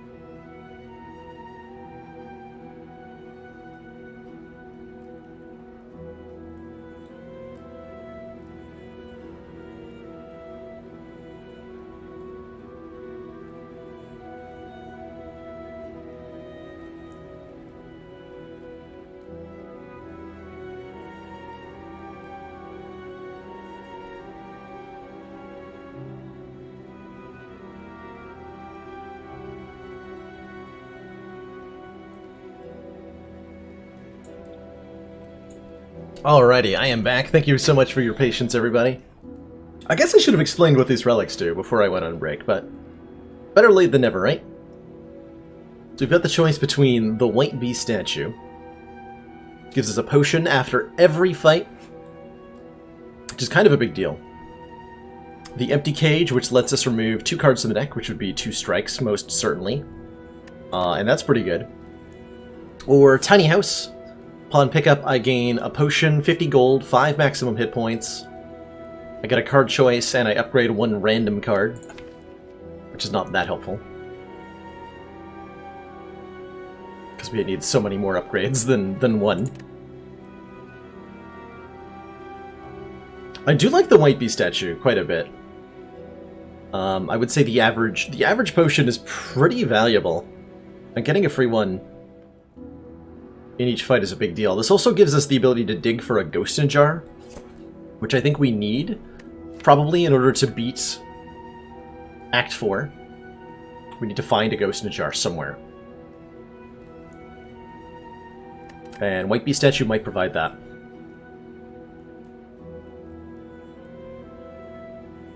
That said, I might not need a Ghost in a Jar if I don't have 2 strikes in the deck. And I'll take a lot less damage in hallway fights, although potions make you take less damage in hallway fights too. It's a surprisingly tough call, but I think given how heavy the deck is on strikes right now, I'm going to take the Cage. And we're going to see how that works out. I definitely want to be hitting a lot of stores. Stores mean card removals, and we can remove the remaining strikes and be in much better shape. We're not obliged to fight any elites this act. What I can do is take a path laden with upgrades and events and stores, and we try to make the deck streamlined in a way that it currently isn't.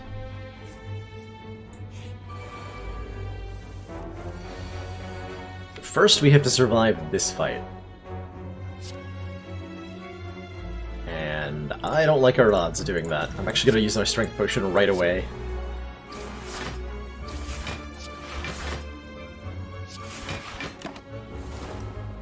Because I am deeply concerned about what these 3 unsavory fellows can do to us. Alright, we're playing Wraith form because our alternative is dying, basically. Yeah, if your sounds weird, try giving the streamer a refresh. That might do what you need it to. So we Quick Slash, then Well-Laid Plans. Do manage to hit the Wraith form, which means our malaise is better. Good. Stack the poison, stack the poison. Let's hold on to this for a turn where I need to play 1 more card.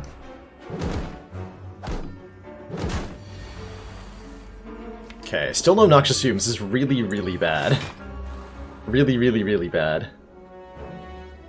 Really, really, really, really bad. I adequately explained how bad this is.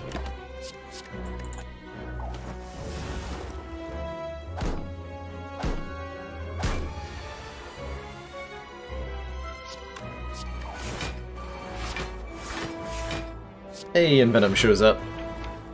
Okay, we have a Pendedibbed Dagger Spray next turn, which is definitely going to do some work. Cool.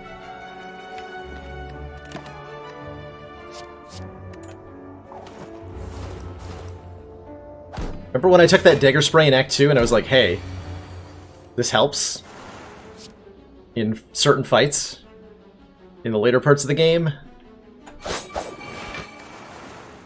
Yeah, me too. I'm very happy I put it there.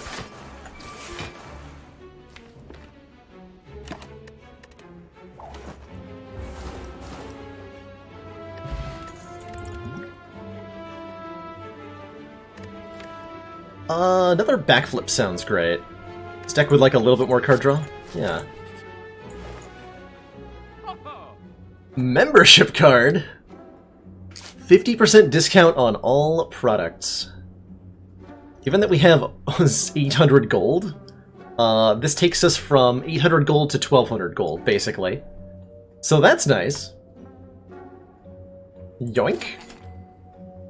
Thanks for doing so much work in Act 2, Mawbank. You did us a good one there. Please take the Sadistic Nature. Ooh, we do have Envenom. This is about as good as Sadistic Nature ever gets. Alright, you know what? I almost never take this card for a lot of reasons, because it's not very good, truthfully, is my honest analysis of it. Like, even... Here's another way to phrase how good Sadistic Nature tends to be. Whenever we apply a debuff to an enemy, they take 3 damage. So every time if we have Envenom out, every time we deal unblocked attack damage, we apply 1 poison. That's a debuff, so it deals 3 damage every time we hit an enemy with an attack, which is an Inflame Plus. Do we really want an Inflame Plus that also triggers, like, a little bit on some of the other stuff we do? Not only is it an Inflame Plus, it's an Inflame Plus that we're paying more than twice the price of a regular Inflame for.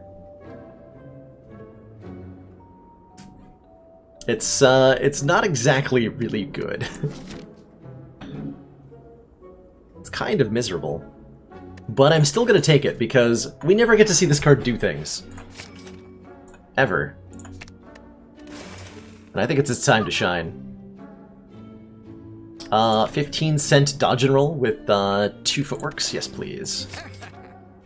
Give me more block. How about tools to trade? Kind of like card draw. I think the backflips are fine in that regard. Do I want a tiny chest?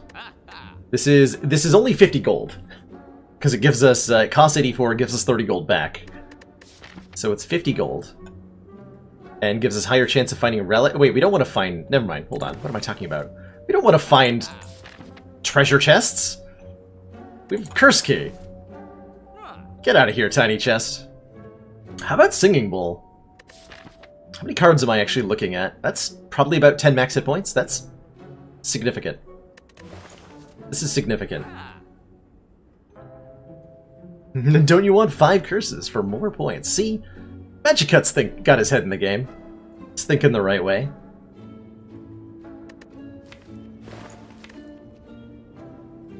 We would definitely like some more health.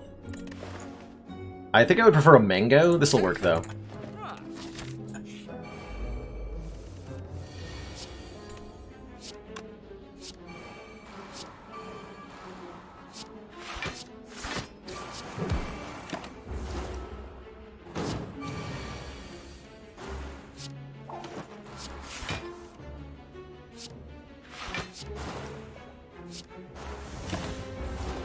Deck is kind of cruising now. We lost 3 of the strikes, and it cleaned up really nicely. Yeah, it cleaned up really nice. Now I just need to upgrade all the cards in it. I think with the Envenom, I'm okay taking hit points here. Store numero dos. Pantograph. Start a boss combats, heal 25. Medical kit. We can play unplayable status cards. Master strategy, draw 3 cards for 0 mana. These are all things I want, and I almost immediately regret the Singing Bowl, actually. Almost immediately. I think I do Master of Strategy, remove a card. Definitely Master of Strategy, remove a card. 100%. And then we can't afford Pantographs, so we're buying Medical Kit. Alright.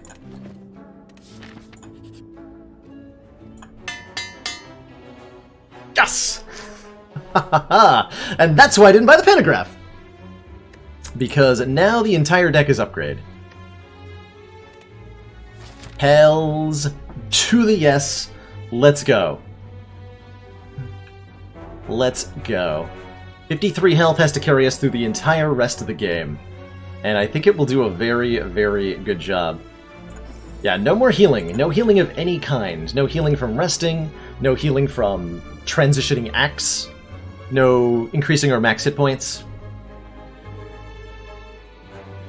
Yeah, we did miss out on Singing Bowl value. That's true. That is true and sad, but... we have Sadistic Nature Plus. That's like an Inflame like we've got our plus work cut out plus. for us, Commander. Slash SP coming in with a hot host. Welcome on in, Slash and viewers. We are currently in Act 3 with Silent. We just decided that we don't like healing, because it is for nerds. Man, we got rid of 4 hold on. I would like to point out that we lost 4 strikes in 6 floors. We had 5 strikes against the Act 2 boss. Trying to determine how scared I am of this elite, and the answer I think is not at all. Not at all. Oh my, this deck got real good real fast.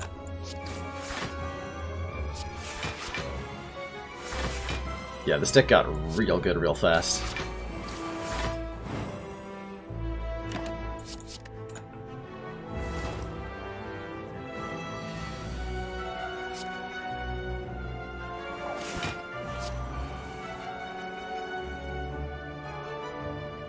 Gain 14 block? What?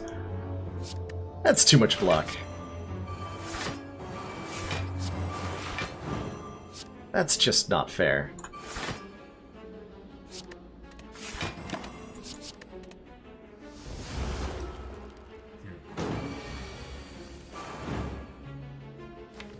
Okay, we have Wraith Form now, so we're really, really safe.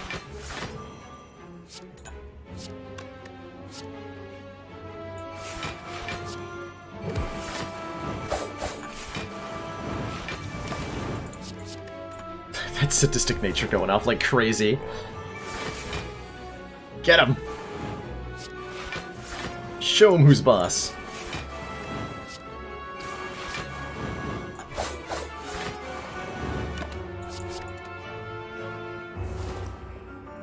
Did we have an issue with block? Turns out upgrading all of your feet work and all of your blocks at the same time is really good. Who knew? Yeah, I actually don't even need to Wraith Form here, do I?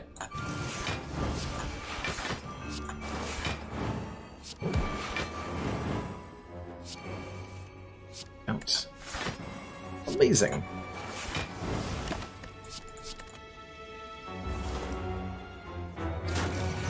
We pick up a Nightmare, hopefully immediately. Like 8 for Pendib. It's a good value. Pick up a Duvu doll, so we have +1 strength. That's a little bit more damage. Oh, sorry. That Nightmare that would have copied Catalyst. What if we just have another Catalyst? Or maybe a Crippling Cloud is pretty good too. I think I like the Catalyst more than I like the Crippling Cloud. But it's a solid question, right?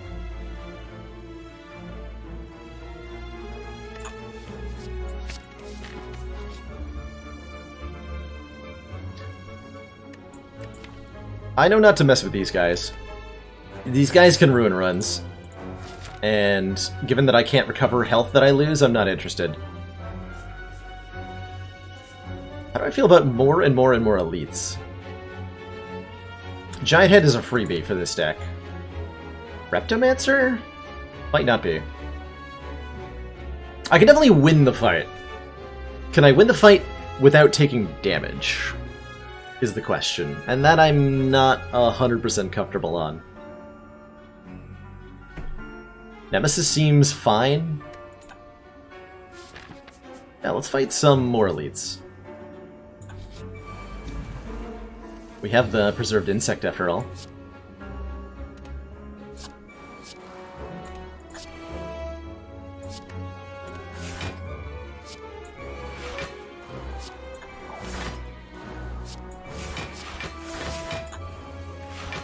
Nice, well-laid plans.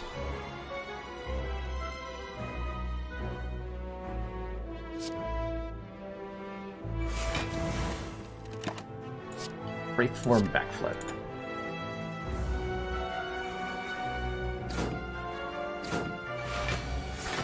Come on, Dagger Spray.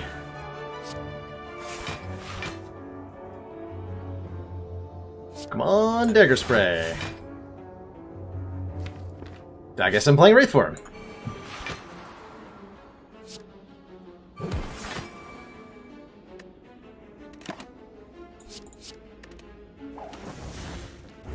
And we just ignore the daggers, because we're intangible.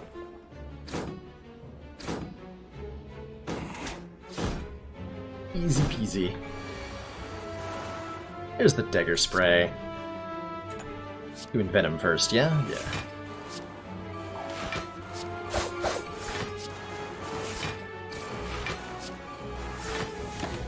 Good fight.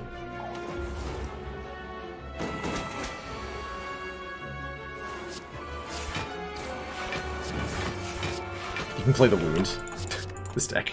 How did this deck get so good? Now we have +1 decks. Oh my. I have to open this one. We got a ride, that's fine.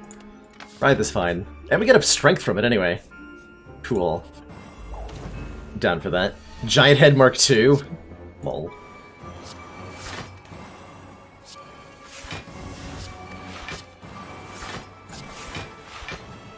Amplified Hand is busted.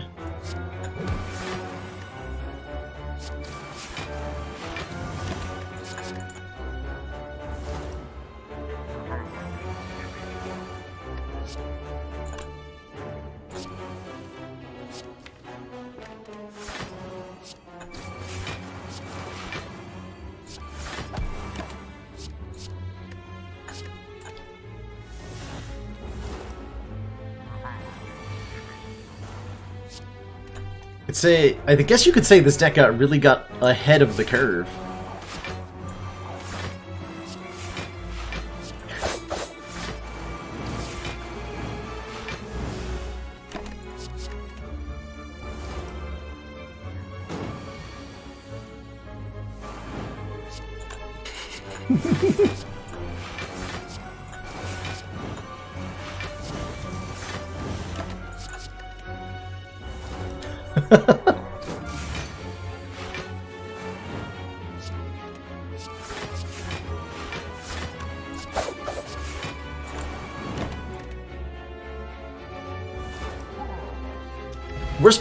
Worst curse for this deck would have easily been Normality.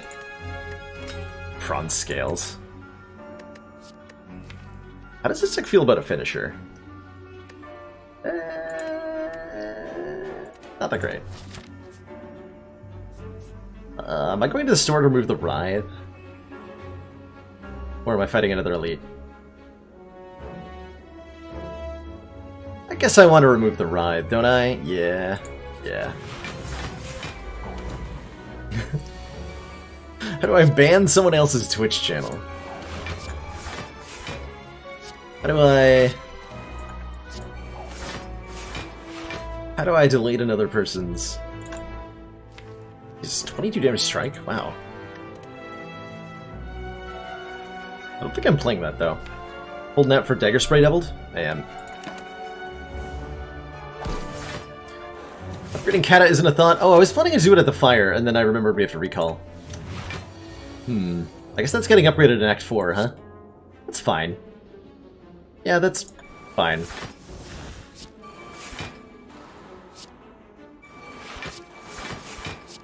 Why is this deck so broken? I thought I had well-laid plans in play.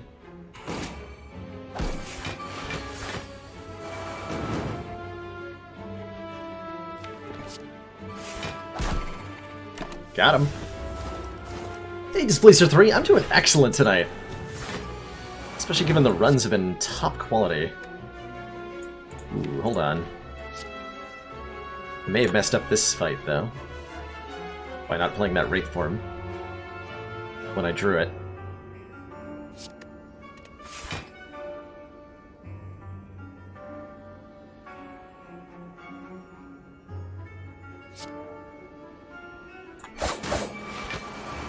Simplify the math here. Oh, that's right, I do a ton of damage to my physical attacks. Excuse me. So I can do, like... Yeah, we're fine, actually. Do, like, backflip, quick slash, neutralize. Everything is fine. Oh, we just killed them both. Yeah, whatever. Okay, good fight.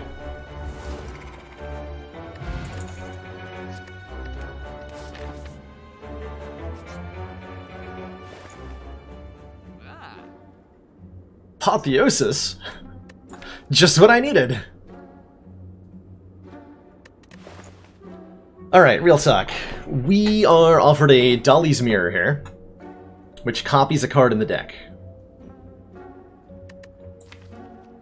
This is much better than removing Writhe. Blur is pretty good too, actually. But duplicating, let's say, Wraith Form is by far better than doing that.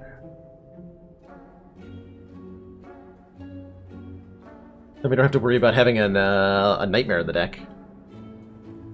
Doubling After Image is also pretty good.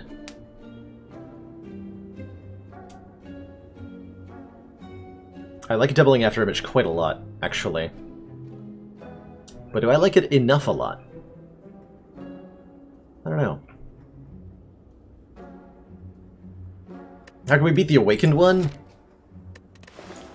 Oh, trust me, we can beat the Awakened one. One of our most valued supporters. It says continued support of the XCOM project. Arcade, thanks so much for that continued Twitch Prime support. 7 freaking months. No way, no way. Thanks for being here. As a longtime fan of the channel. Duplicating Catalyst is good.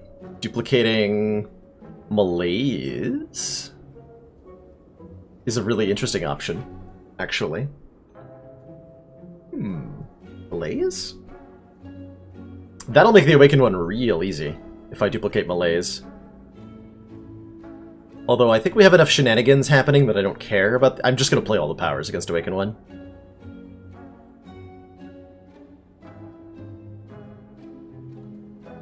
Two After Images does do amazing things against the heart. I think I'm gonna duplicate the Wraith Form. That's ultimately where I fall. Supposed to be a Ghost in a Jar here. No, but there is another copy of Apotheosis and a Leg Sweep, which we don't have a copy of yet. I would like a Leg Sweep.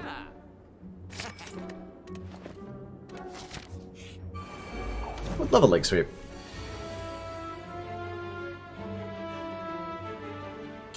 I would also apparently love to have to use a Swift Potion on this fight, of all things.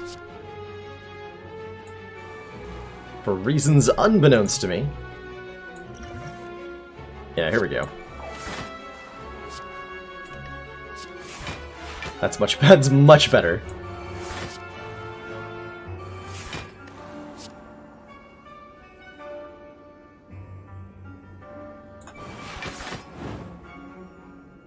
That is way better.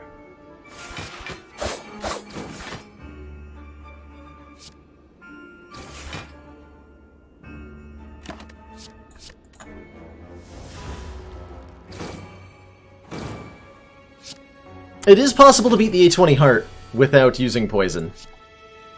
Without using any poison whatsoever. It's not easy to do, or necessarily something you want to try to do, but it is definitely possible.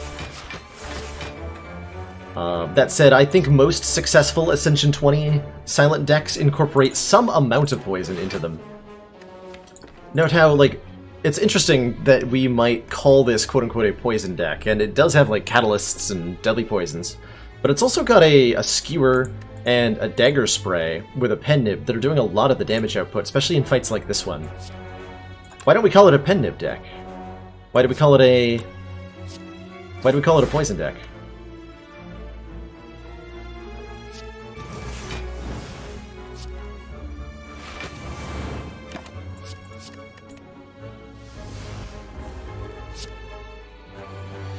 Why don't I go Shivs? Oh, Shivs actually fit into this really well, now that I think about it.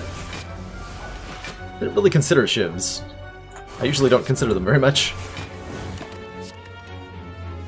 But I do think they fit in pretty well here.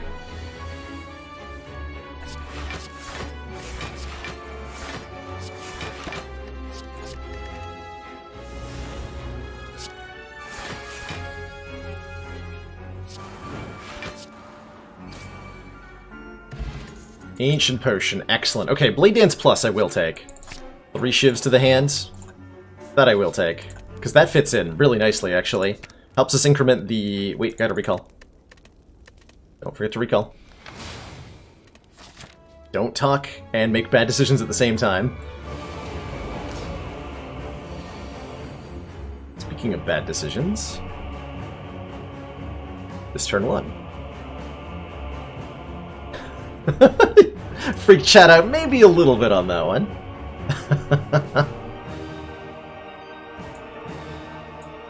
What do I think of this? Oh, it's even got waffle texturing. I like it. Although the bottom of the F and the E connect in such a way that it's a little hard to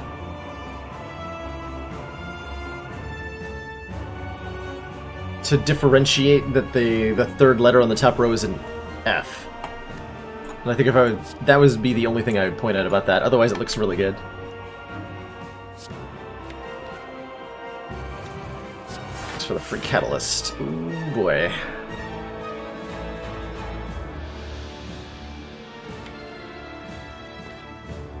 Shoulda duped the malaise.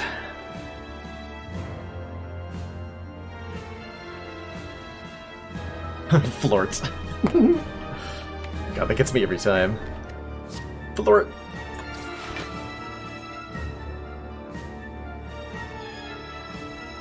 Do I play this footwork? And if I play the footwork, do I then play the Wraith form? I don't think I play the Wraith form. I think that doesn't work. I think we accept that we have to take some damage here. And we also accept that footwork's going to be worth it to play. And we hope.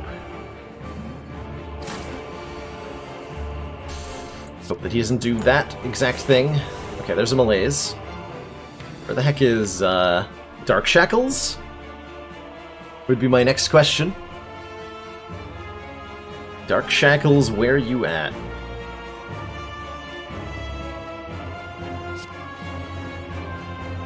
I gotta play this. I don't like to play it, but I gotta. Did not draw Dark Shackles. But we did draw enough block, so that's nice. Do I defend malaise for 1, or... Let's see, if I malaise for 2, he goes to 12, 9 times 4. And I take some more damage. If I malaise for 1, he goes to 13, 9 times 4 still.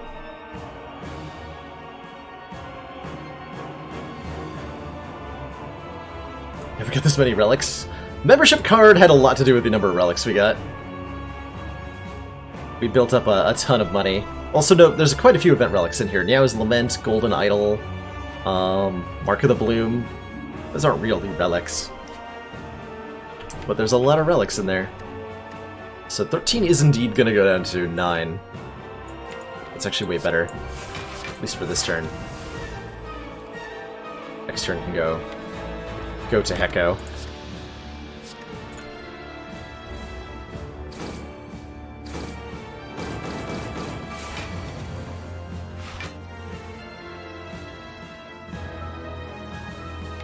Just keep playing good block cards. It'll work out in the end. You won't totally die.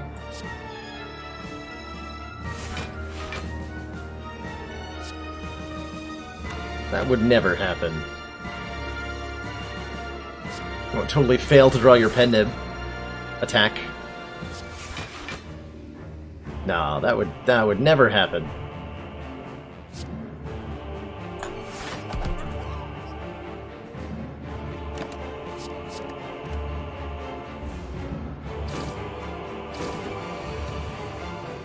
Okay, Dark Shackles are here. This is not how I wanted to use the Shackles, but I think it's how I have to.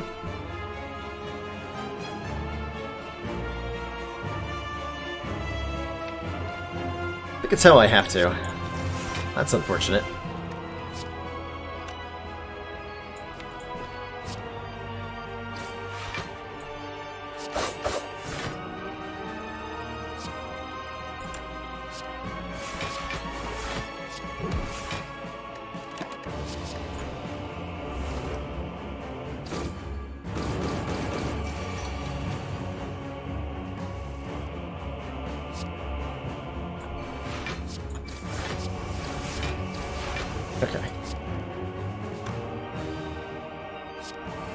Awakened.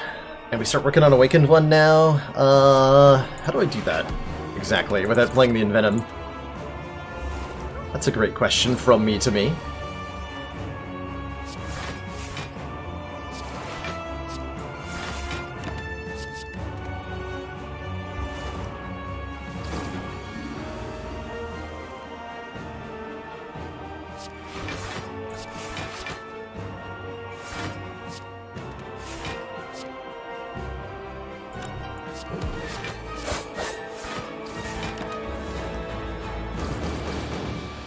Also note again, despite being an alleged, I'm going to use the term here, alleged poison deck, we are not really doing poison things against Awakened One here. Very much at all.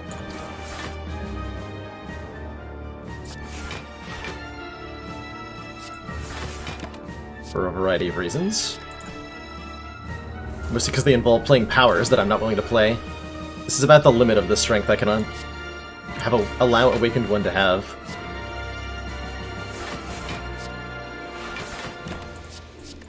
Where this gets real ugly.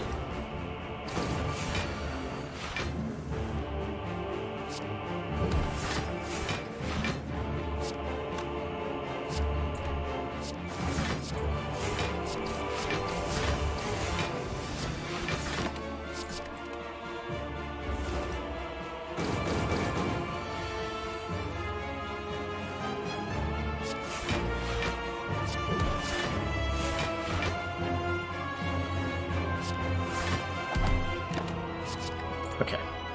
So we just slowly work our way through this nonsense.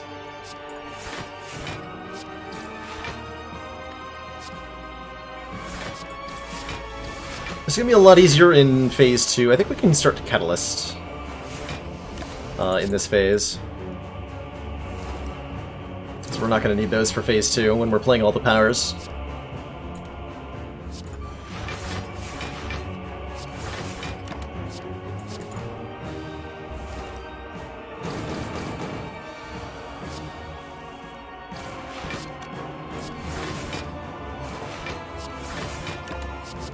Let's hold a Wraith form just in case we need one.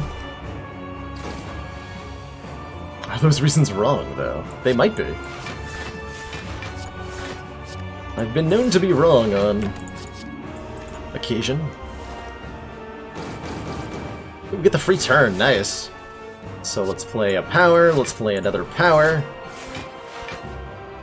Let's increment our pen nib a couple of times. One time, I mean, apparently. Keep the block.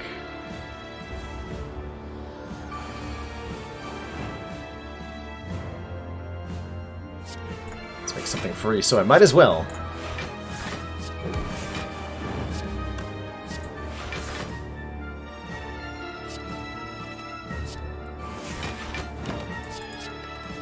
Might as well. Because AoE attacks don't need to target anything, kicking, but a single target attack needs to have a target. It's kind of bizarre, but it makes a twisted sort of sense.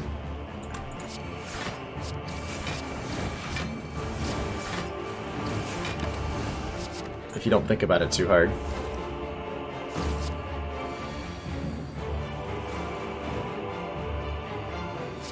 Get out of here. I'm math 42? Whatever, play Wraith form.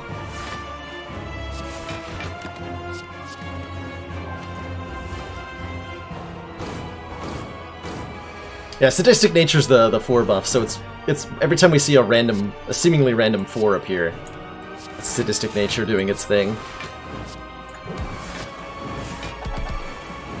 Which it's doing a lot, actually.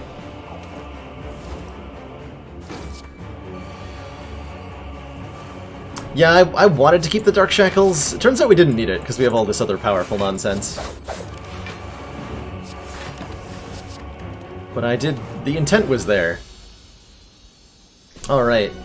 39 health going into what I was hoping was Time Eater, and it is indeed Time Eater, and we're playing a Wraith form on turn 1. That's unfortunate. Because the other option is take way too much damage It's actually not that much damage, but it is still way too much damage. We're gonna play the whole hand. Yeah, we're gonna play the whole hand. So our goal is to kill Time Eater before I run out of intangibility. I think that's doable. I sure hope that's doable. It's taking... yeah, we turn him down to 6 times 3, which is 18. We block for 3. So we take 15 damage. Alright, so we Dagger Spray first, so that Envenom is guaranteed to hit Wraith form. I know that order seems weird and bad, because it is weird and bad. It's also good. Am I actually even bothering to play Neutralize? I don't think so.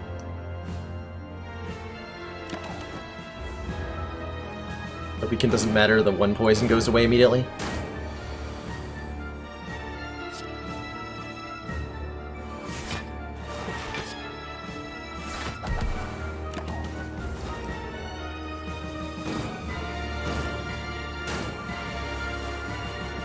I'm glad we made ourselves intangible. This was a rough draw order. Still is a rough draw order. I might actually have to play the second Wraith form right now. No, I don't think so. Although not having the well-laid plans is brutal here.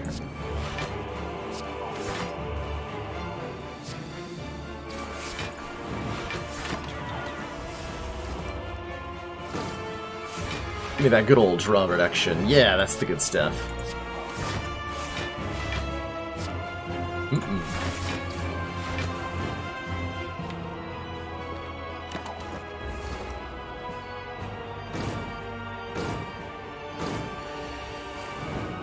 Okay, we can do a full energy malaise, which is always incredible. On Time Eater, turn that strength way the heck down. Keep ourselves a Dark Shackles and a backflip. And we're looking for our catalysts here. If we time them right, we just win. There's one of them.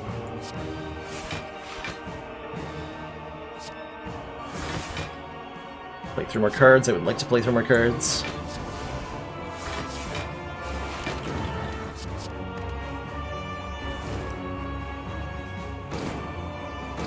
So the turn after Time Eater goes below half health, and he's going below half health right now, by the way. He will heal himself to half and remove all the poison from himself. So we want to deal as much damage as possible, as quickly as possible. In the next couple turns here, which we have successfully done. Good fight! You can get Pen Nib charged, heck yeah.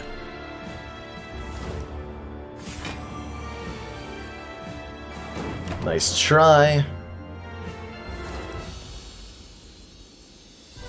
Alright, GG, we have 39 hit points. This is all we get to work with for Act 4.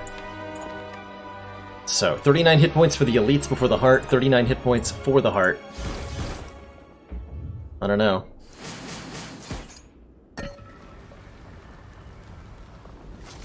Is it gonna be enough?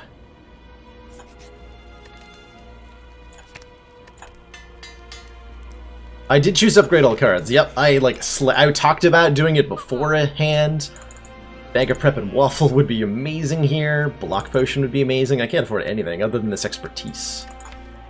Which is, I don't think, something I care about.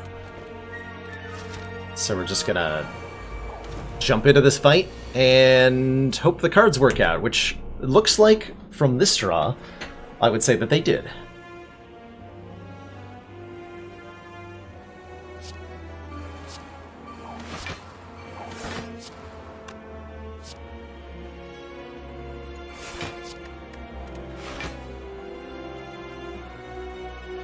This is the same either way. We'd like the Spire Spear to be weak next turn, so let's make him weak next turn.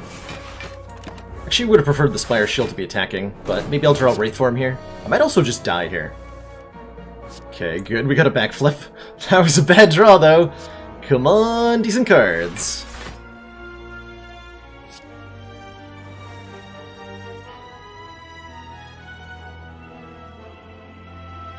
Come on, more decent cards.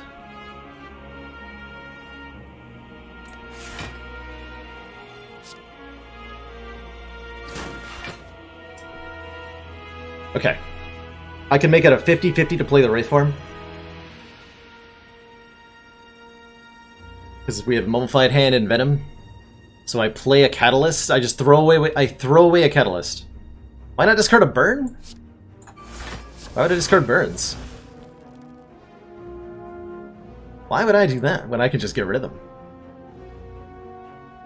Now we throw away a Catalyst, we play Envenom, and we pray that this hits the Wraith form. That's a coin flip, right? There's no better way to do it.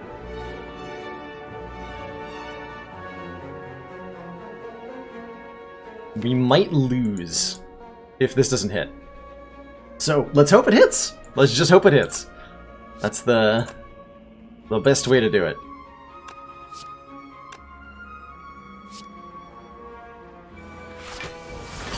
Thank goodness, okay. Whew. That was a little scary. Yikes.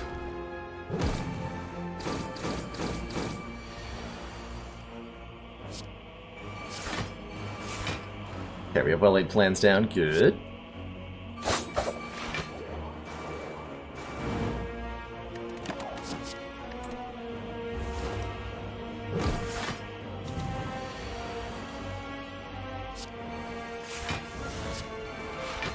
Check out this rockin' blade dance. I think we just remain intangible. Let's just remain intangible. Let's free this turn.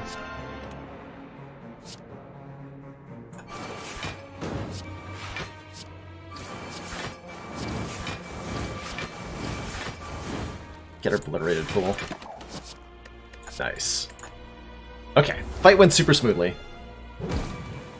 Almost didn't, but ultimately did.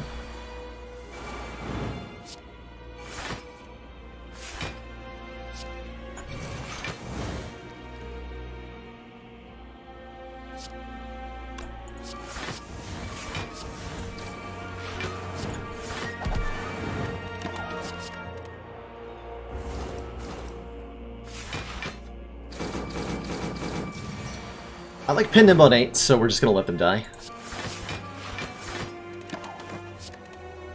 Oof. Oh, the arrows in that fight, Elesh. I should have explained that. We've got a bunch of new people tuning in. So in that fight, you are surrounded by the enemies, and that means that you face one of them. The one that you're not facing deals a bonus 50% damage to you.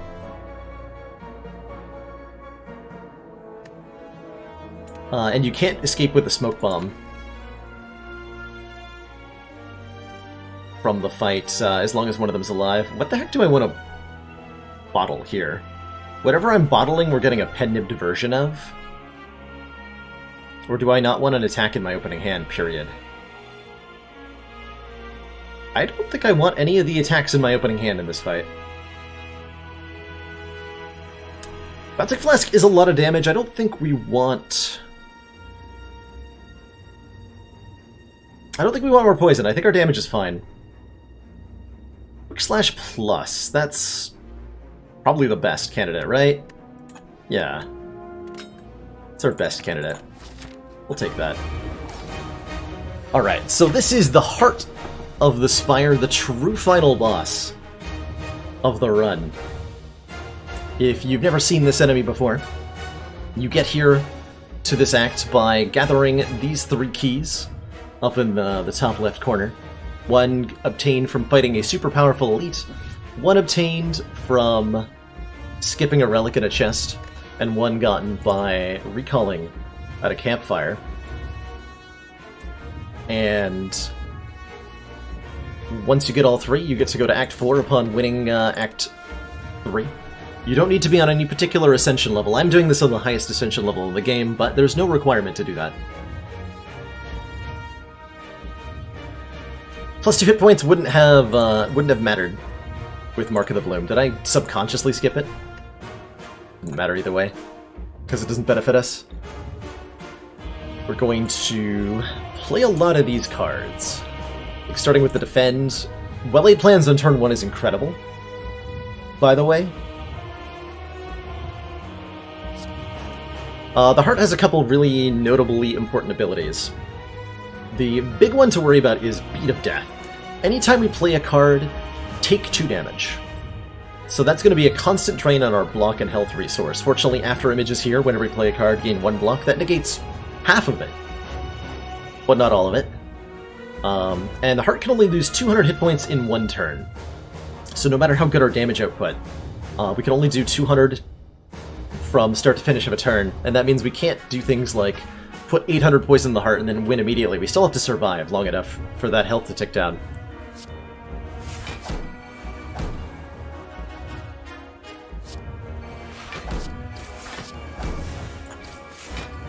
Oh, turn 1 Malaise, hell yes! Turn 1 Malaise means that first multi-attack does nothing. It's so good. Am I willing to take some damage to get these shivs out of my hand? I am. Just play all the attack cards. So am I saving my Dex Potion for a Wraith form then, or am I saving it for the Vulnerable? Vulnerable's a lot less important when the Malaise is down.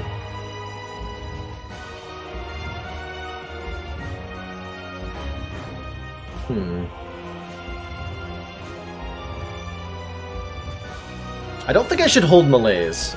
We only need to do Malaise for 2 to ensure that the multi-attack does 0 damage. And I want to be able to spend the energy on block cards.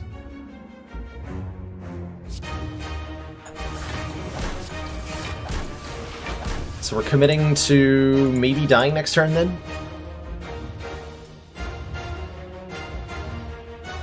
The odds that we actually die. Really low. But we are going to have 5 statuses added to the deck too. What about the ones after that? By the time we get to those ones, we're in a position where we don't care. We'll have Dark Shackles for the second one, and Wraith Form for the rest. I think I want to Artifact Potion this Vulnerable, actually. Just to reduce the chance that we get dunked next turn.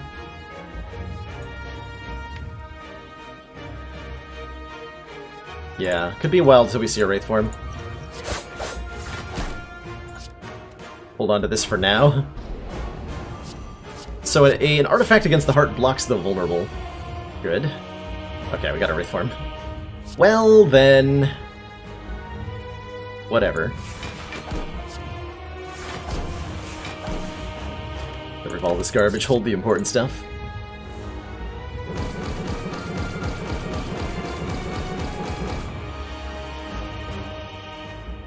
Oh, we can fix that. But I think I have to play a Wraith Form here, because I haven't drawn any, I have not drawn any Dexterity yet. And that's fine. That's super fine.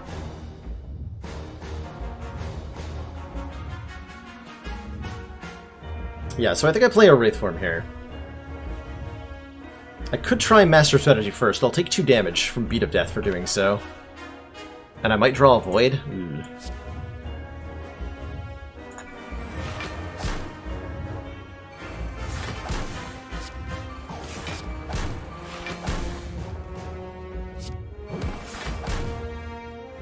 Okay, we're gonna take 1, because I want to play the Deadly Poison here. We have to start getting that going. Hold the Dark Shackles and the Catalyst. Bink. Yeah, that'll be fine. That'll be fine.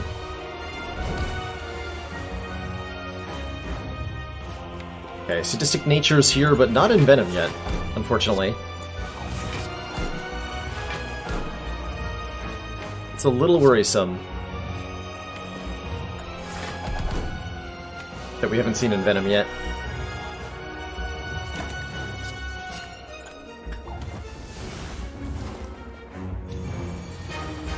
Okay, good. We're intangible for this hit. We can Dark Shackles the second one.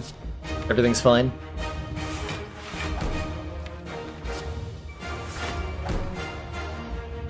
Okay, Acro will draw the Void. But I want to play that in Venom, so it's worth it. Wait, I'm a dumb. Never mind.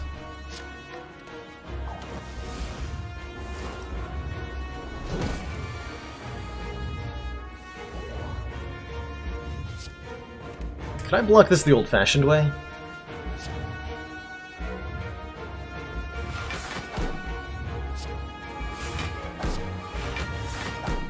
Might be able to here.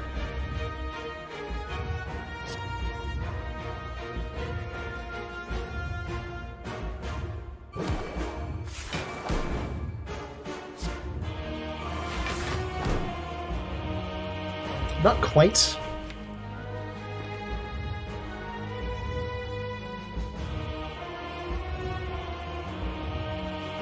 Yeah.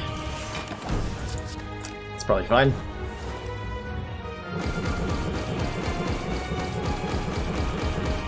We are way behind on poison here, though. Let's rectify that. I think I'm going to take a bunch of damage so I can Blade Dance, Poison Stab, Catalyst, Catalyst. And we go to like 100 poison, then we survive with Wraith Form and we're fine? Yeah, we're fine.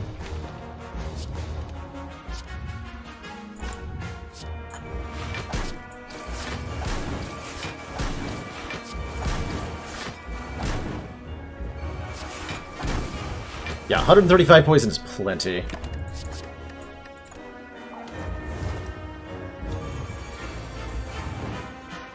Let me just play Wraith Form. Play Dodge and Roll. Easy game.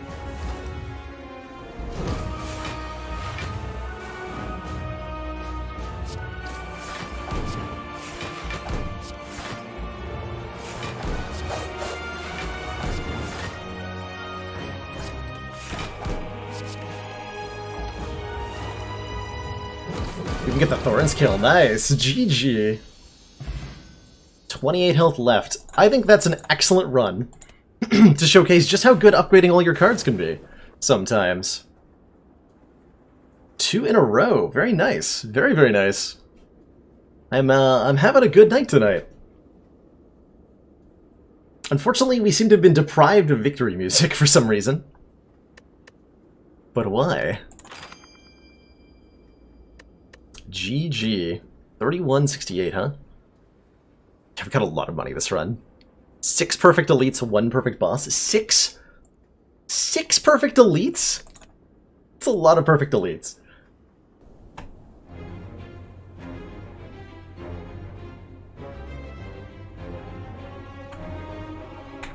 What a heck of a run.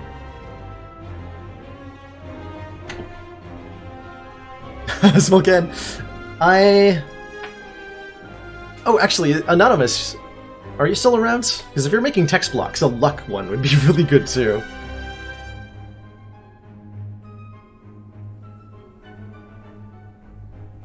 How likely would I have been, though, to win the heart if I missed... Oh yeah, if I missed, being intangible in the elite fight. That would have been... That would have been spooky.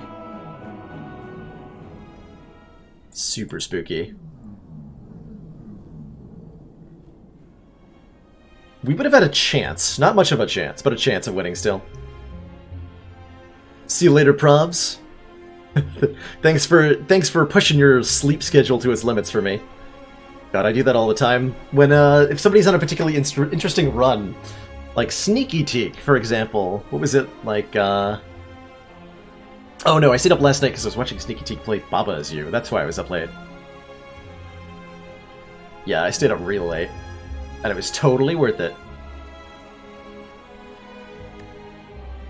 Probably there was a route that led to no damage, Chrono. Yeah, I took the route that I felt led to higher chance of winning rather than least damage taken, which is always like the evaluation you have to make, right? Like if you intentionally take a little bit of damage, you can improve your odds of winning dramatically. Just in case something bad happened. Alright, well, we're doing real good right now.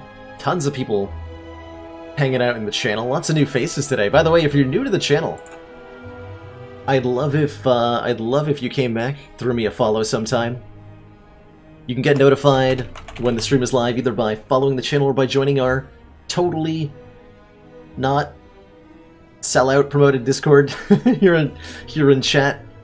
I post announcements every time I go live. I do a lot of Slay the Spire.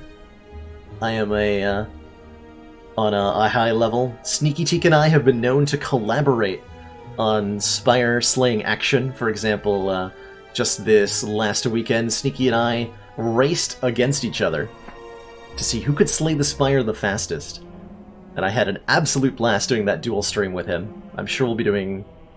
I would love to do more of that, Sneaky. So, if we've got free stream time at the same time sometimes, I would love to make that happen. I just said the word time a whole bunch. An XCOM 2 race. Oh man, I could try to beat Jorbs in an Iron Man Impossible, Legend Iron Man, excuse me. XCOM 2 phrasing. It's got about a 6-hour speedrun of that game on Legend Iron Man. I could try competing. It sounds like a wild ride.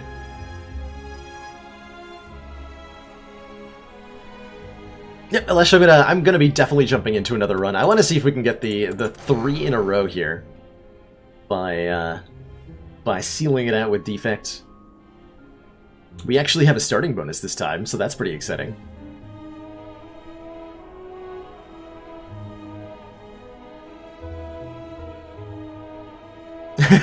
Yeah, Sneaky was definitely gets credit for doing a 4-0 streak against me of first one to die to Guardian. So that was an honorable title that was earned during our Saturday stream.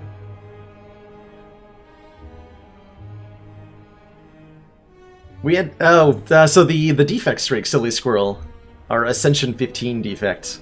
For those of you who are new, I sometimes play on Ascension 15, trying to consistently kill the hearts there, which it turns out is a lot more possible than beating the heart on Ascension 20. Go surprise, lower difficulty is more beatable. But I wanted to see how beatable the heart was. And on Defect, I managed to beat the heart 13 times in a row, swapping my boss relic every single time. Which finally recently came to an end when Nemesis went up against Intangible Defect. The Ascension 15 non-heart record is 28 in a row, held by also yours truly, Chronometrics. The videos with their much older, terrible video and audio quality are still up on my YouTube and found in my highlights. I did indeed win that silent run, Yake. We're 2 in a row. Wow. I totally didn't ask a leading question, just so that you could give that amazing answer. Speaking of swapping the boss relic on Defect, I'm a big fan of it, and I'm going to do it right now. I think this Crack Core relic is overrated. And I think random boss relics frequently turn out a lot better. What the hell is this? So, Pandora's Box is, I think, my favorite relic to start with. It turns all of our starting strengths and defense into other random cards. And now we have whatever the hell this is. It currently appears to be a deck that can neither block nor attack. Good luck to me. Maybe we'll find some block cards and everything will be fine. Maybe. How do I beat an elite? Can I beat any elites at all? Well, the good news is I don't have to. At least not until late in the act. There is a guaranteed late elite. That's weird. Usually the early elite that's guaranteed.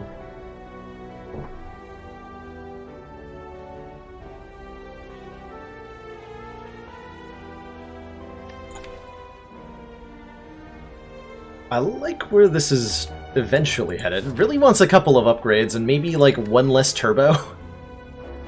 Yeah, maybe one less copy of turbo would be nice.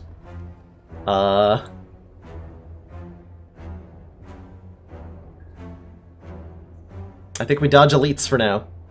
We take some events, maybe get a removal. Maybe get upgrades. This deck would really like a dual cast upgrade right now. Yeah, I would really like a dual cast upgrade. We are super scared. Super scared. Is there any other, like, reasonable choice? Not really. Okay. Alright, Jawworm, I am here to destroy you. Do your worst. Nice. Might have wanted to play Creative AI. I feel like this deck's gonna go a little bit faster than that. Not actually sure.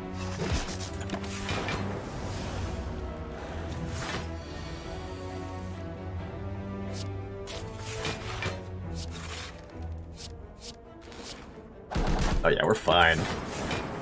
We are totally fine.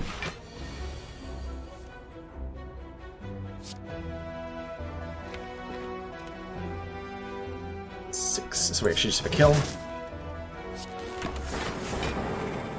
Cool, smooth fight. We got an energy potion, which will help a lot, and we're offered really good cards as our first combat reward here. I am very happy about another Cool-Headed. We have a Blizzard, we have 2 Turbos, we have a Capacitor. Cool-Headed's really good. Really good. Really good. Relics are spooky. But we're taking a relatively safe path. Alright. Let's dig for a relic. Ooh, Potion Belt for 11 hit points. Super nice. And we get to remove, transform, or upgrade. Even more super nice. I think this deck wants a lot of upgrades, and it wants those upgrades to be in the form of Cool-Headed and Dual Cast upgrades. So that this deck can start to draw a lot of cards. Uh-oh. Well, I get to dual cast either a Lightning Orb, or which has a 50% chance of killing one of them, or a Random Orb, which could be either a Frost Orb to block for 10, or a Lightning Orb to do the same thing, or a Dark Orb to guaranteed kill this guy, or a Plasma Orb, which would be terrible. Expected value says play the Chaos. Got a Dark Orb, good.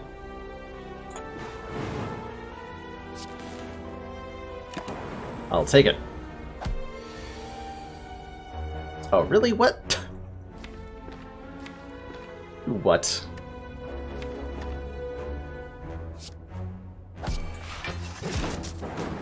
My poor hit points.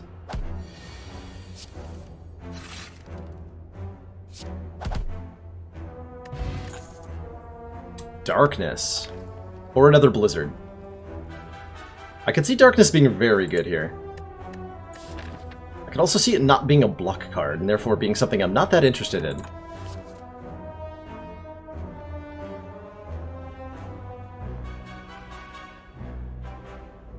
Second turbo is... Transform turbo. I'm planning on removing one of the turbos at the store here. Is my current course of action. I don't think I need this darkness yet, and I'd really like to get the deck to get its feet under itself.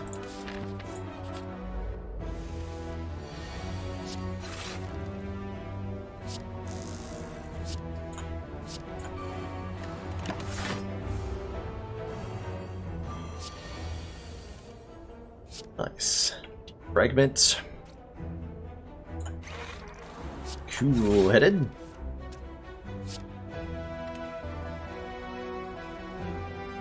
We do, what, Barrage dual cast? Our block is provided. Excellent.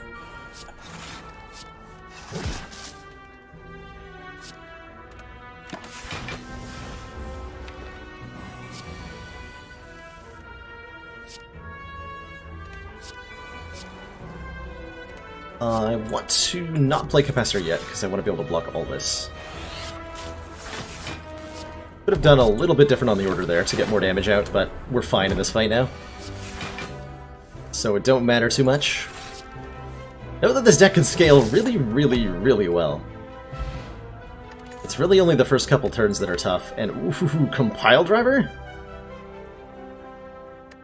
It's not block, but it is drawing a lot more cards. How do I feel about an all for one? Not very excited. Alright. Let's see. Chaos is a good upgrade here. Gives me 2 random orbs instead of 1. Dual cast is a really good upgrade. Get to double evoke for free. Let's get the Chaos upgraded, I think.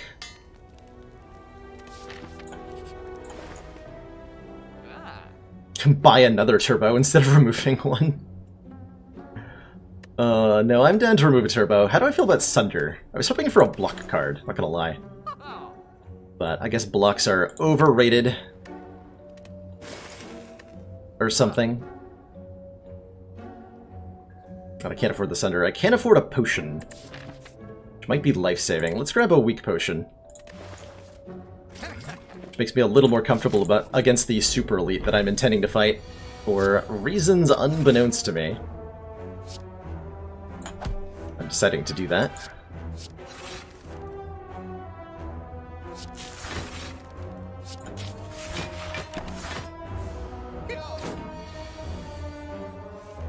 Oof. Ouch. Maybe I'm using it here. Actually. Rawr.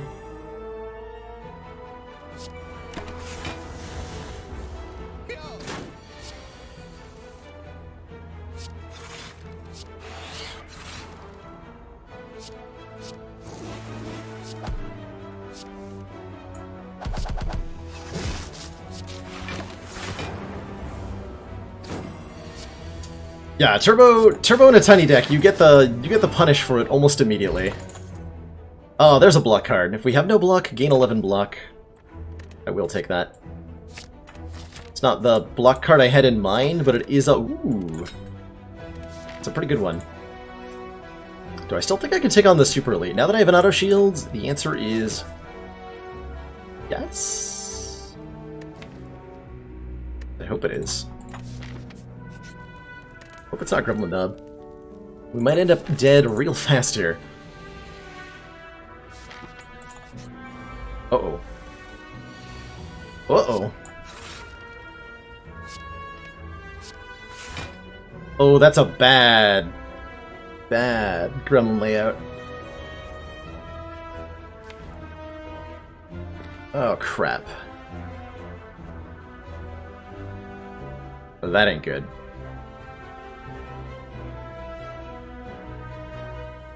The 4 gremlins, and we got one of the worst possible arrangements of gremlins here.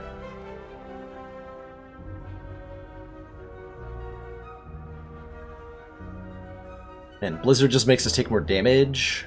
We have to kill the wizard in 3 turns. We're gonna be weak and frail next turn. Good luck to us.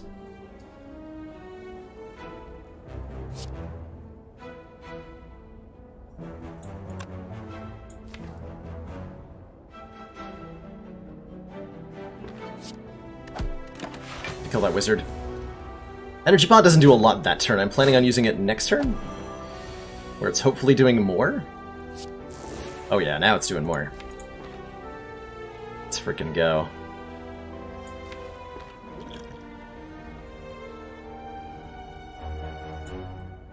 Can turbo. I want to turbo after I shuffle the deck, so we capacitor, cool-headed, energy potion, zap compile. Yeah, alright.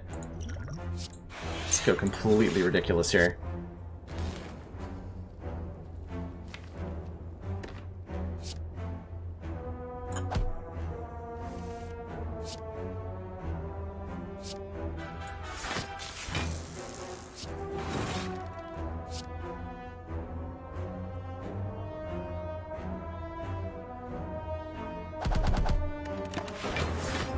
I'll take it.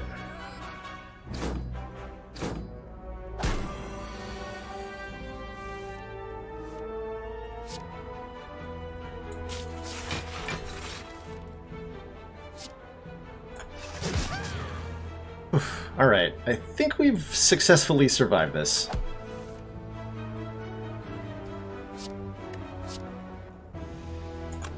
Is that gonna kill? No. It's just gonna make him do so much damage. Please do not taunt the gremlin.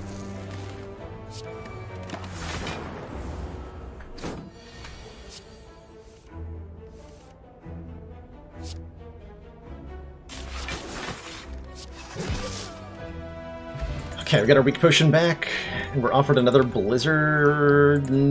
Pass. Uh-oh. Might be dead.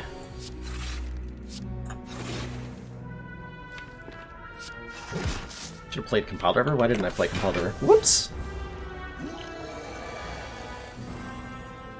It's regenerating too? Boy. Oh boy, are you fun.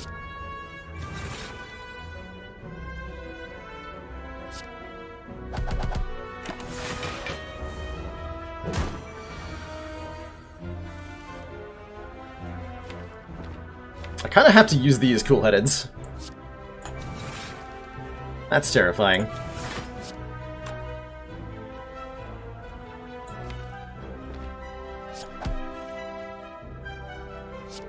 Oh boy. I have to play Barrage too? Alright. Get him! Get him dead!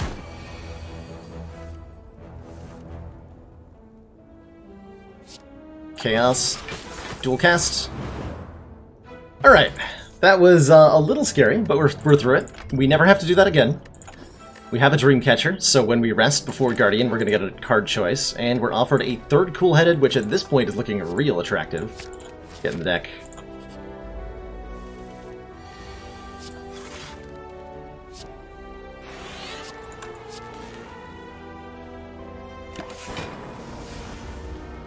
Yeah, that was probably more skills against the Ascension 20 knob than is sane, but we got there.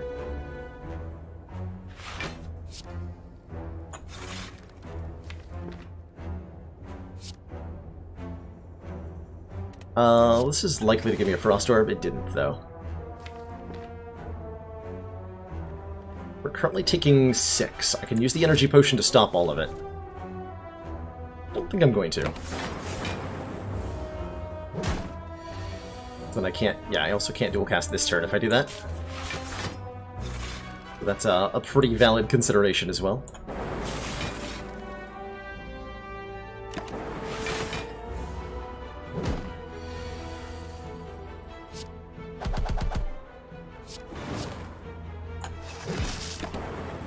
Once it starts doing damage, though, the deck really works.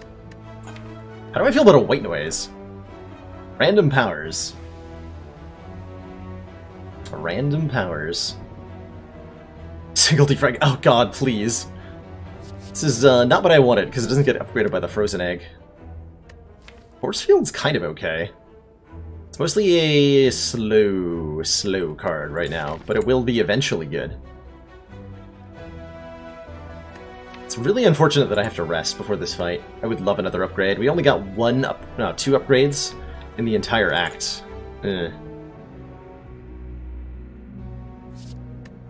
Sure would like more block cards.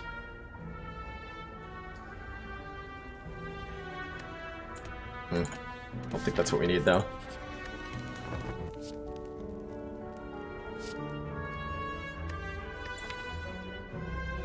Multicast is pretty good, though. Multicast is pretty good. Do I just turbo multicast, deal 32 damage, helpfully letting me transform next turn?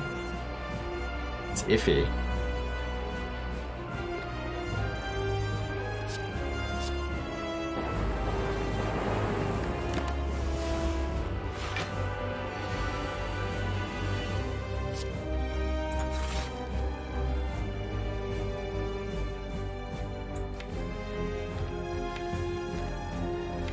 I even need to draw here to actually get enough to transform. I think this is where the energy potion comes in. We can do like auto shields, cool-headed, dual, probably actually chaos dual cast. That's what we draw here. Faster, alright.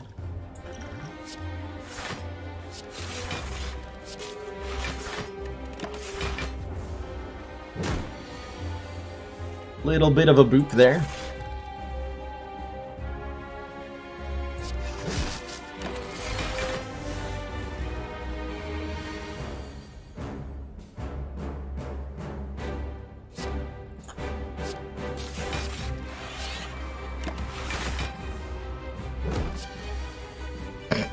Sure, more capacitors. Why the heck not?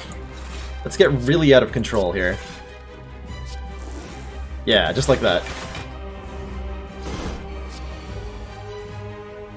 Just like that.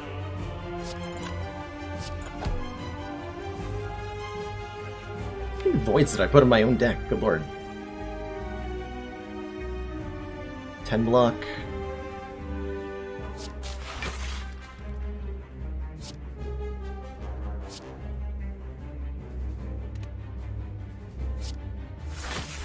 There's absolutely no need to take any more here. Super locked down fight.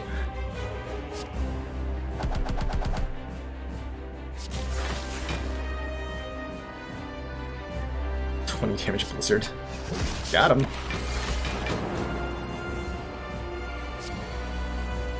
Okay, I will now play a Bias Cog. That sounds incredibly helpful.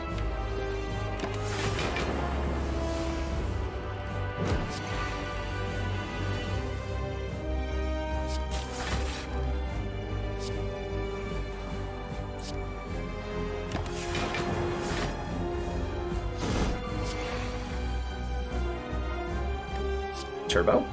Multicast. Easy fight.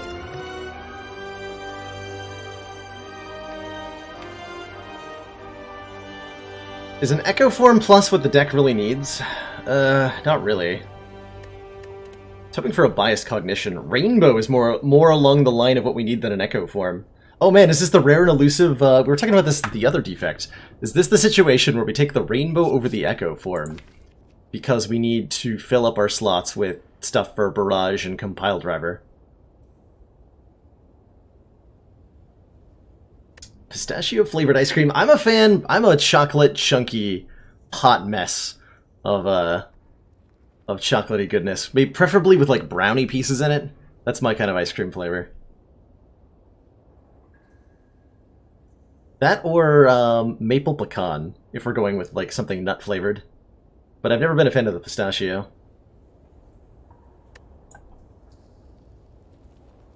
We take Echo Form for the Snecko Eye we're about to get. That's solid logic. Echo Form does not help this deck go faster. I think we have to take the Rainbow. That feels so weird. Pyramid? Not sure I like the Velvet Choker. Though we would like more energy. Runic Pyramid is bonkers. Either turn, no longer discard your hand. Inserter's nice, but is slow. Yeah, nice but slow. I think I take a Runic Pyramid here. No longer discard your hand means we get to do all sorts of busted things, especially with we can line up multicast on the correct orb for the correct amount of energy so much more often. Hell yeah. That said, we're going to have a scary act too, because I don't think we're in position to fight elites in this act. We need some upgrades more than anything else, and well, we can get quite a few of them. We can hit an early store. We can hit some events. We can get a whole mess of fires. And maybe if we're feeling cheeky, fight a late elite. I like taking a super relaxed act here.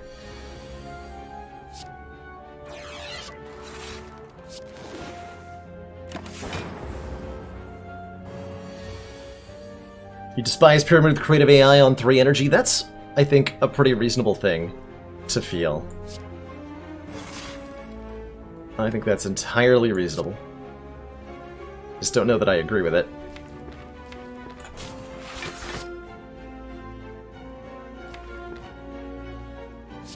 I'm gonna draw a Daze next turn if I zap here.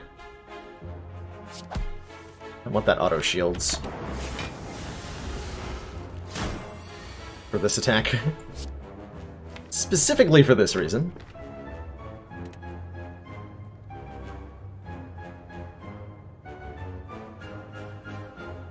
So we go auto shields. Is there any sort of I can line up a multicast kill eventually. Not yet though. I think where we get to with that one. Eventually, but not yet. Or I can full block. Sounds pretty good.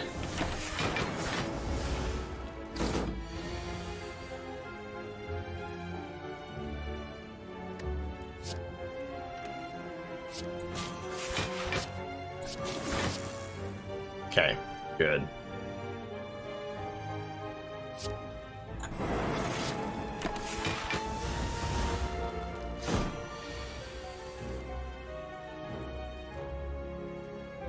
So, Zap multicast is lethal? Assuming 18 times 3 is 54, right? 36... yes, 54? Good. Alright, smooth chosen fight. We get a Fear Potion, and we actually get a block card in Charge Battery. Oh my god. Get in the deck, please. There's the defragment that we've been looking for. Okay, okay, we're going somewhere now. And that somewhere is to Disney. I think I'm going to remove Zap.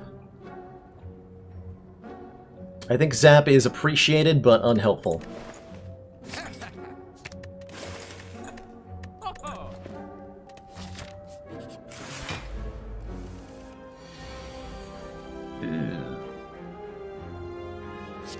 Rough turn. Okay, not that rough turn. Take 10? Yeah, that's alright. Have I ever tried salty licorice? Ooh, that doesn't sound like my style of flavor. I've never been a licorice fan. Now, salted caramel, I'm all about. Salted caramel anything is my like favorite, basically.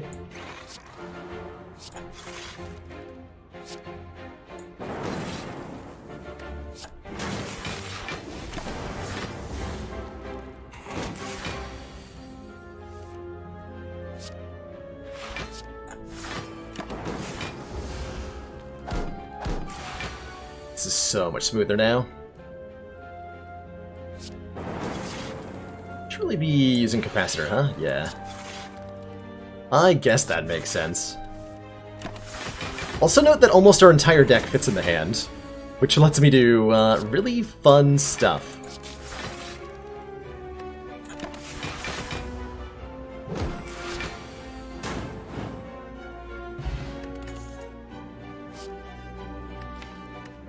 I think we pass on that. We just want to upgrade the existing... Ooh. How do I feel about books? Necronomicon is useless, Nilrees is... pretty good. Actually, Nilrees is insane, Enchiridion is insane. So, there's a 1 in 3 chance that this event is pay 21 health, get nothing, and a 2 in 3 chance that it's pay 21 health, get something good. I'm not sure that's worth the risk, because we're losing an upgrade to do that. And we would really like upgrades.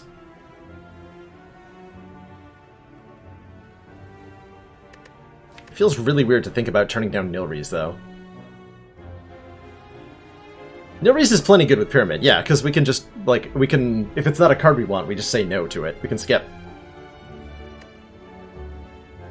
Yeah, it's not insane, though. That's for sure. It is not insane. It's not as insane as it normally is. I'm gonna pass and feel a little self-conscious about it.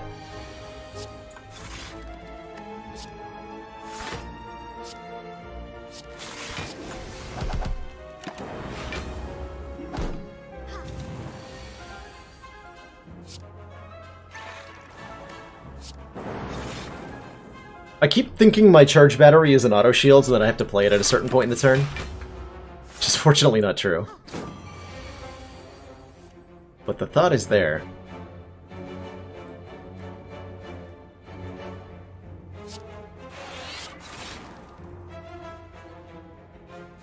I haven't played Blizzard in a while, huh?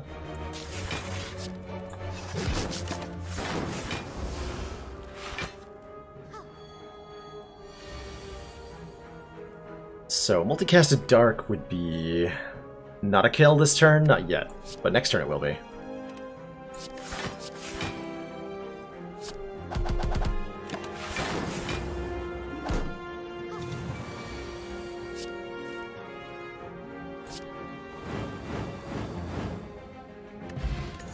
Excellent potion. Ooh, hologram. Chill with Blizzard is really, really good. Chill with Runic Pyramid is really, really good. I almost like that more than the hologram. I do like that more than the hologram. I sure do. I also like, because we're starting to get into the point where we're worried about AoE fights killing us, like triple cultist. Let's get our Blizzard upgraded so that we have actual scaling AoE. Match and keep. Do you have a bias cognition? You have another creative AI? I don't want that. I do want that leap, though.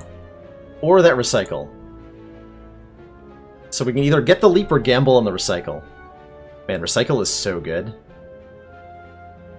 One of these, what, 3? This is the recycle. One of these 3 is a recycle.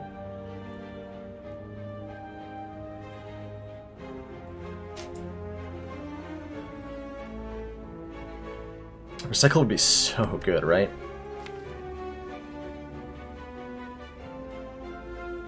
So is Leap, though. Leap is also so good. Take the guaranteed Leap. Assuming I remember where it is. It's these two, right? These two are Leap?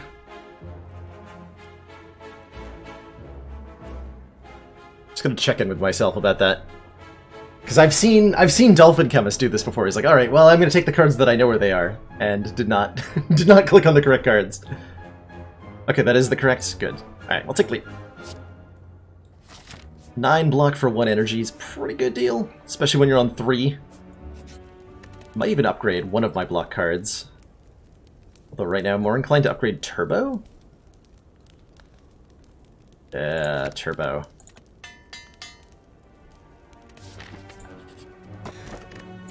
Bottled defragment? Yes, please. Okay, this fight right here is why I upgraded Blizzard Chronometrics. Because I was worried about these jerks right here.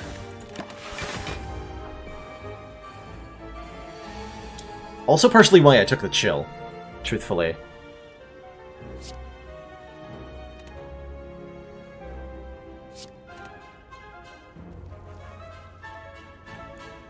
Rainbow Blizzard. We're saving Blizzard for... yeah, we can save Blizzard for a little bit more. Capacitor.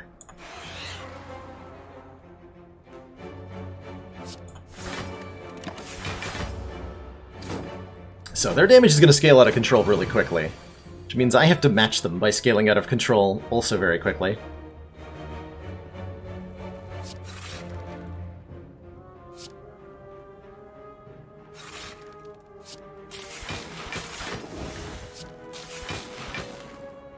...21 damage to all enemies.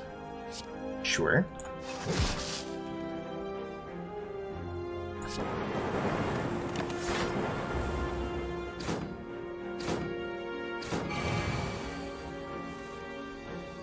Void. 2 energy to work with is not a lot of energy here.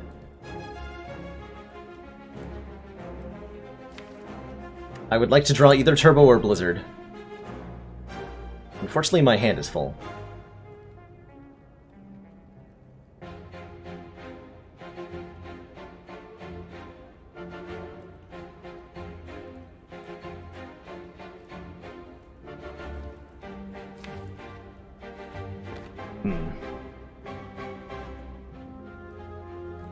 This could go either really, really well or really, really bad. And I'm not sure which way it's gonna go. I can kill one with Barrage and the Fear Potion. And then auto shields and take a pretty healthy chunk of damage.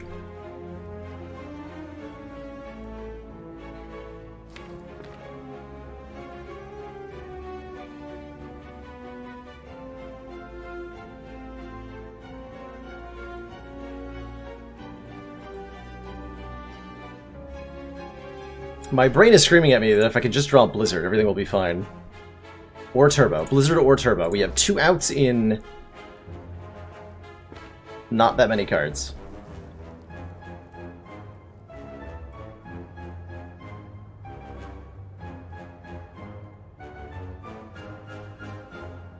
But I only draw one if I play Cool-Headed. And it's a lot worse block-wise than Auto Shields is, so I'm taking a whole bunch if it doesn't work out. Oh god, this is tough. I guess I could do math, right? What's the chance that we hit something we need here? So it's a 1 in 3 chance that everything is fine if I just play Cool-Headed. Because there's 2 out of 6 draws that just win, basically.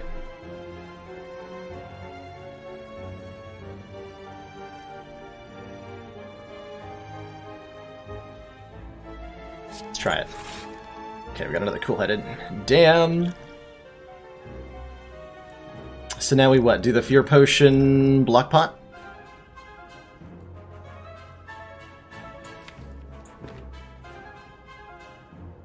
And yeah, Fear Potion, Barrage. Actually, we don't even need a Fear Potion. Barrage is just a kill now. So we get to keep the potion.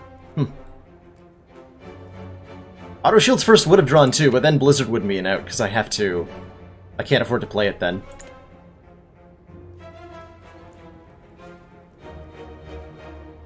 I don't know how that works out in terms of, like, math favorability. Alright, we'll be sad about how this turn went.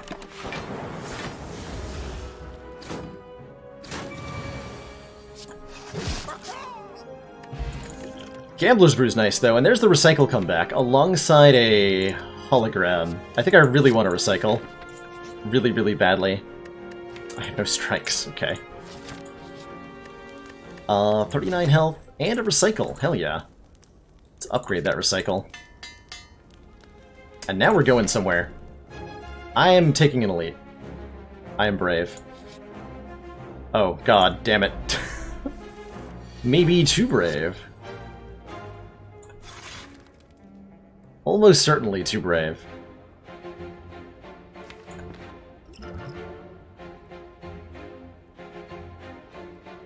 Yikes. Think I'm Gambler's Brewing right now? Not where I wanted to use it, but... There we go.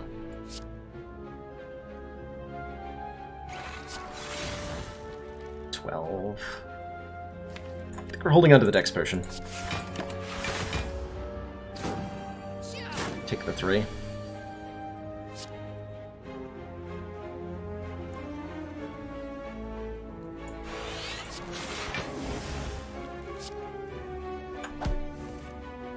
So I'll be entangled next turn. I don't see that being an issue. Looks just fine. I don't think we're taking... given how the knob fight went last time, right? We're probably not going to try to do fancy shenanigans here. Almost certainly not.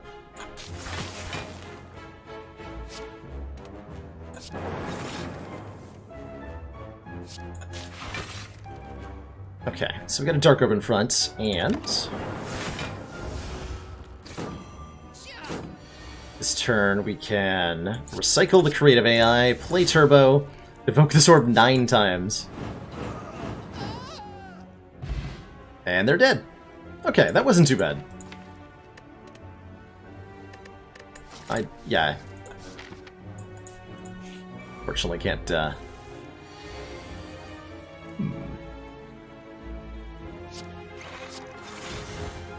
Just dual cast that? Yeah. I think we're totally fine in this fight. I'm not even a little bit worried here.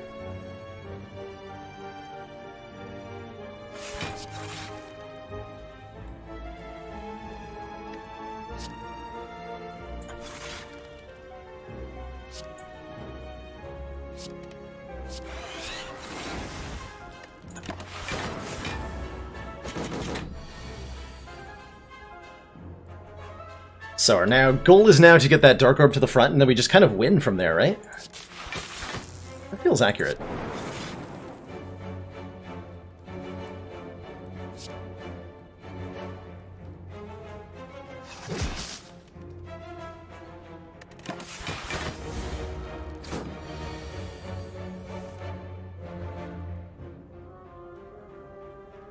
I don't have any way to move that orb slot forward 1. I have a lot of energy. We can compile driver. Now let's recycle creative AI. And turbo. Draw some cards. Perfect. Dual cast the multicast.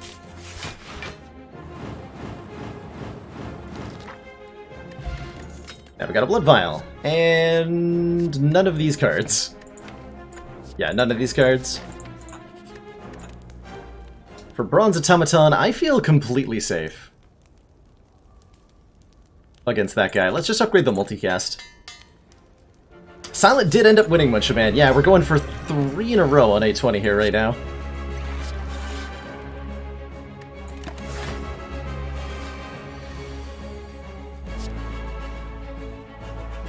I'm playing creative AI in this fight.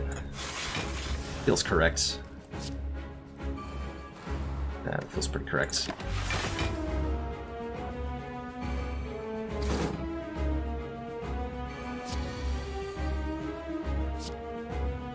But then I get powers like that, and I don't know.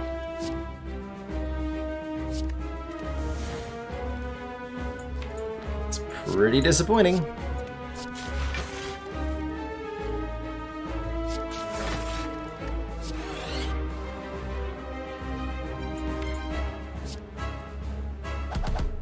You took Rainbow, and you took Chaos. Okay, fair enough. Fair enough.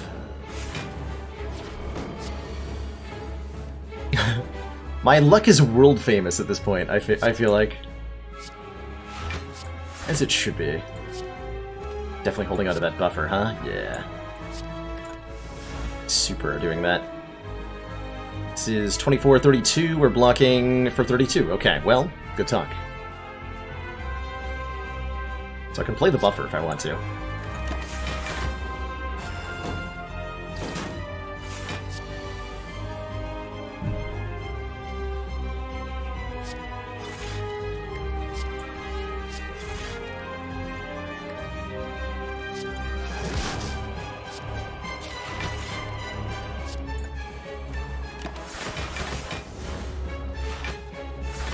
Less lucky than most streamers. What? You take that right back. Absolute lies. Absolute lies.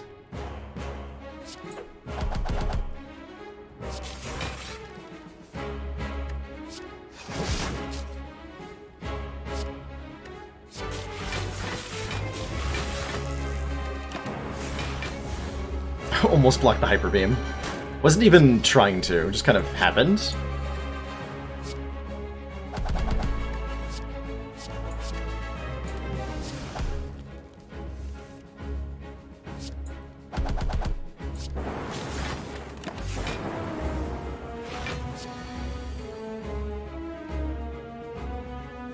Times 2.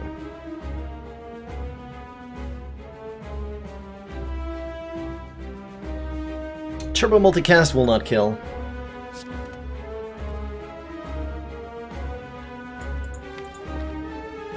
Guaranteed to draw recycle though? And apparently all the voids.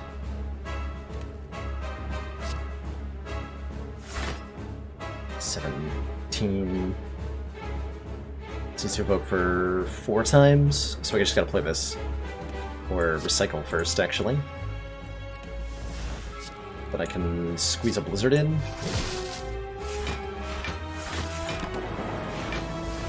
Beautiful.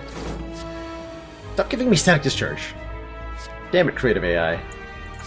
I trusted you to not be terrible. You absolutely betrayed me.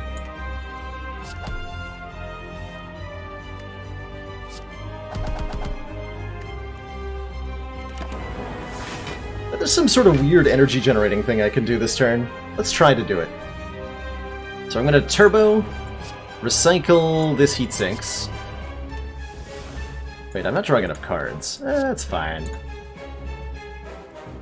It's probably fine. So we're gonna go to 18 energy, I guess.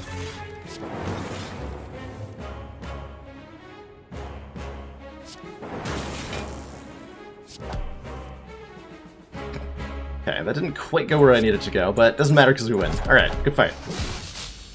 Blizzard gets there.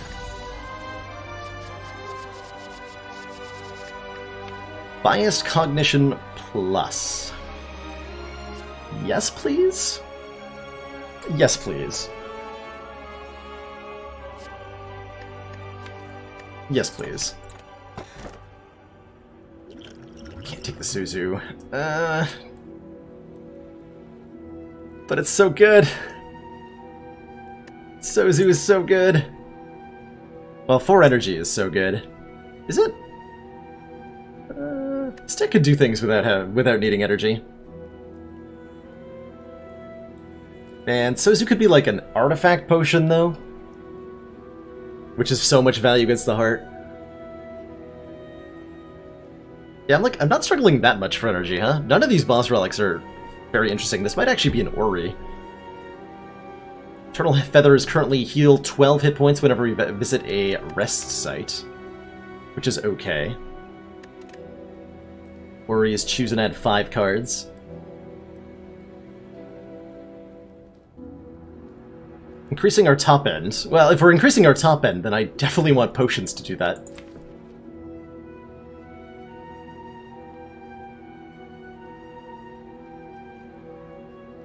Most of the time.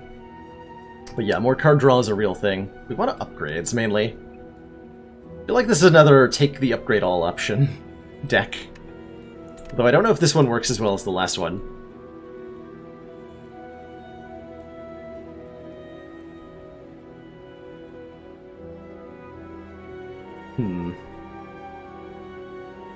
I'm gonna grab the feather here. I don't know if that's the right pick. But I refuse to take Suzu with a potion belt and 2 bad potions.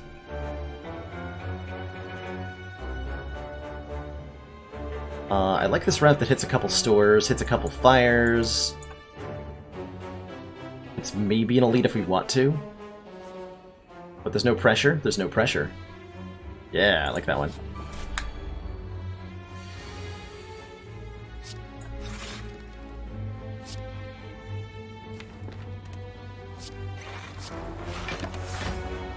Fights like these are pretty scary for us.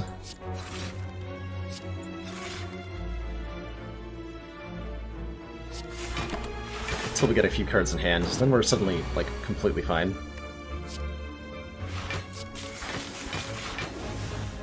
Power of magic.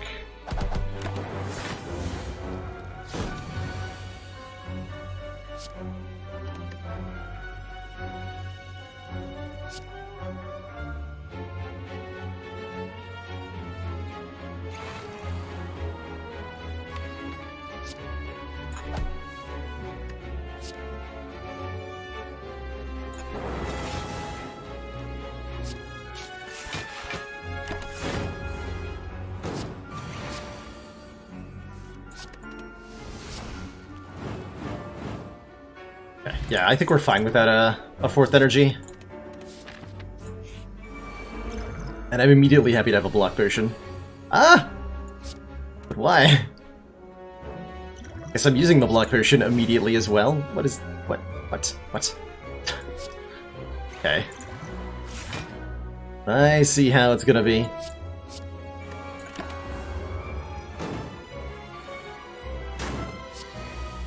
This deck wants an anchor. Pretty badly. I think is what it wants.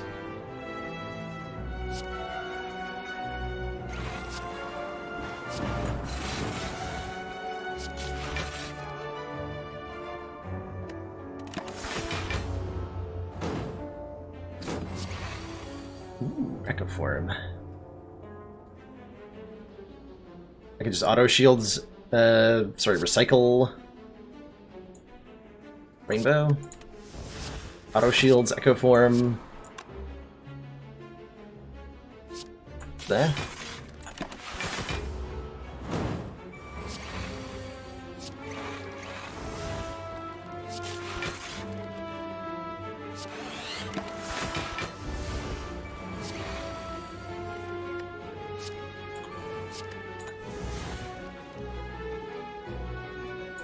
Okay, Barrage against the Spiker seems maybe like a card I don't want to be having in the deck.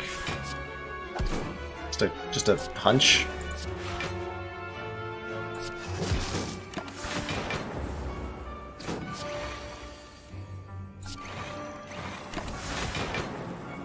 Okay. Ooh, Charge Battery Plus, hell yeah. That's the kind of... Ooh. Oh! Okay. Good store, good store. Wow. Yeah, so I buy Core Surge and Defragment and we win. Because then we have Core Surge, Bias Cog, and 9 Focus. That seems pretty good. Consider Bullseye. It has been considered, Chrono. It has been considered. Wow, Sadistic Nature Plus. And, well, we couldn't have afforded it alongside the Bullseye. The Sadistic Nature Bullseye synergy, I think, is one that's slept on by most players on High Ascension. Completely and utterly slept on. Ooh, colorless cards. Yes. Apotheosis. Panache Plus? Wait, Panacea. There it is! I think that's what I want, right? There's a lot of upgrades in this deck, although I gotta say a Dark Shackles is really nice. Definitely, well, hold on. When I say definitely Impatience, do I actually mean definitely Impatience? Or do I mean maybe Impatience?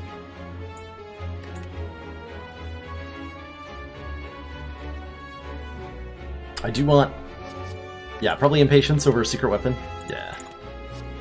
It's gotta be the case. So... Apotheosis over Dark Shackles, probably? Main issue with Dark Shackles is that you have to remove the artifact from the heart.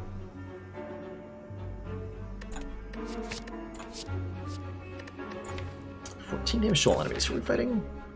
I mean, a Panacea and a Impatience. I don't know that those are the correct plays, but those are the ones I'm choosing to make.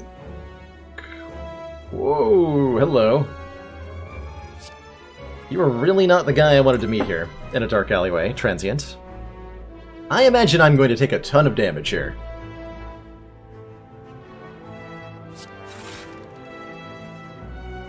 Yeah, that sounds about right.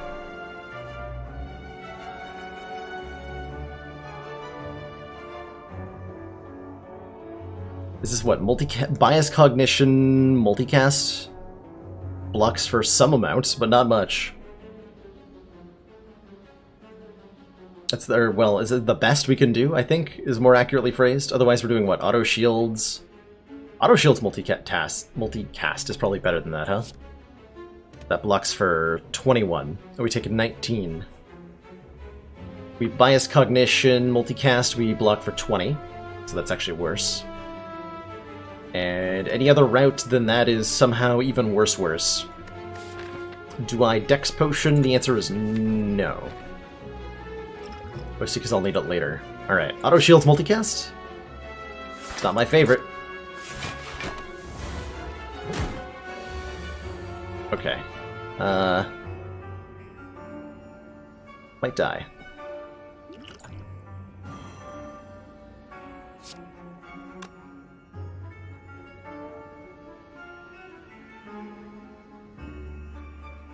I think I want a Chaos here, because it might give me...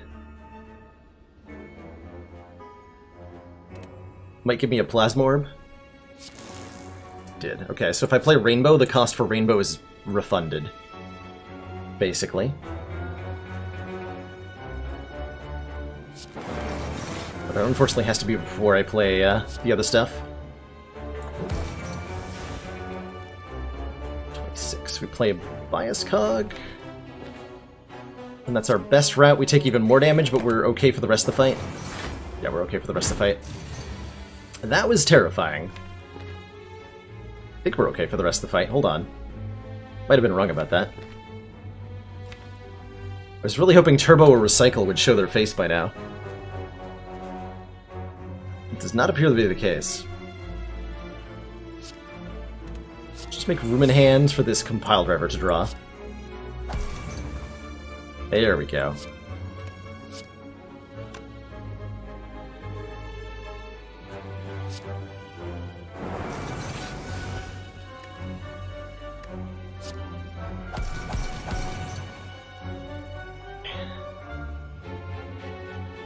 I'll take 1 if I play defragments. More energy. Okay, recycle is finally here, so we can recycle the creative AI. And upgrade everything, and now we're fine. Now we are super fine.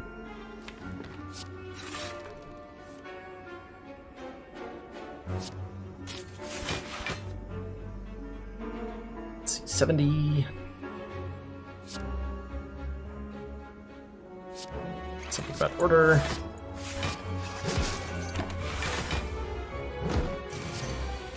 Oh god, there's still 2 turns left.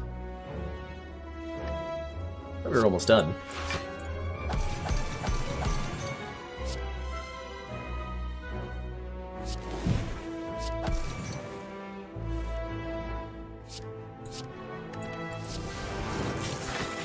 Oh, I'm supposed to keep that. Ah, it's fine. It's probably fine. Is it though? Yeah, it's probably fine.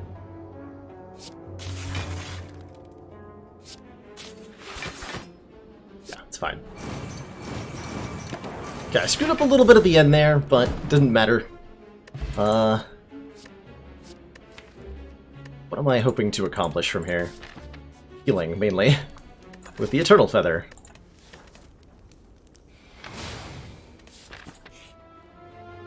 No.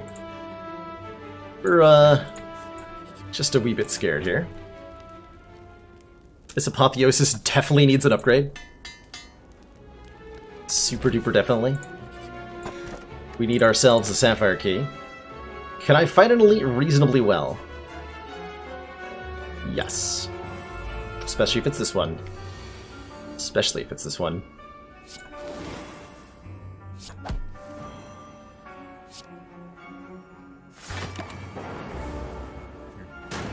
Alright, I think this Dark Orb right here is how we win this fight.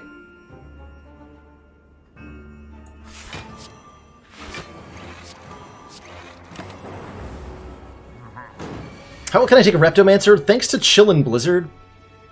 Better than you'd expect. Is the answer to that one. Way better than you'd think I would have any right to.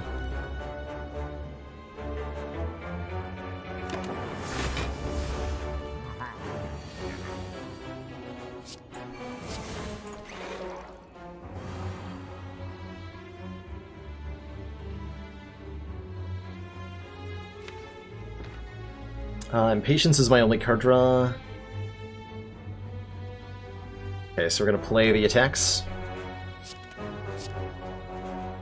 And then draw... well, yeah, I have Turbo in hand. Okay, yeah.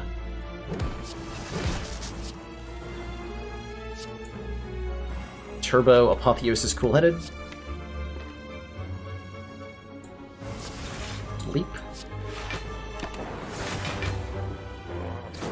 It's time. Time to say goodbye.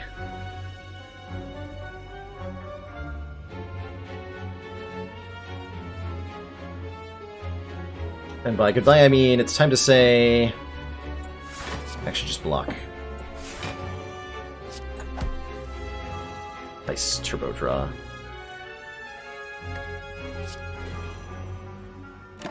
Okay, we have a win next turn. At least I think we do. 62 times an arse load? 60, yeah, 62 times 10. GG! Cool. Took like 2 damage against Giant Head. We get ourselves a Courier. Doesn't do a lot for us, but you know what does do a lot for us is either this Amplify or this Hologram. Ooh. Ooh. Probably Hologram for consistency's sake over the Amplify there. Which is more of an ambitious play. How do I feel about a regen potion? Not very good. I'm looking for better potions than that. I am looking for better potions than that.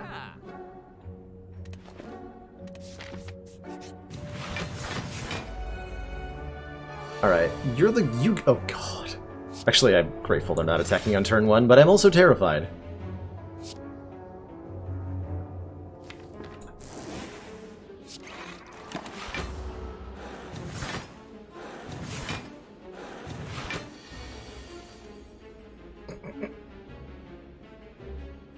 $66 damage! On turn 2! Only one less than the heart does. On turn 2, some of the time.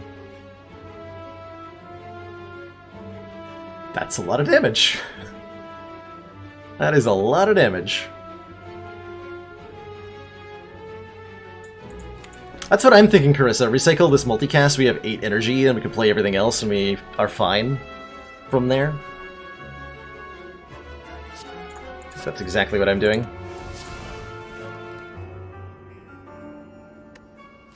Yeah, now we can hologram the Cool-Headed Plus.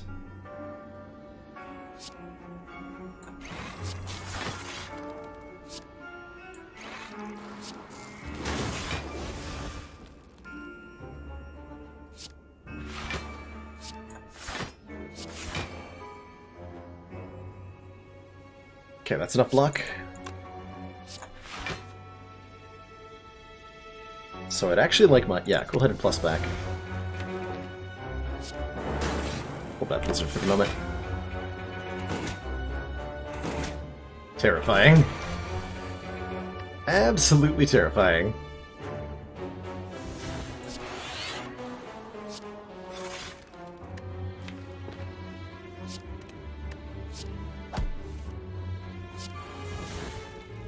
Six times, not quite enough.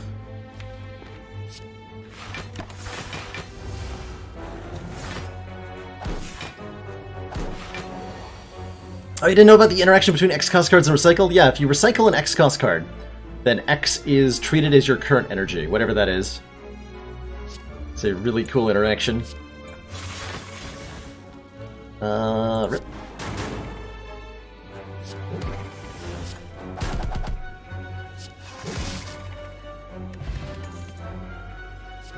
Thunderbolt Lightning Skim. Card draw. Although we're kind of getting capped most of the time. So no. Actually not that important. The focus potion's brilliant though. Gain 2 focus, that I am going to spend my money on. That's one of the kind of potions we were looking for with our belt here. And I think we dodge elites. We're terrified. We're super terrified.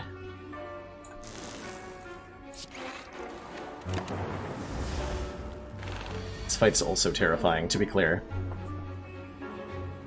For a variety of reasons.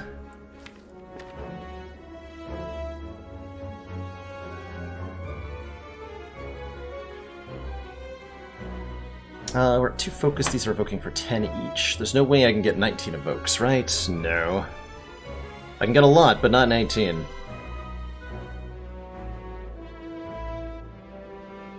Second recycle I didn't think too much about. Maybe I should have.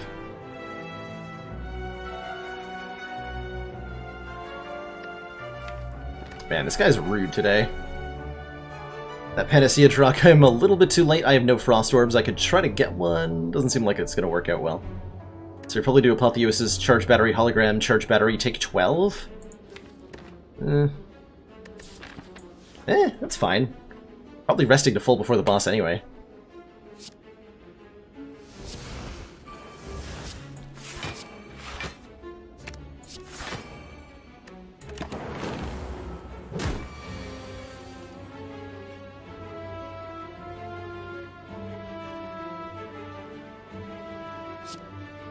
Out of here, creative AI. No one likes you.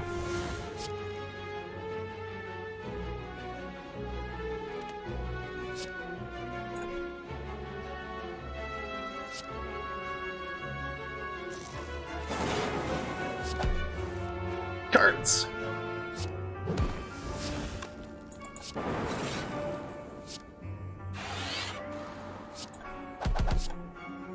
Oh, Blizzard was an attack. Oh god, I just screwed that up. Blizzard is an attack. Excuse me. but it seems to have mattered. Alright, we're fine.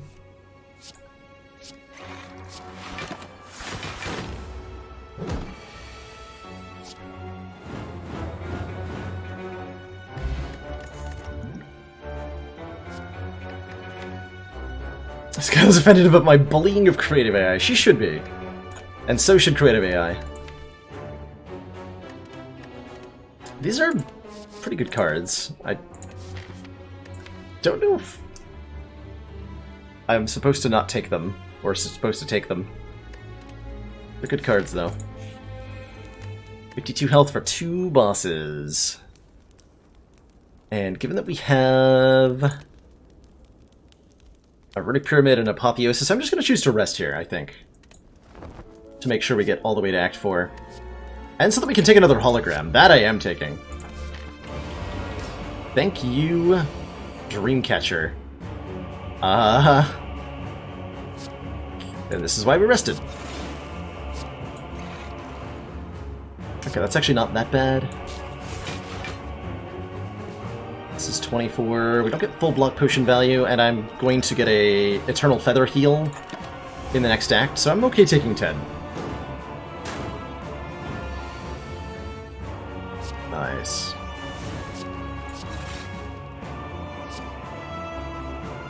Okay. Blizzard is an attack, and Patience does nothing.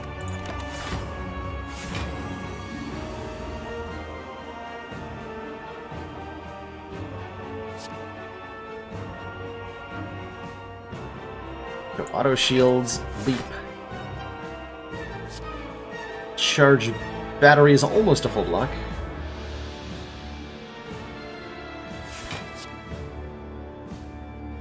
Only 2 cards next turn, if I play this Panacea.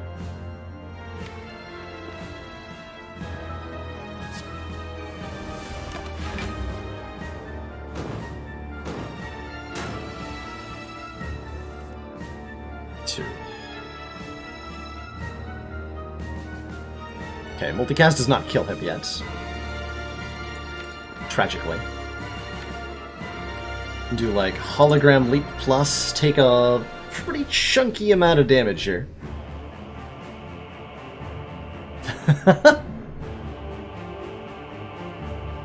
Report away, Chrono. Bring it on, I dare you. I dare you.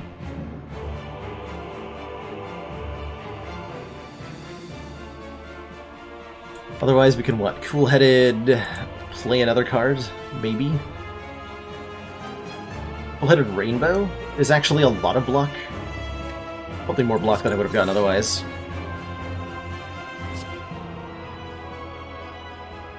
Yeah, that's fine.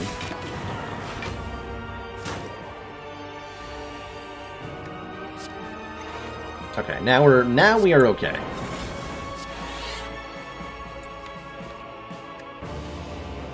Now we are super okay. We took a chunk of damage.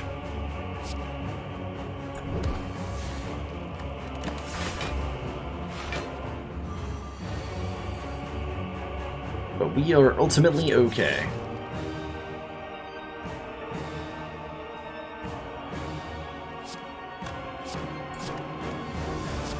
We can start pruning the deck.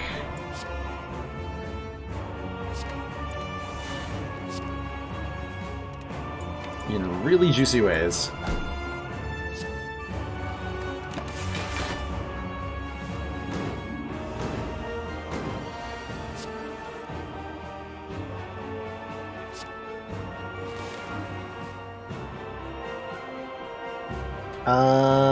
We're mostly just fine sitting pretty right now.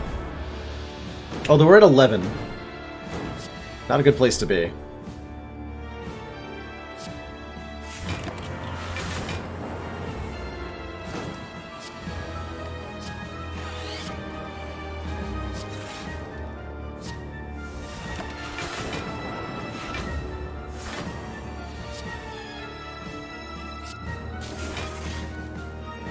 Turbo multicast. Got him. Alright, 48 health. If I was going into the next fight with, what would we have had otherwise? Like 20-something? I'd be tempted to use a potion against, say, Awakened One here, but I am, well, ooh. Hold on. Oh, that's a scary fight. Although turn 1 chill's really nice. Probably worth playing a defragment for.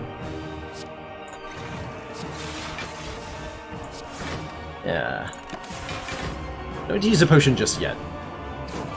But believe me, we will think about it real hard.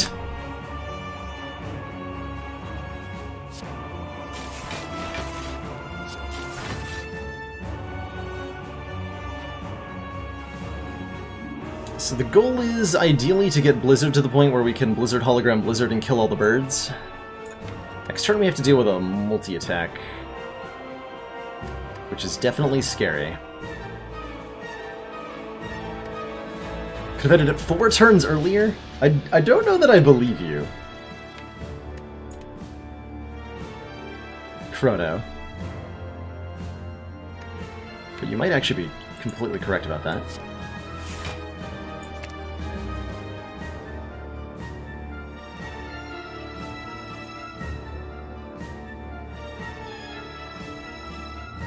I'm really gonna want a 4th energy next turn.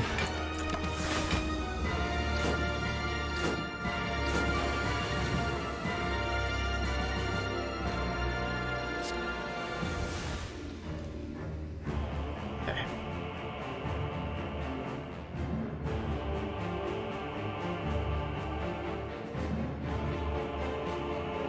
This looks kind of yikes.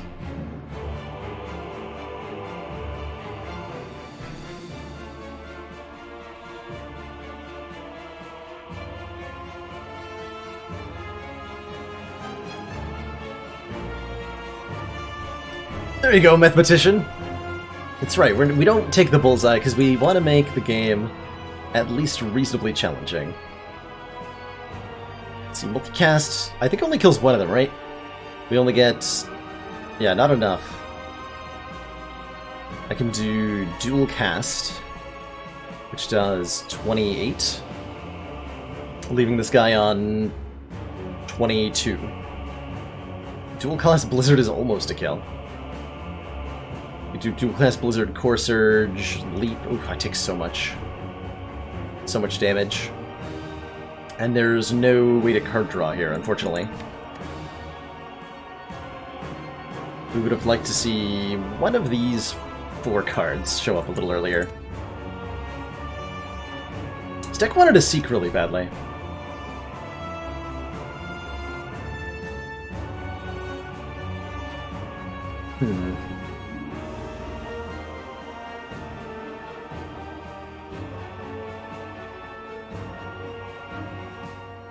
I think I'm using the block potion here. Which is really unfortunate, because I was hoping to have this for the later parts of the game. Damn.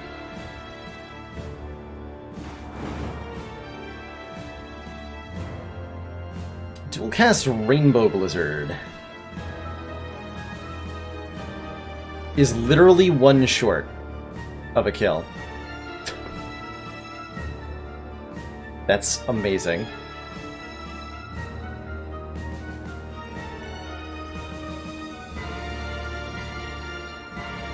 It's gotta be like Core Surge, Blizzard, Leap. Oof, that's so much damage. Alright.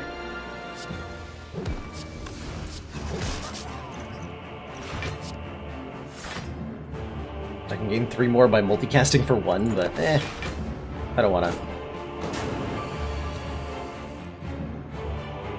I don't want to.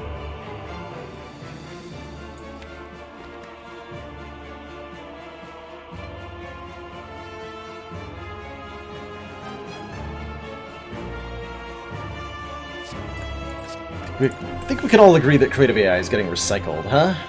We can do capacitor, a little iffy there, but we're gonna do it.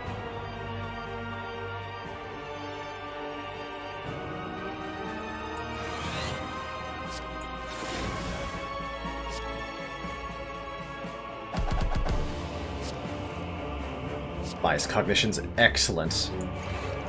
Okay, now we're fine, now we're fine.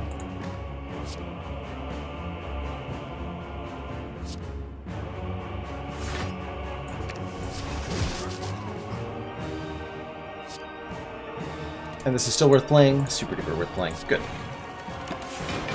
Okay, now we're fine. Completely and utterly.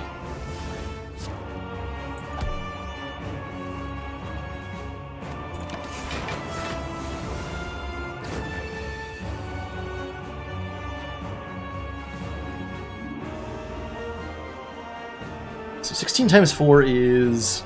math. 64. Yeah, 64. We block for 33, so I need 31 additional block. On the multi-attack turns. And I think from here we can scale up with Blizzard pretty well.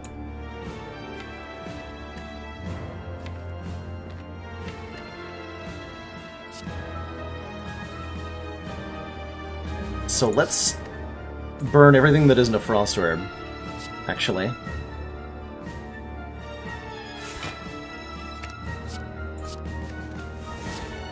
Let's just go completely crazy here.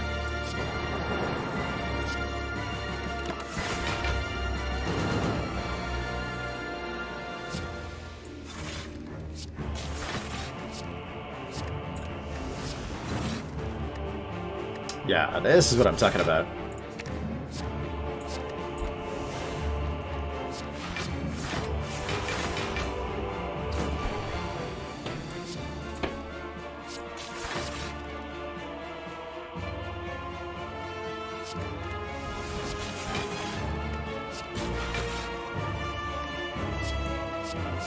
Get rid of one of the charge batteries, keep playing, keep thinning the deck. We can get rid of Turbo now, I think.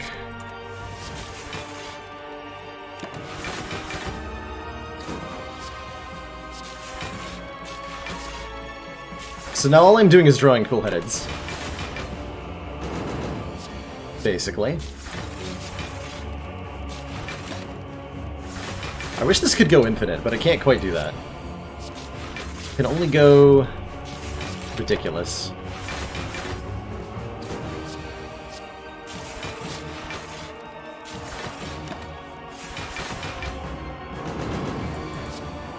What if I had a Turbo Infinite, actually?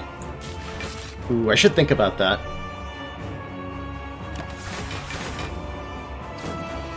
Turbo gains 3 energy, Cool-Headed costs 1, draws 2 cards. Ooh, there might be an infinite there. Without a Sundial. It sounds like a really difficult and complicated infinite that I really don't want to do.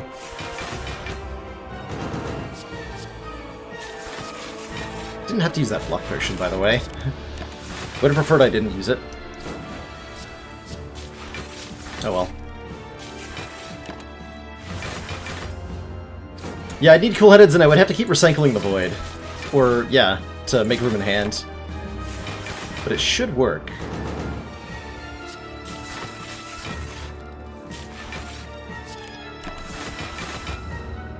Alright, we just get this charged a little bit more. Wants to be at least 160. Or... yeah, 160.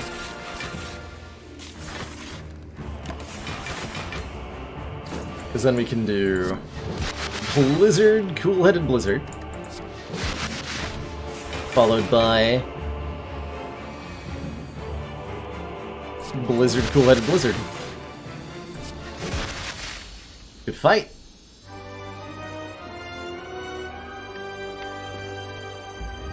To thump or not to thump, that is the question.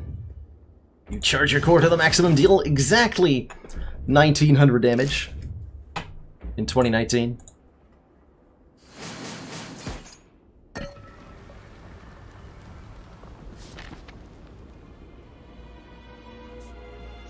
Oh, we got a full heal, actually. I get to upgrade. I would like to upgrade... probably some of the card draw, so that we're a little more consistent at this. The damage at the end that you do to the Heart Charisma Madafka is the score you got on your run. On sale Echo Form Plus for 61 gold, and I can't afford it. Alright, there's nothing to be bought at the store, unfortunately. We have no dollars. And we have to hope that this fight doesn't go poorly. So far, it is going poorly. It is going very poorly, actually.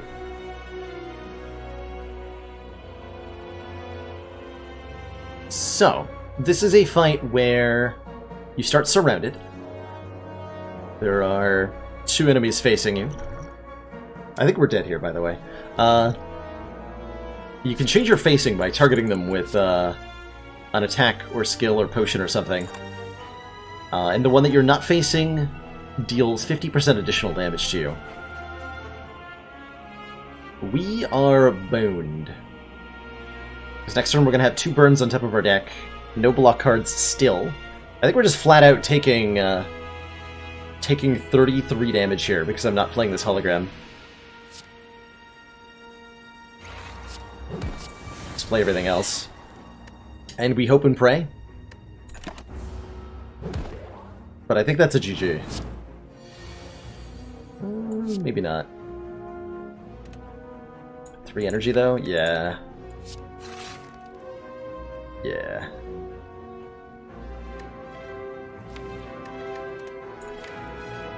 What are my outs? Turbo, recycle is about it.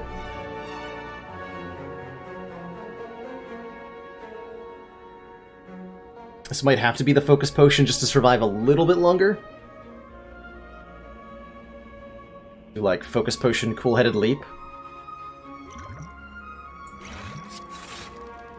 Setter's Bane. Okay.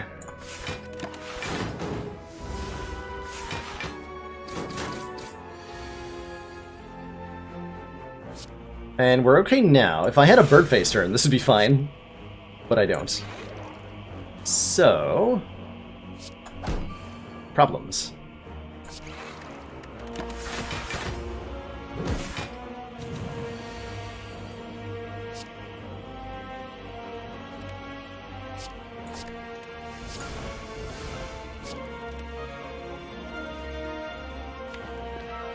Okay, I think the same thing that worked in the Awakened One fight is going to work here. So we're going to try to do that.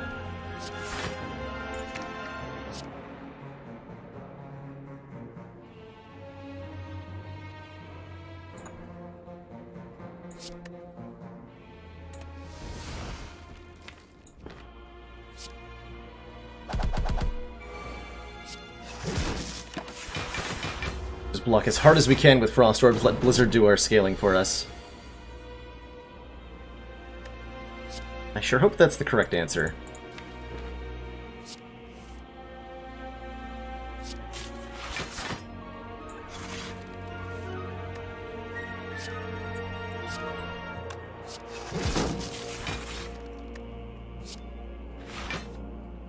Hologram the Blizzard! Get the burns out of here. Play more Blizzard. Yeah. A block like this against the heart will actually be okay.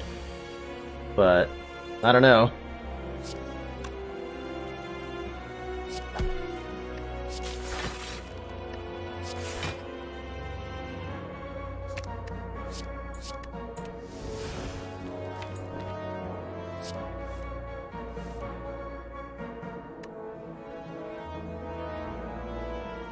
Okay, we have 60 blocked, good.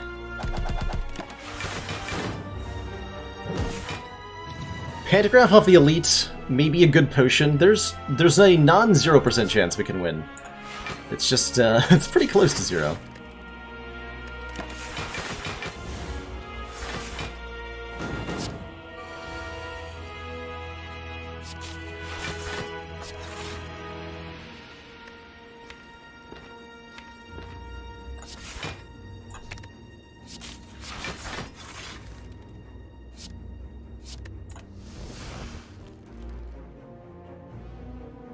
It's enough block, right? Hope so.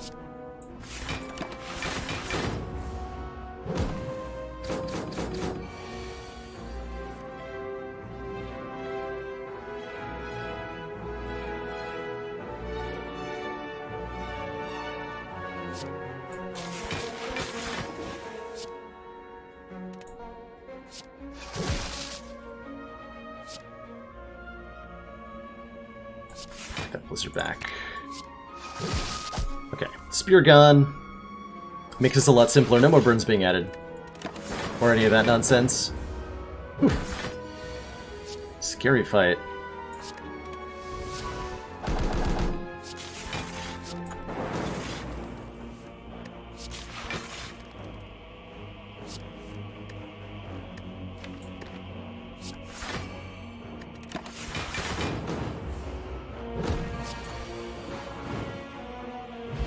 Bag of marbles. Fly 1 vulnerable. There's the Echo Form Plus. You know what? I'm just gonna take it. Because it's the thing that gives us a chance of winning if we draw, like, Echo Form Plus and Panacea and Bias Cognition and something else together on turn 1.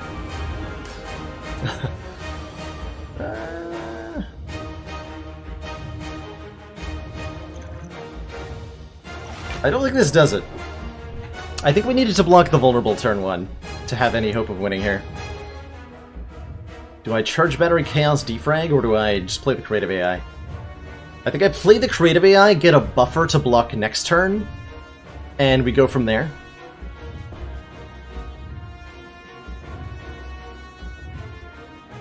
But I'm pretty sure we're about to die. Let's see, 4 energy and orbs with focus, or hope? We'll hope. Hoping is happening now. Okay, Hello World, you're almost like a buffer. You are almost like a buffer. You were so close to saving our life. Alright, well...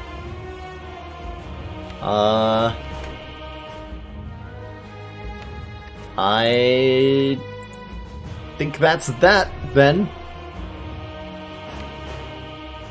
That said, I can't really be unhappy about getting to the heart 3 times in a row tonight, right? That doesn't seem like something I'm allowed to be particularly unhappy about. This has been a really good run. We got a really wacky Pandora's Box start that did some really interesting things to beat various bosses. We blizzarded against Awakened One, we blizzarded against, we blizzarded against the three cultists. Fun times.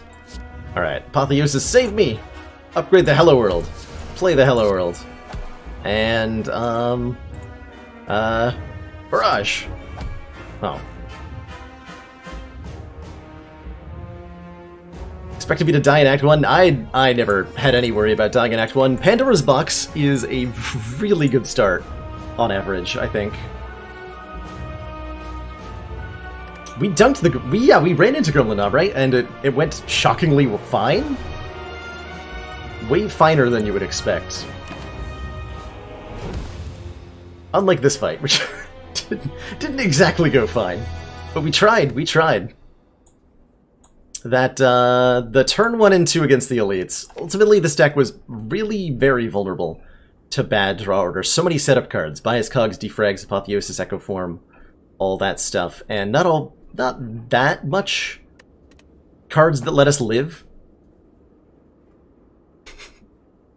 Could have just gone Claw from the beginning and it would have been so much better. There's definitely a lot of relics that could have helped. Anchor, if we'd fought some more elites. I think we just needed a Seek. That's mostly what I feel like we needed. It was a copy of Seek. Ducky got 1359 on the daily, which is a sealed deck daily with certain future and big game hunter. Oh, that sounds fun. Okay. That sounds like a great way to round out the stream tonight. We did see a Seek in a store that I don't remember being able to afford. I don't remember... Or maybe I bought something else there. Let's look at the run history. I remember it was in a store. Oh, it was possibly the Courser's Defrag store?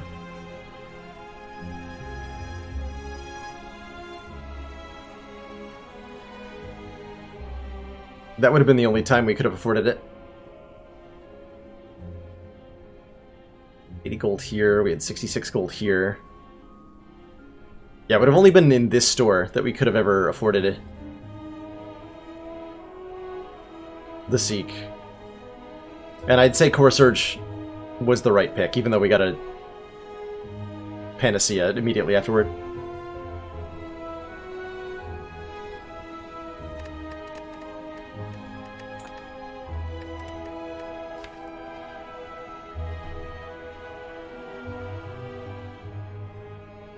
So you got 1359. Ah, that's you then, Ruckus. Stucky of Chaos? Or perhaps you're one of the other many scores tied. Actually, there's 4 of them. 4 possibilities. Are you Japanese characters? Or perhaps you're on the beta branch. You're Ruckus. Nice. So here's the score I've been challenged to beat, number 8, at 1359. It's a sealed deck silence, so we pick 10 out of 30 random cards to start. There's only one path, which makes my decision-making a lot easier. And there's apparently a lot of elites, and said elites drop guaranteed rare cards.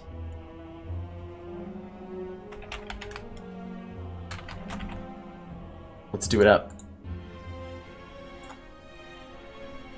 Let's do it up. Actually, since I've got so many of you here, by the way, I can ask, kind of content do you like to see and when you turn to Slay the Spire? Are you all fans of Ascension 20 runs specifically, or do you enjoy lower Ascension runs, daily runs, custom runs, that sort of thing? How the heck am I supposed to make a winning deck out of this, by the way? I see a lot of discard interactions. There's lots of acrobatics to work with. There's an Eviscerate. I make an Eviscerate infinite?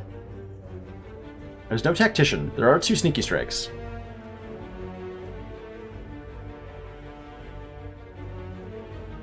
How the hell do I play this? I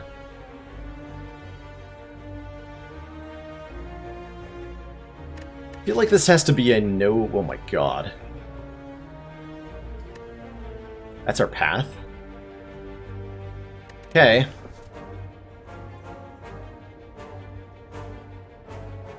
A20 or bust, nothing signified. Well, you picked a good day to tune in, if that's the case.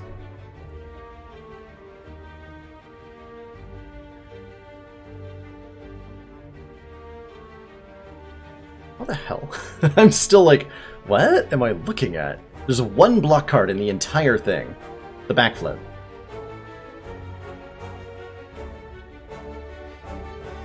This has got to be some sort of infinite. Is there a setup acrobatics infinite? Can't believe I just said that.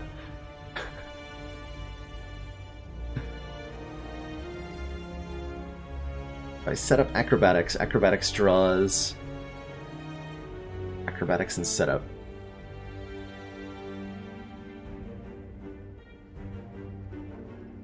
I'm gonna try to do something weird.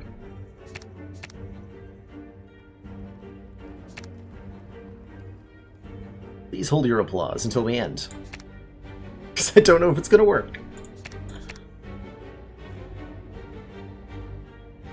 I don't know if this is gonna work at all. This might be completely terrible. Oh dear, what am I doing? Maybe I put a slice in here? I definitely take the backstab. Piercing Whale sounds like good insurance. Okay, let's go. I have these cards now. There's 2 setups? Oh, I missed that. I definitely missed that.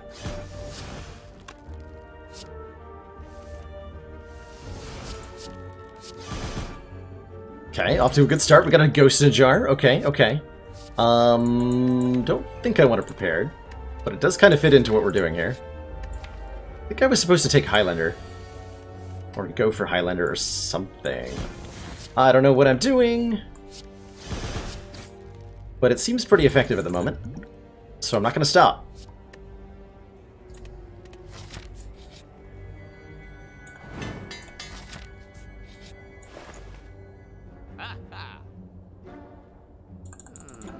Well, everybody's forced to lose that, so that's fine.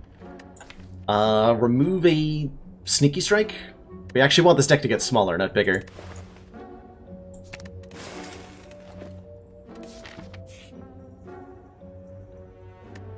remove one of the acrobatics. Yeah, we want to be able to do Highlander here.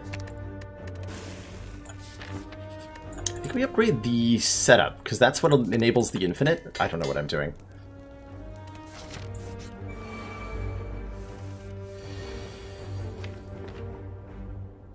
Okay, so we set up acrobatics. We lay acrobatics.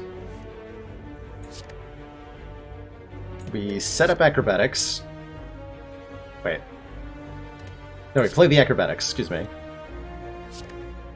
Then we set up the acrobatics. Try to draw into it. Play acrobatics. This is definitely not working the way I wanted it to. What am I doing? What am I even doing? This doesn't work at all, does it? Oh, but if I set up Sneaky Strike, that's what I'm supposed to do. I set up the Sneaky Strike, because then Sneaky Strike is win. I think I screwed this up. Nope. Not that turn.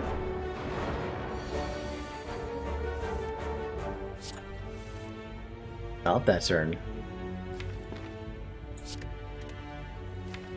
Alright, this is obviously not going to work. We're not going to perfect this fight. That's okay.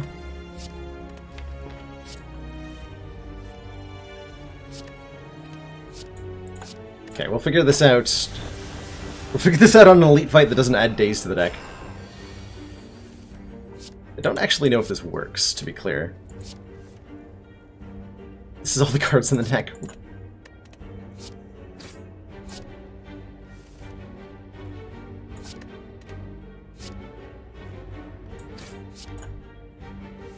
Is this working? Yeah, with an upgraded acrobatics, this will actually be infinite properly. Cool.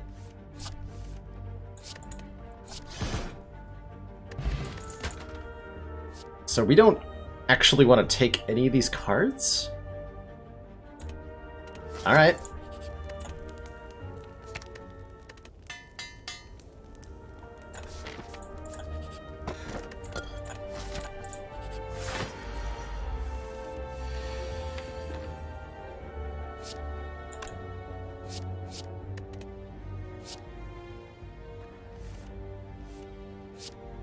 Sweet. Sneaky Strike, acrobatics, discard, gamble, set up the Sneaky Strike again, play acrobatics,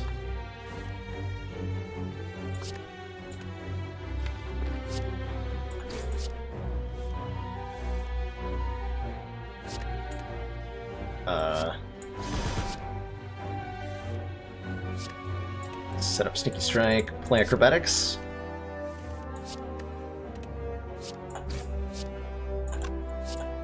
Oh god, I think it's actually working.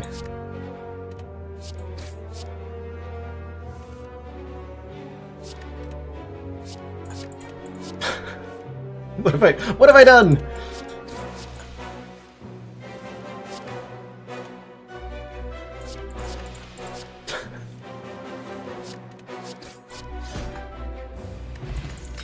Could fight. Ooh! Oh, yes, that is going to make this way easier. That is going to make this way easier. Way, way, way, way, way easier. If we have a grand finale. Okay, let's go. Let's freaking go.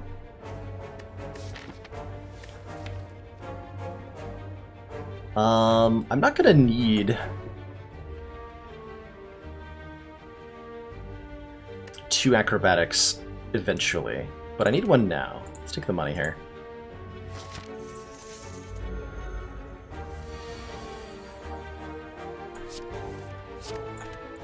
Grand finale! Oh, remove backstab. That was actually correct there.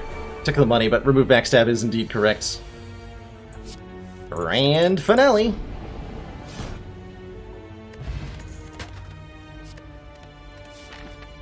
We kind of just proceed to the end of the run? I'm pretty sure. It's gonna be a fast daily, that's for sure. Oh my, is it ever.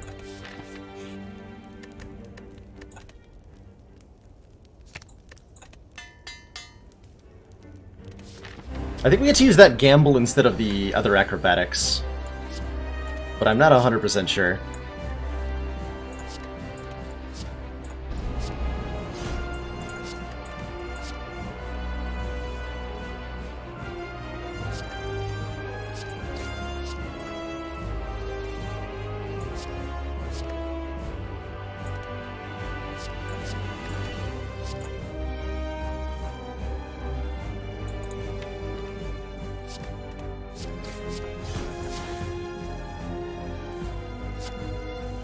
There we go.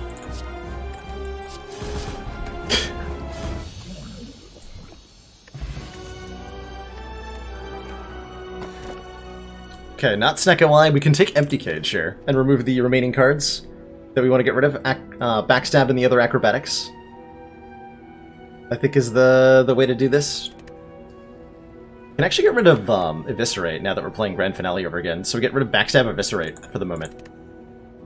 With Empty Cage.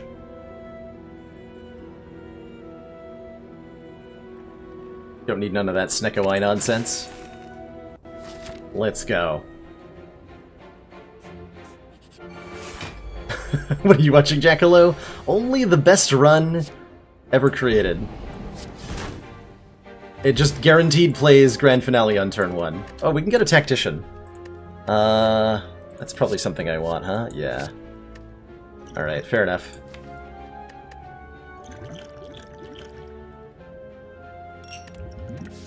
Oh, I don't need that speed potion because we have literally nothing that can block. We can now remove the other acrobatics.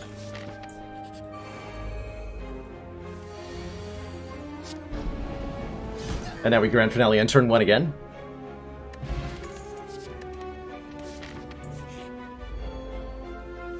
You think you had 17 cards at this point?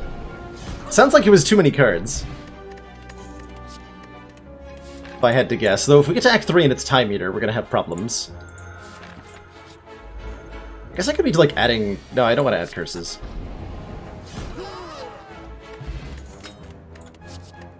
I don't want rare cards either. Can I properly infinite this?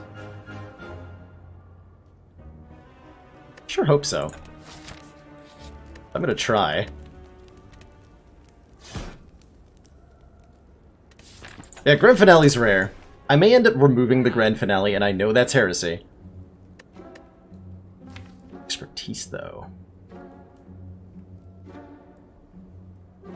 Yeah, that's the card.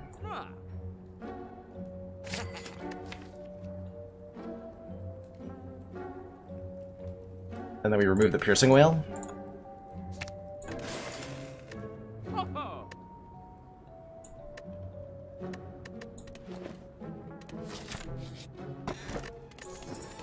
Pillow.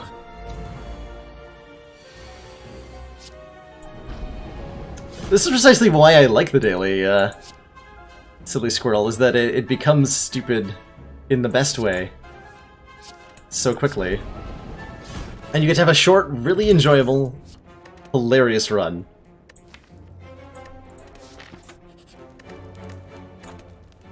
I was supposed to upgrade expertise there, whatever. Get another fire later.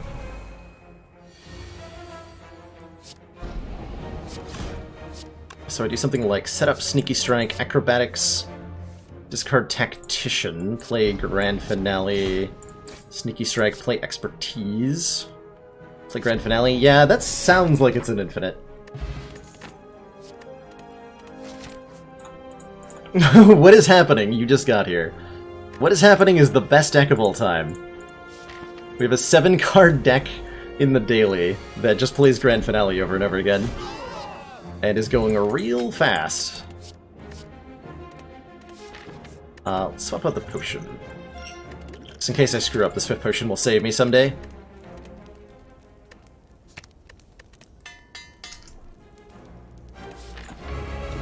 Oh, thank you for creating that poll, Chrono.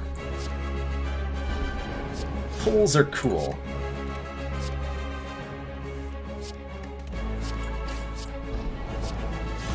Expertise always draws every card in the deck, except for itself. Neat. And then Acrobatics always redraws it. So this is guaranteed definitely infinite all the time. Seems good.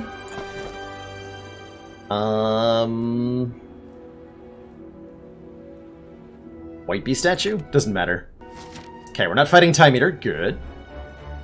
So I think we remove Grand Finale because we get a popper bonus. It's going to slow this run down, but we're at 14 minutes, and we have plenty of time to slow down. We're going to get 50 extra points if we...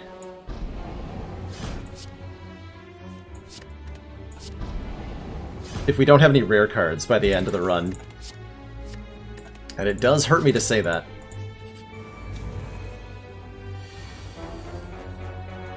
Runic seems good, but we don't need the energy, and it's going to confuse people. This is mainly why I don't want it. Ooh, I don't have a way to block spikers, and I also don't care. Alright, good talk. Sneaky Strikes are our win con, yeah. We'll do damage with that over and over again, which is easy to do, although a little bit on the tedious side.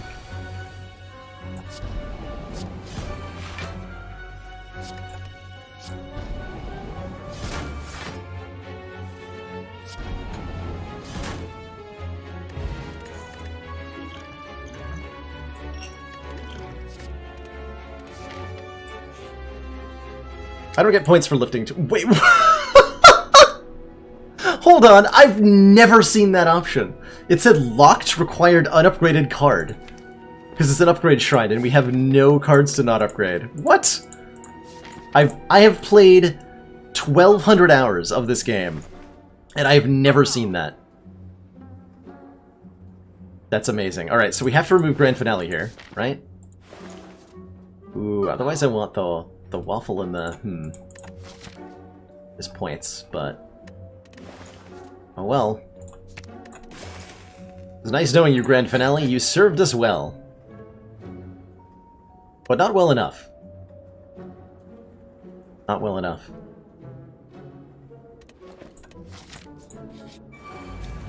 Alright, now for the slowness. So we do Expertise, Sneaky Strike, Acrobatics, Tactician, Sneaky Strike, Expertise, Sneaky Strike, Acrobatics. Yeah, this'll work just fine against the Awakened one. It will be tedious, but I'm in it for the points here.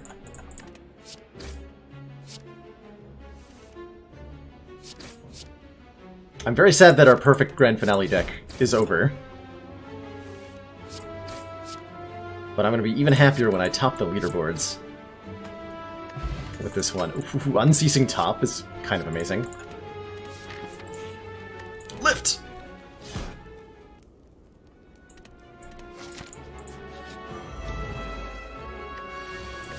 Is there some sort of like weird infinite I could do now? With the... you can play the setup.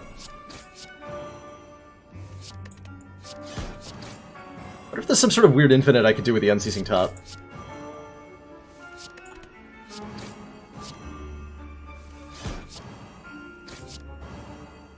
I don't think so.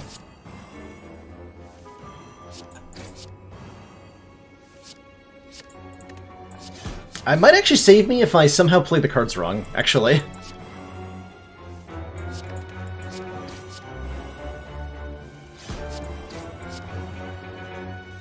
Oh man, I could have had a Grand Finale one-card infinite. The boot!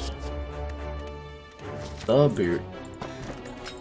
I can only rest. Oh, this run.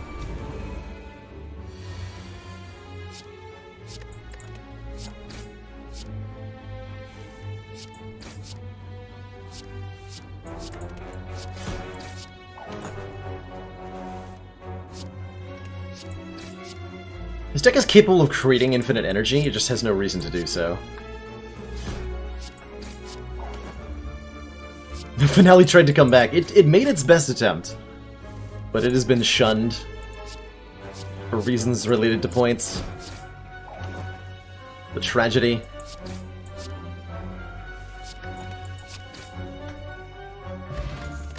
Stone calendar. I should stop looking at the cards, just in case I accidentally click one or something. None of these are bonus hit points, so I don't really care. Can remove the setup. I also don't really care. I'm going to pass, just in case it somehow matters.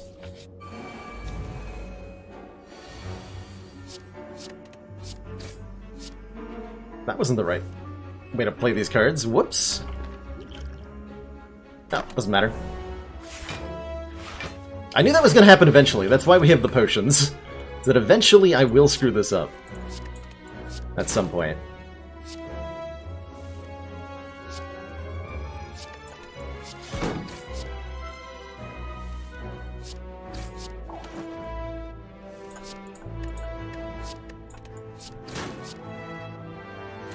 There's no bonus points for 5-card decks. No, there's an achievement, but not any points. You get bonus points for having a really, really big deck. Just like in real life. Size does in fact matter. No, I'm kidding. It's not about the size of the deck, it's how you use it to get first place on the daily. Oh.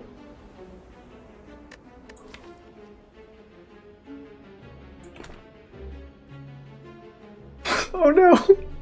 Wait, no, we still have it! We still have it. Okay, we lose Sneaky Strike Plus. And Letter Opener is our damage source. Let's go. Thank you, Letter Opener. This is gonna take a while. Buckle yourselves in. This is gonna take a while. Oh no. Oh no. Oh no, what have I done? So I have to play... Oh god. I'm glad we have 20 minutes to do this, because it might just take that long.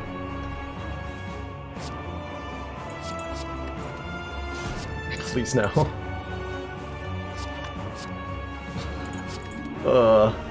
So let's see if I can hotkeys this successfully.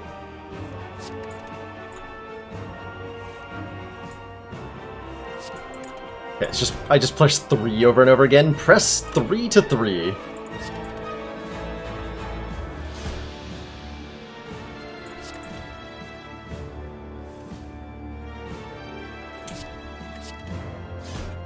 Oh god. So, how's everybody doing today? Do you often find yourself playing dailies, trying to get score, and stuck in an infinite loop of slowness? God, the tactician and changing positions is really messing with me, actually.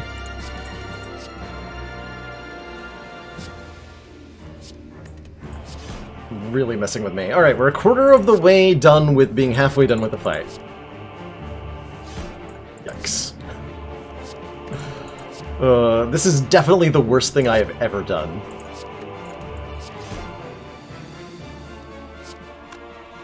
Is gamble... safe to gamble for... Might not actually be safe to gamble. And I don't really care.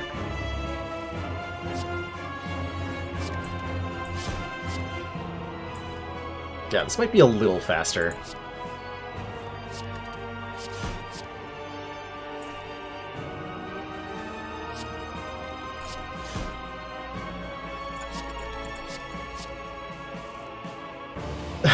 Darluck, you are watching me trying to score very high points on the daily, which is apparently what this experience looks like. I had a Sneaky Strike Infinite that I used to kill everything up to this point, and then we found the Falling event at the end of Act 3, and now I can only kill the Awakened one with a Letter Opener. And so here we are. Here we are.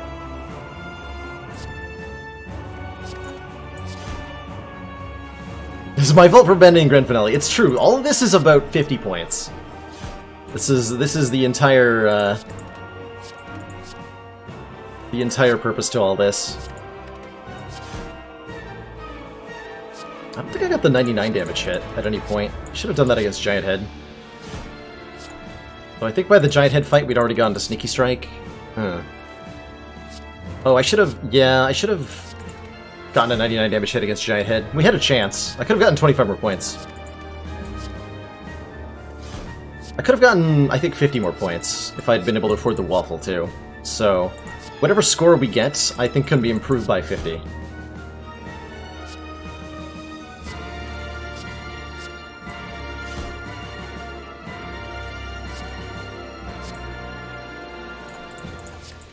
Worst part is I have to actively look at the screen, because everything keeps changing position.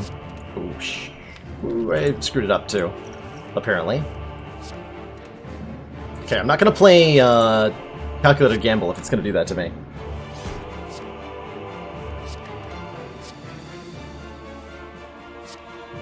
Yeah, the empty deck kill by, Forgotten Arbiter, Silly Squirrel. I think that was a really impressive, really impressive accomplishment. Arbiter is a master of the internal workings of Slay the Spire, and he's created for himself a tool that he uses to look at the seeds of a run and analyze like how the RNG is going to play out. Wow, this is actually going to take a significant amount of time. Okay.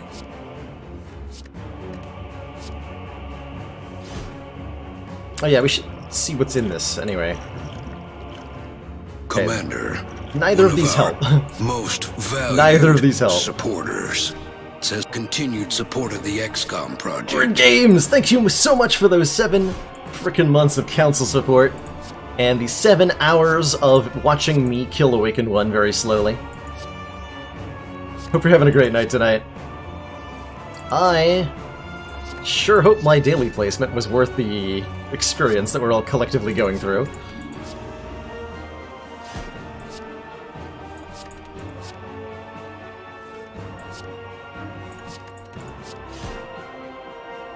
Poison Potion technically helps. Yeah, that's true. It saves me 1 proc on the letter opener. I can collect 3 less times.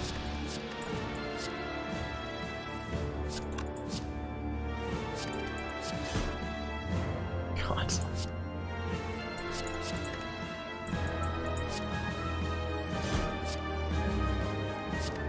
Oh, that's true, Chrono. You can use this information. Mistakes may have been made.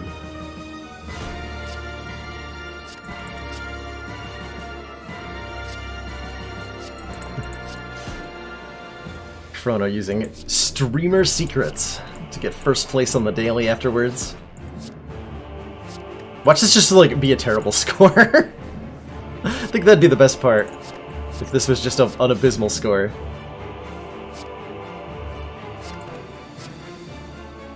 Almost halfway there, everybody. Just be glad this wasn't Time Eater.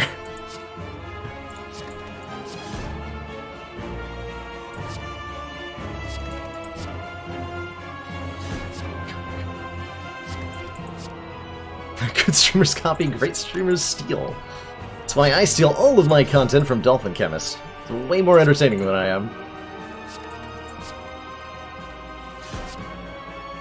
That's what makes me better than him.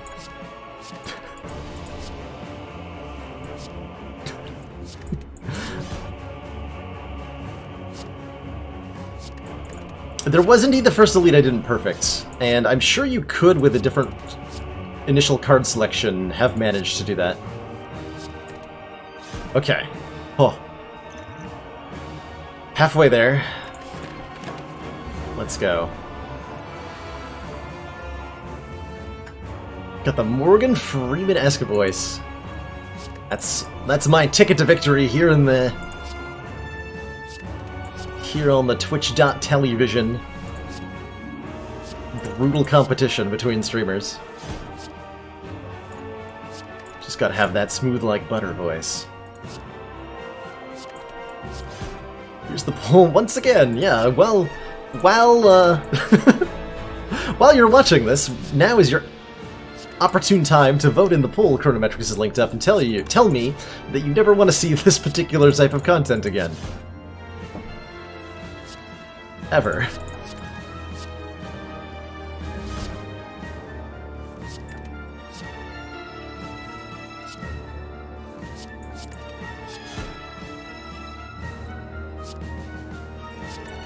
Ever. Vote for dailies are increasing. Well, I mean, the chat monstrosity run from Chrono, if that has taught me anything, it's that people like runs that are real dumb.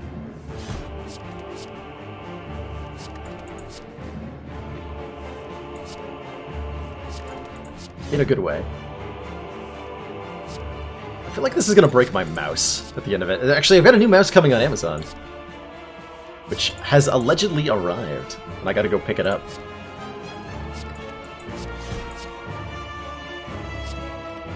Along with a new webcam that will hopefully not freeze. Sometimes, maybe. Yes, no.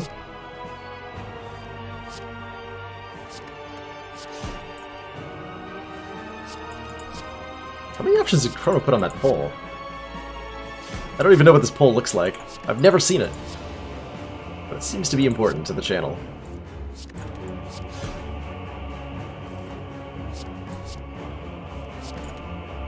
Oh.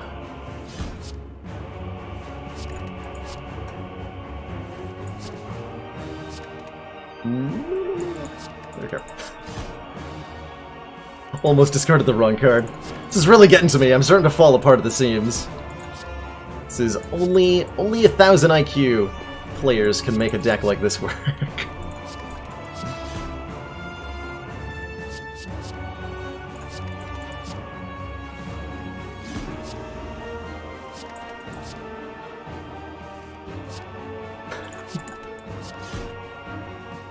Anyway, look out. I'm only doing it because I was forced to by the game. This was not my original plan, but we got here and things changed a little bit.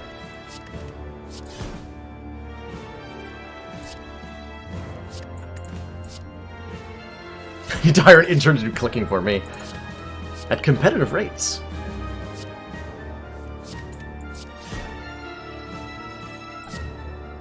Alright, we're 3/4 of the way there, chat. It's almost happening. God, yeah, if it offered to lose setup or calculated... Actually, I wonder if I could have gone infinite with calculated gamble expertise. Did I do this to myself for no reason? I might have, actually.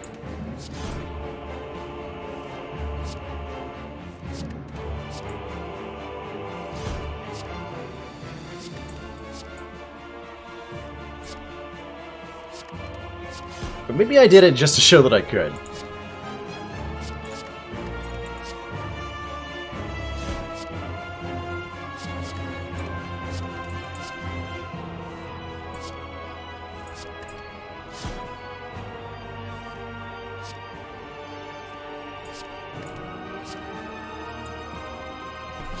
I don't know that the chat monstrosity runs on my YouTube actually right now. So YouTube... I've stopped uploading to YouTube for the moment because there's a problem where certain qualities of the YouTube playback we are extremely impressed. Have an audio-video desync that I opened a Twitch support ticket for, and I've been working with one of the Twitch support people about that issue. But there's some sort of glitch that's occurring when I upload the past broadcast onto YouTube that desynchronizes the audio some of the time.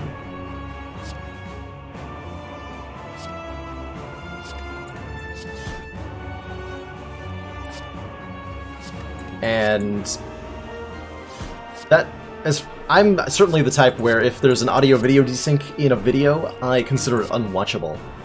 So I don't really want to have archives that I personally consider unwatchable, as I imagine most other people would don't want to watch badly synced videos.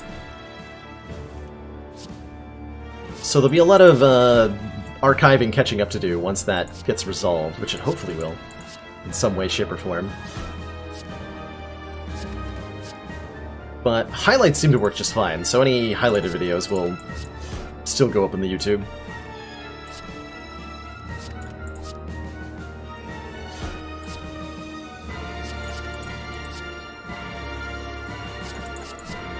So close.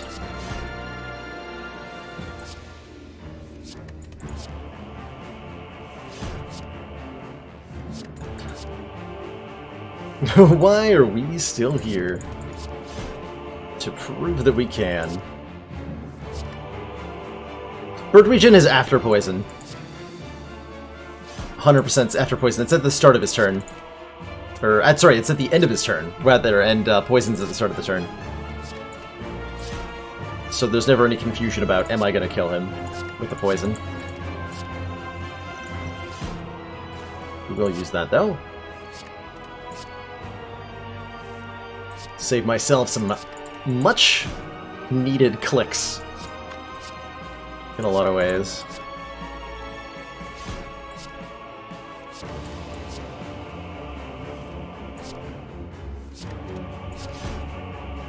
Two more procs. Let's go.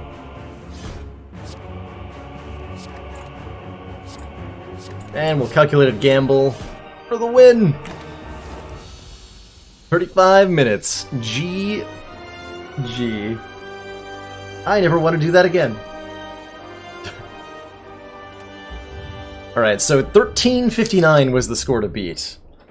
Did we get there? To thump, to thump. A deep pulsing dread can be felt throughout the room. Is this the heart of the Spire?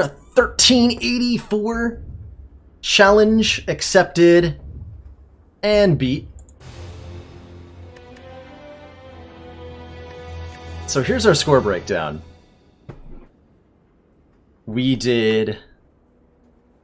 All this is going to be the same for everybody who went on this run. Because there was only one path, so all these floors climbed, enemies slain, etc. is going to be the same. We did it in under 45 minutes, only because we had the grand finale for part of the run. So that was actually imperative. We had no duplicates in the deck, excluding starter cards, which is 100 points. We had no rare cards. That's why I removed the grand finale for this popper 50-point bonus. 8 perfect elites. Beyond perfect, no boss is taken, or no boss is taken damage on. And we played 20 cards in one turn. Well, we played more than that. We played 400-something cards in one turn, which is 25 points. 1384. How could I possibly manage to get Cook a combo? Who knows? But it looks like I tied with a number of people on that one. Rank 7.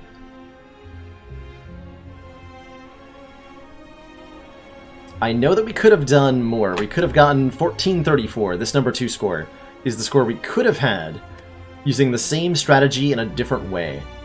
By getting the overkill bonus and by... whatchamacallit? By buying the waffle for a 25-point bonus from maximum hit points. I don't know how 1539 happened. That would have to involve, like, collector bonuses or something? I don't know how that happens.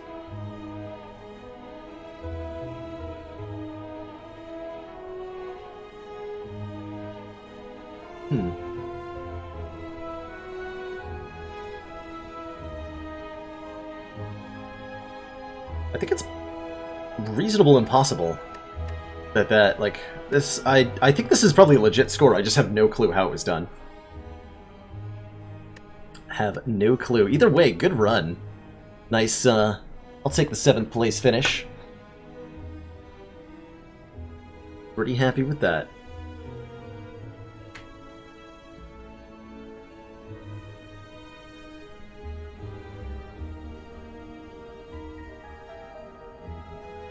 $75 more we're up for at least. So we could have gotten overkill, we could have gotten well-fed.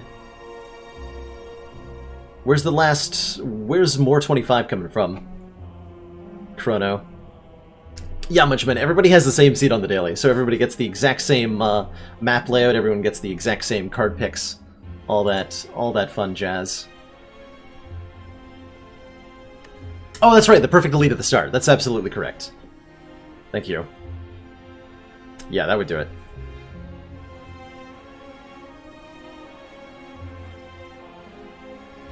So you started Ducky with Quick Slash, Dagger Throw, Dagger Spray, Acro, Backflip, Calculated Gamble, All Out Attack, Terror, Backstab, Piercing Wail. That's a pretty good one. I was considering something like that. And then abandoned the idea of blocking entirely. I was happy that I did. Super happy that I did. Oh, like I would love a replay feature of the paw. I think it would be very, very cool to be able to upload a run file and have it, like, see how it was played out. But I guess that's what archiving content on Twitch and YouTube's for, right? I've got replays of all my runs. So that's pretty exciting. Man, what a stream today. Had a really good time.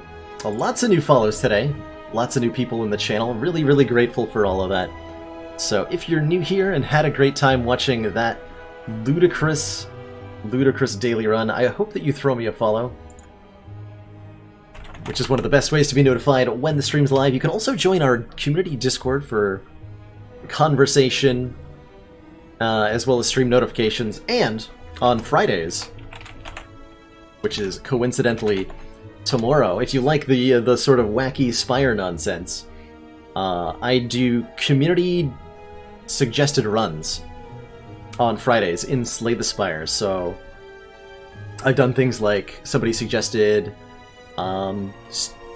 play a run where your starting deck is one of every single card in the game, or do a run where you start with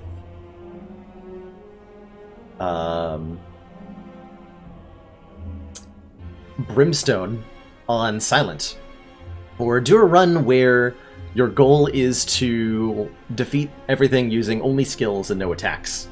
Wacky stuff like that. And people, any suggestions that get thrown into the Frivolous Friday section of the Discord is a candidate for me to pull out and have fun with on Fridays.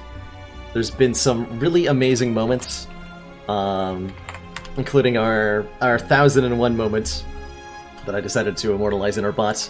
Screenshot there of a diverse run that went to the hearts and decided once it was there that it was going to stall against the heart for as long as it could, which it turned out was an indefinite amount of time, by duplicating infinite wraith forms with dual wield.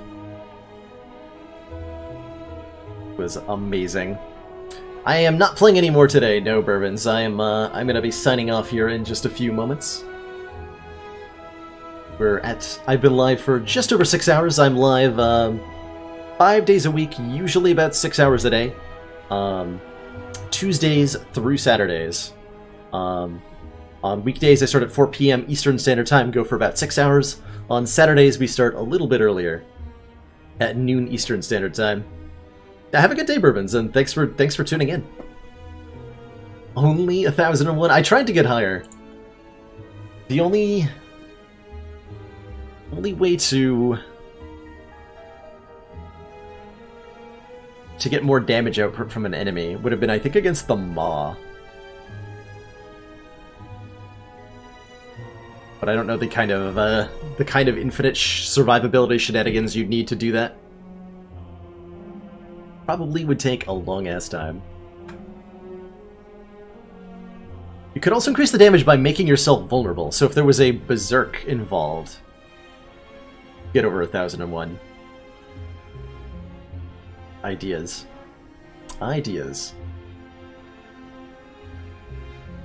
Alrighty, well, my stream might be ending, but the Slay the Spire action doesn't have to.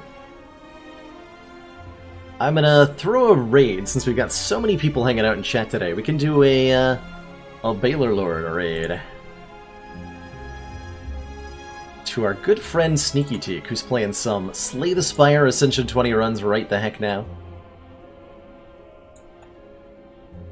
Yeah, strength is capped at 999 for all entities, player and enemy. I don't believe there's... Wait. I need to... I have had my hair braided once in my life, actually. So back in my high school days, I had my hair down past my shoulders, which, in retrospect, I'm not proud of. But at the time, I thought was a good idea, but I mean, that's high school males for you, right? Like, we don't know what we're doing in terms of fashion. And I was kind of a little bit into the metal scene to go with it, so it was nice to have. But, man, long hair is a lot of work, is what I learned. Long hair is a lot of work. You gotta maintain that. I don't want to do that much work. Split ends were a nightmare.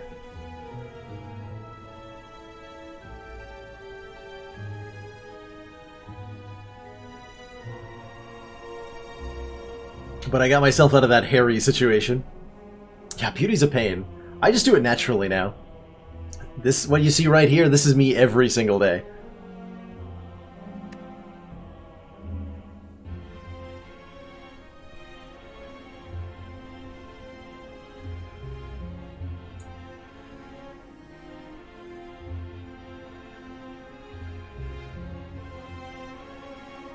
Low maintenance is a kind of a lifestyle, I think. I've striven to be relatively low maintenance myself. The lower maintenance you and your body are, both mentally, physically, the more of your day you could dedicate to getting stuff done. So a lot of that has to do with like cooking efficiently and planning meals out and having exercise be a part of your routine rather than something you have to deliberately set time aside for and stuff like that. But things like having short hair can help too. Thanks for watching, Chrono. If you're still here, Anonymous, thanks again for those Baba text emotes on Discord. And thank you every single one of you for tuning in. I had a really great time streaming today, and I can't wait to come back tomorrow to do more of it. Let's show some love to Sneaky Teak. What should our raid message be?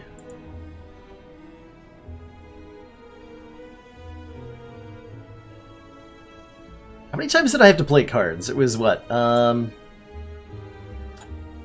math here.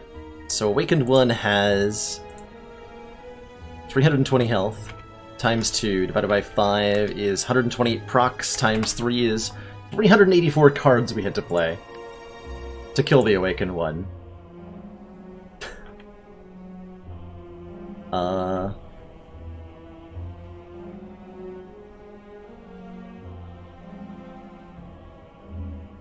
That'd be a funny message I could make for that.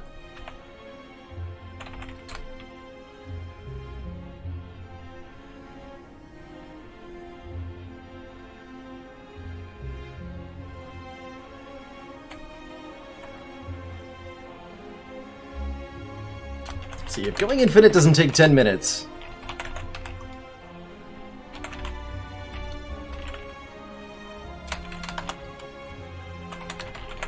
Is it really worth it? 360. Oh, right, of course. How did I math that wrong? What did I even type to make that happen? I have no idea. 1 card played for every day of the year. Let's go with that.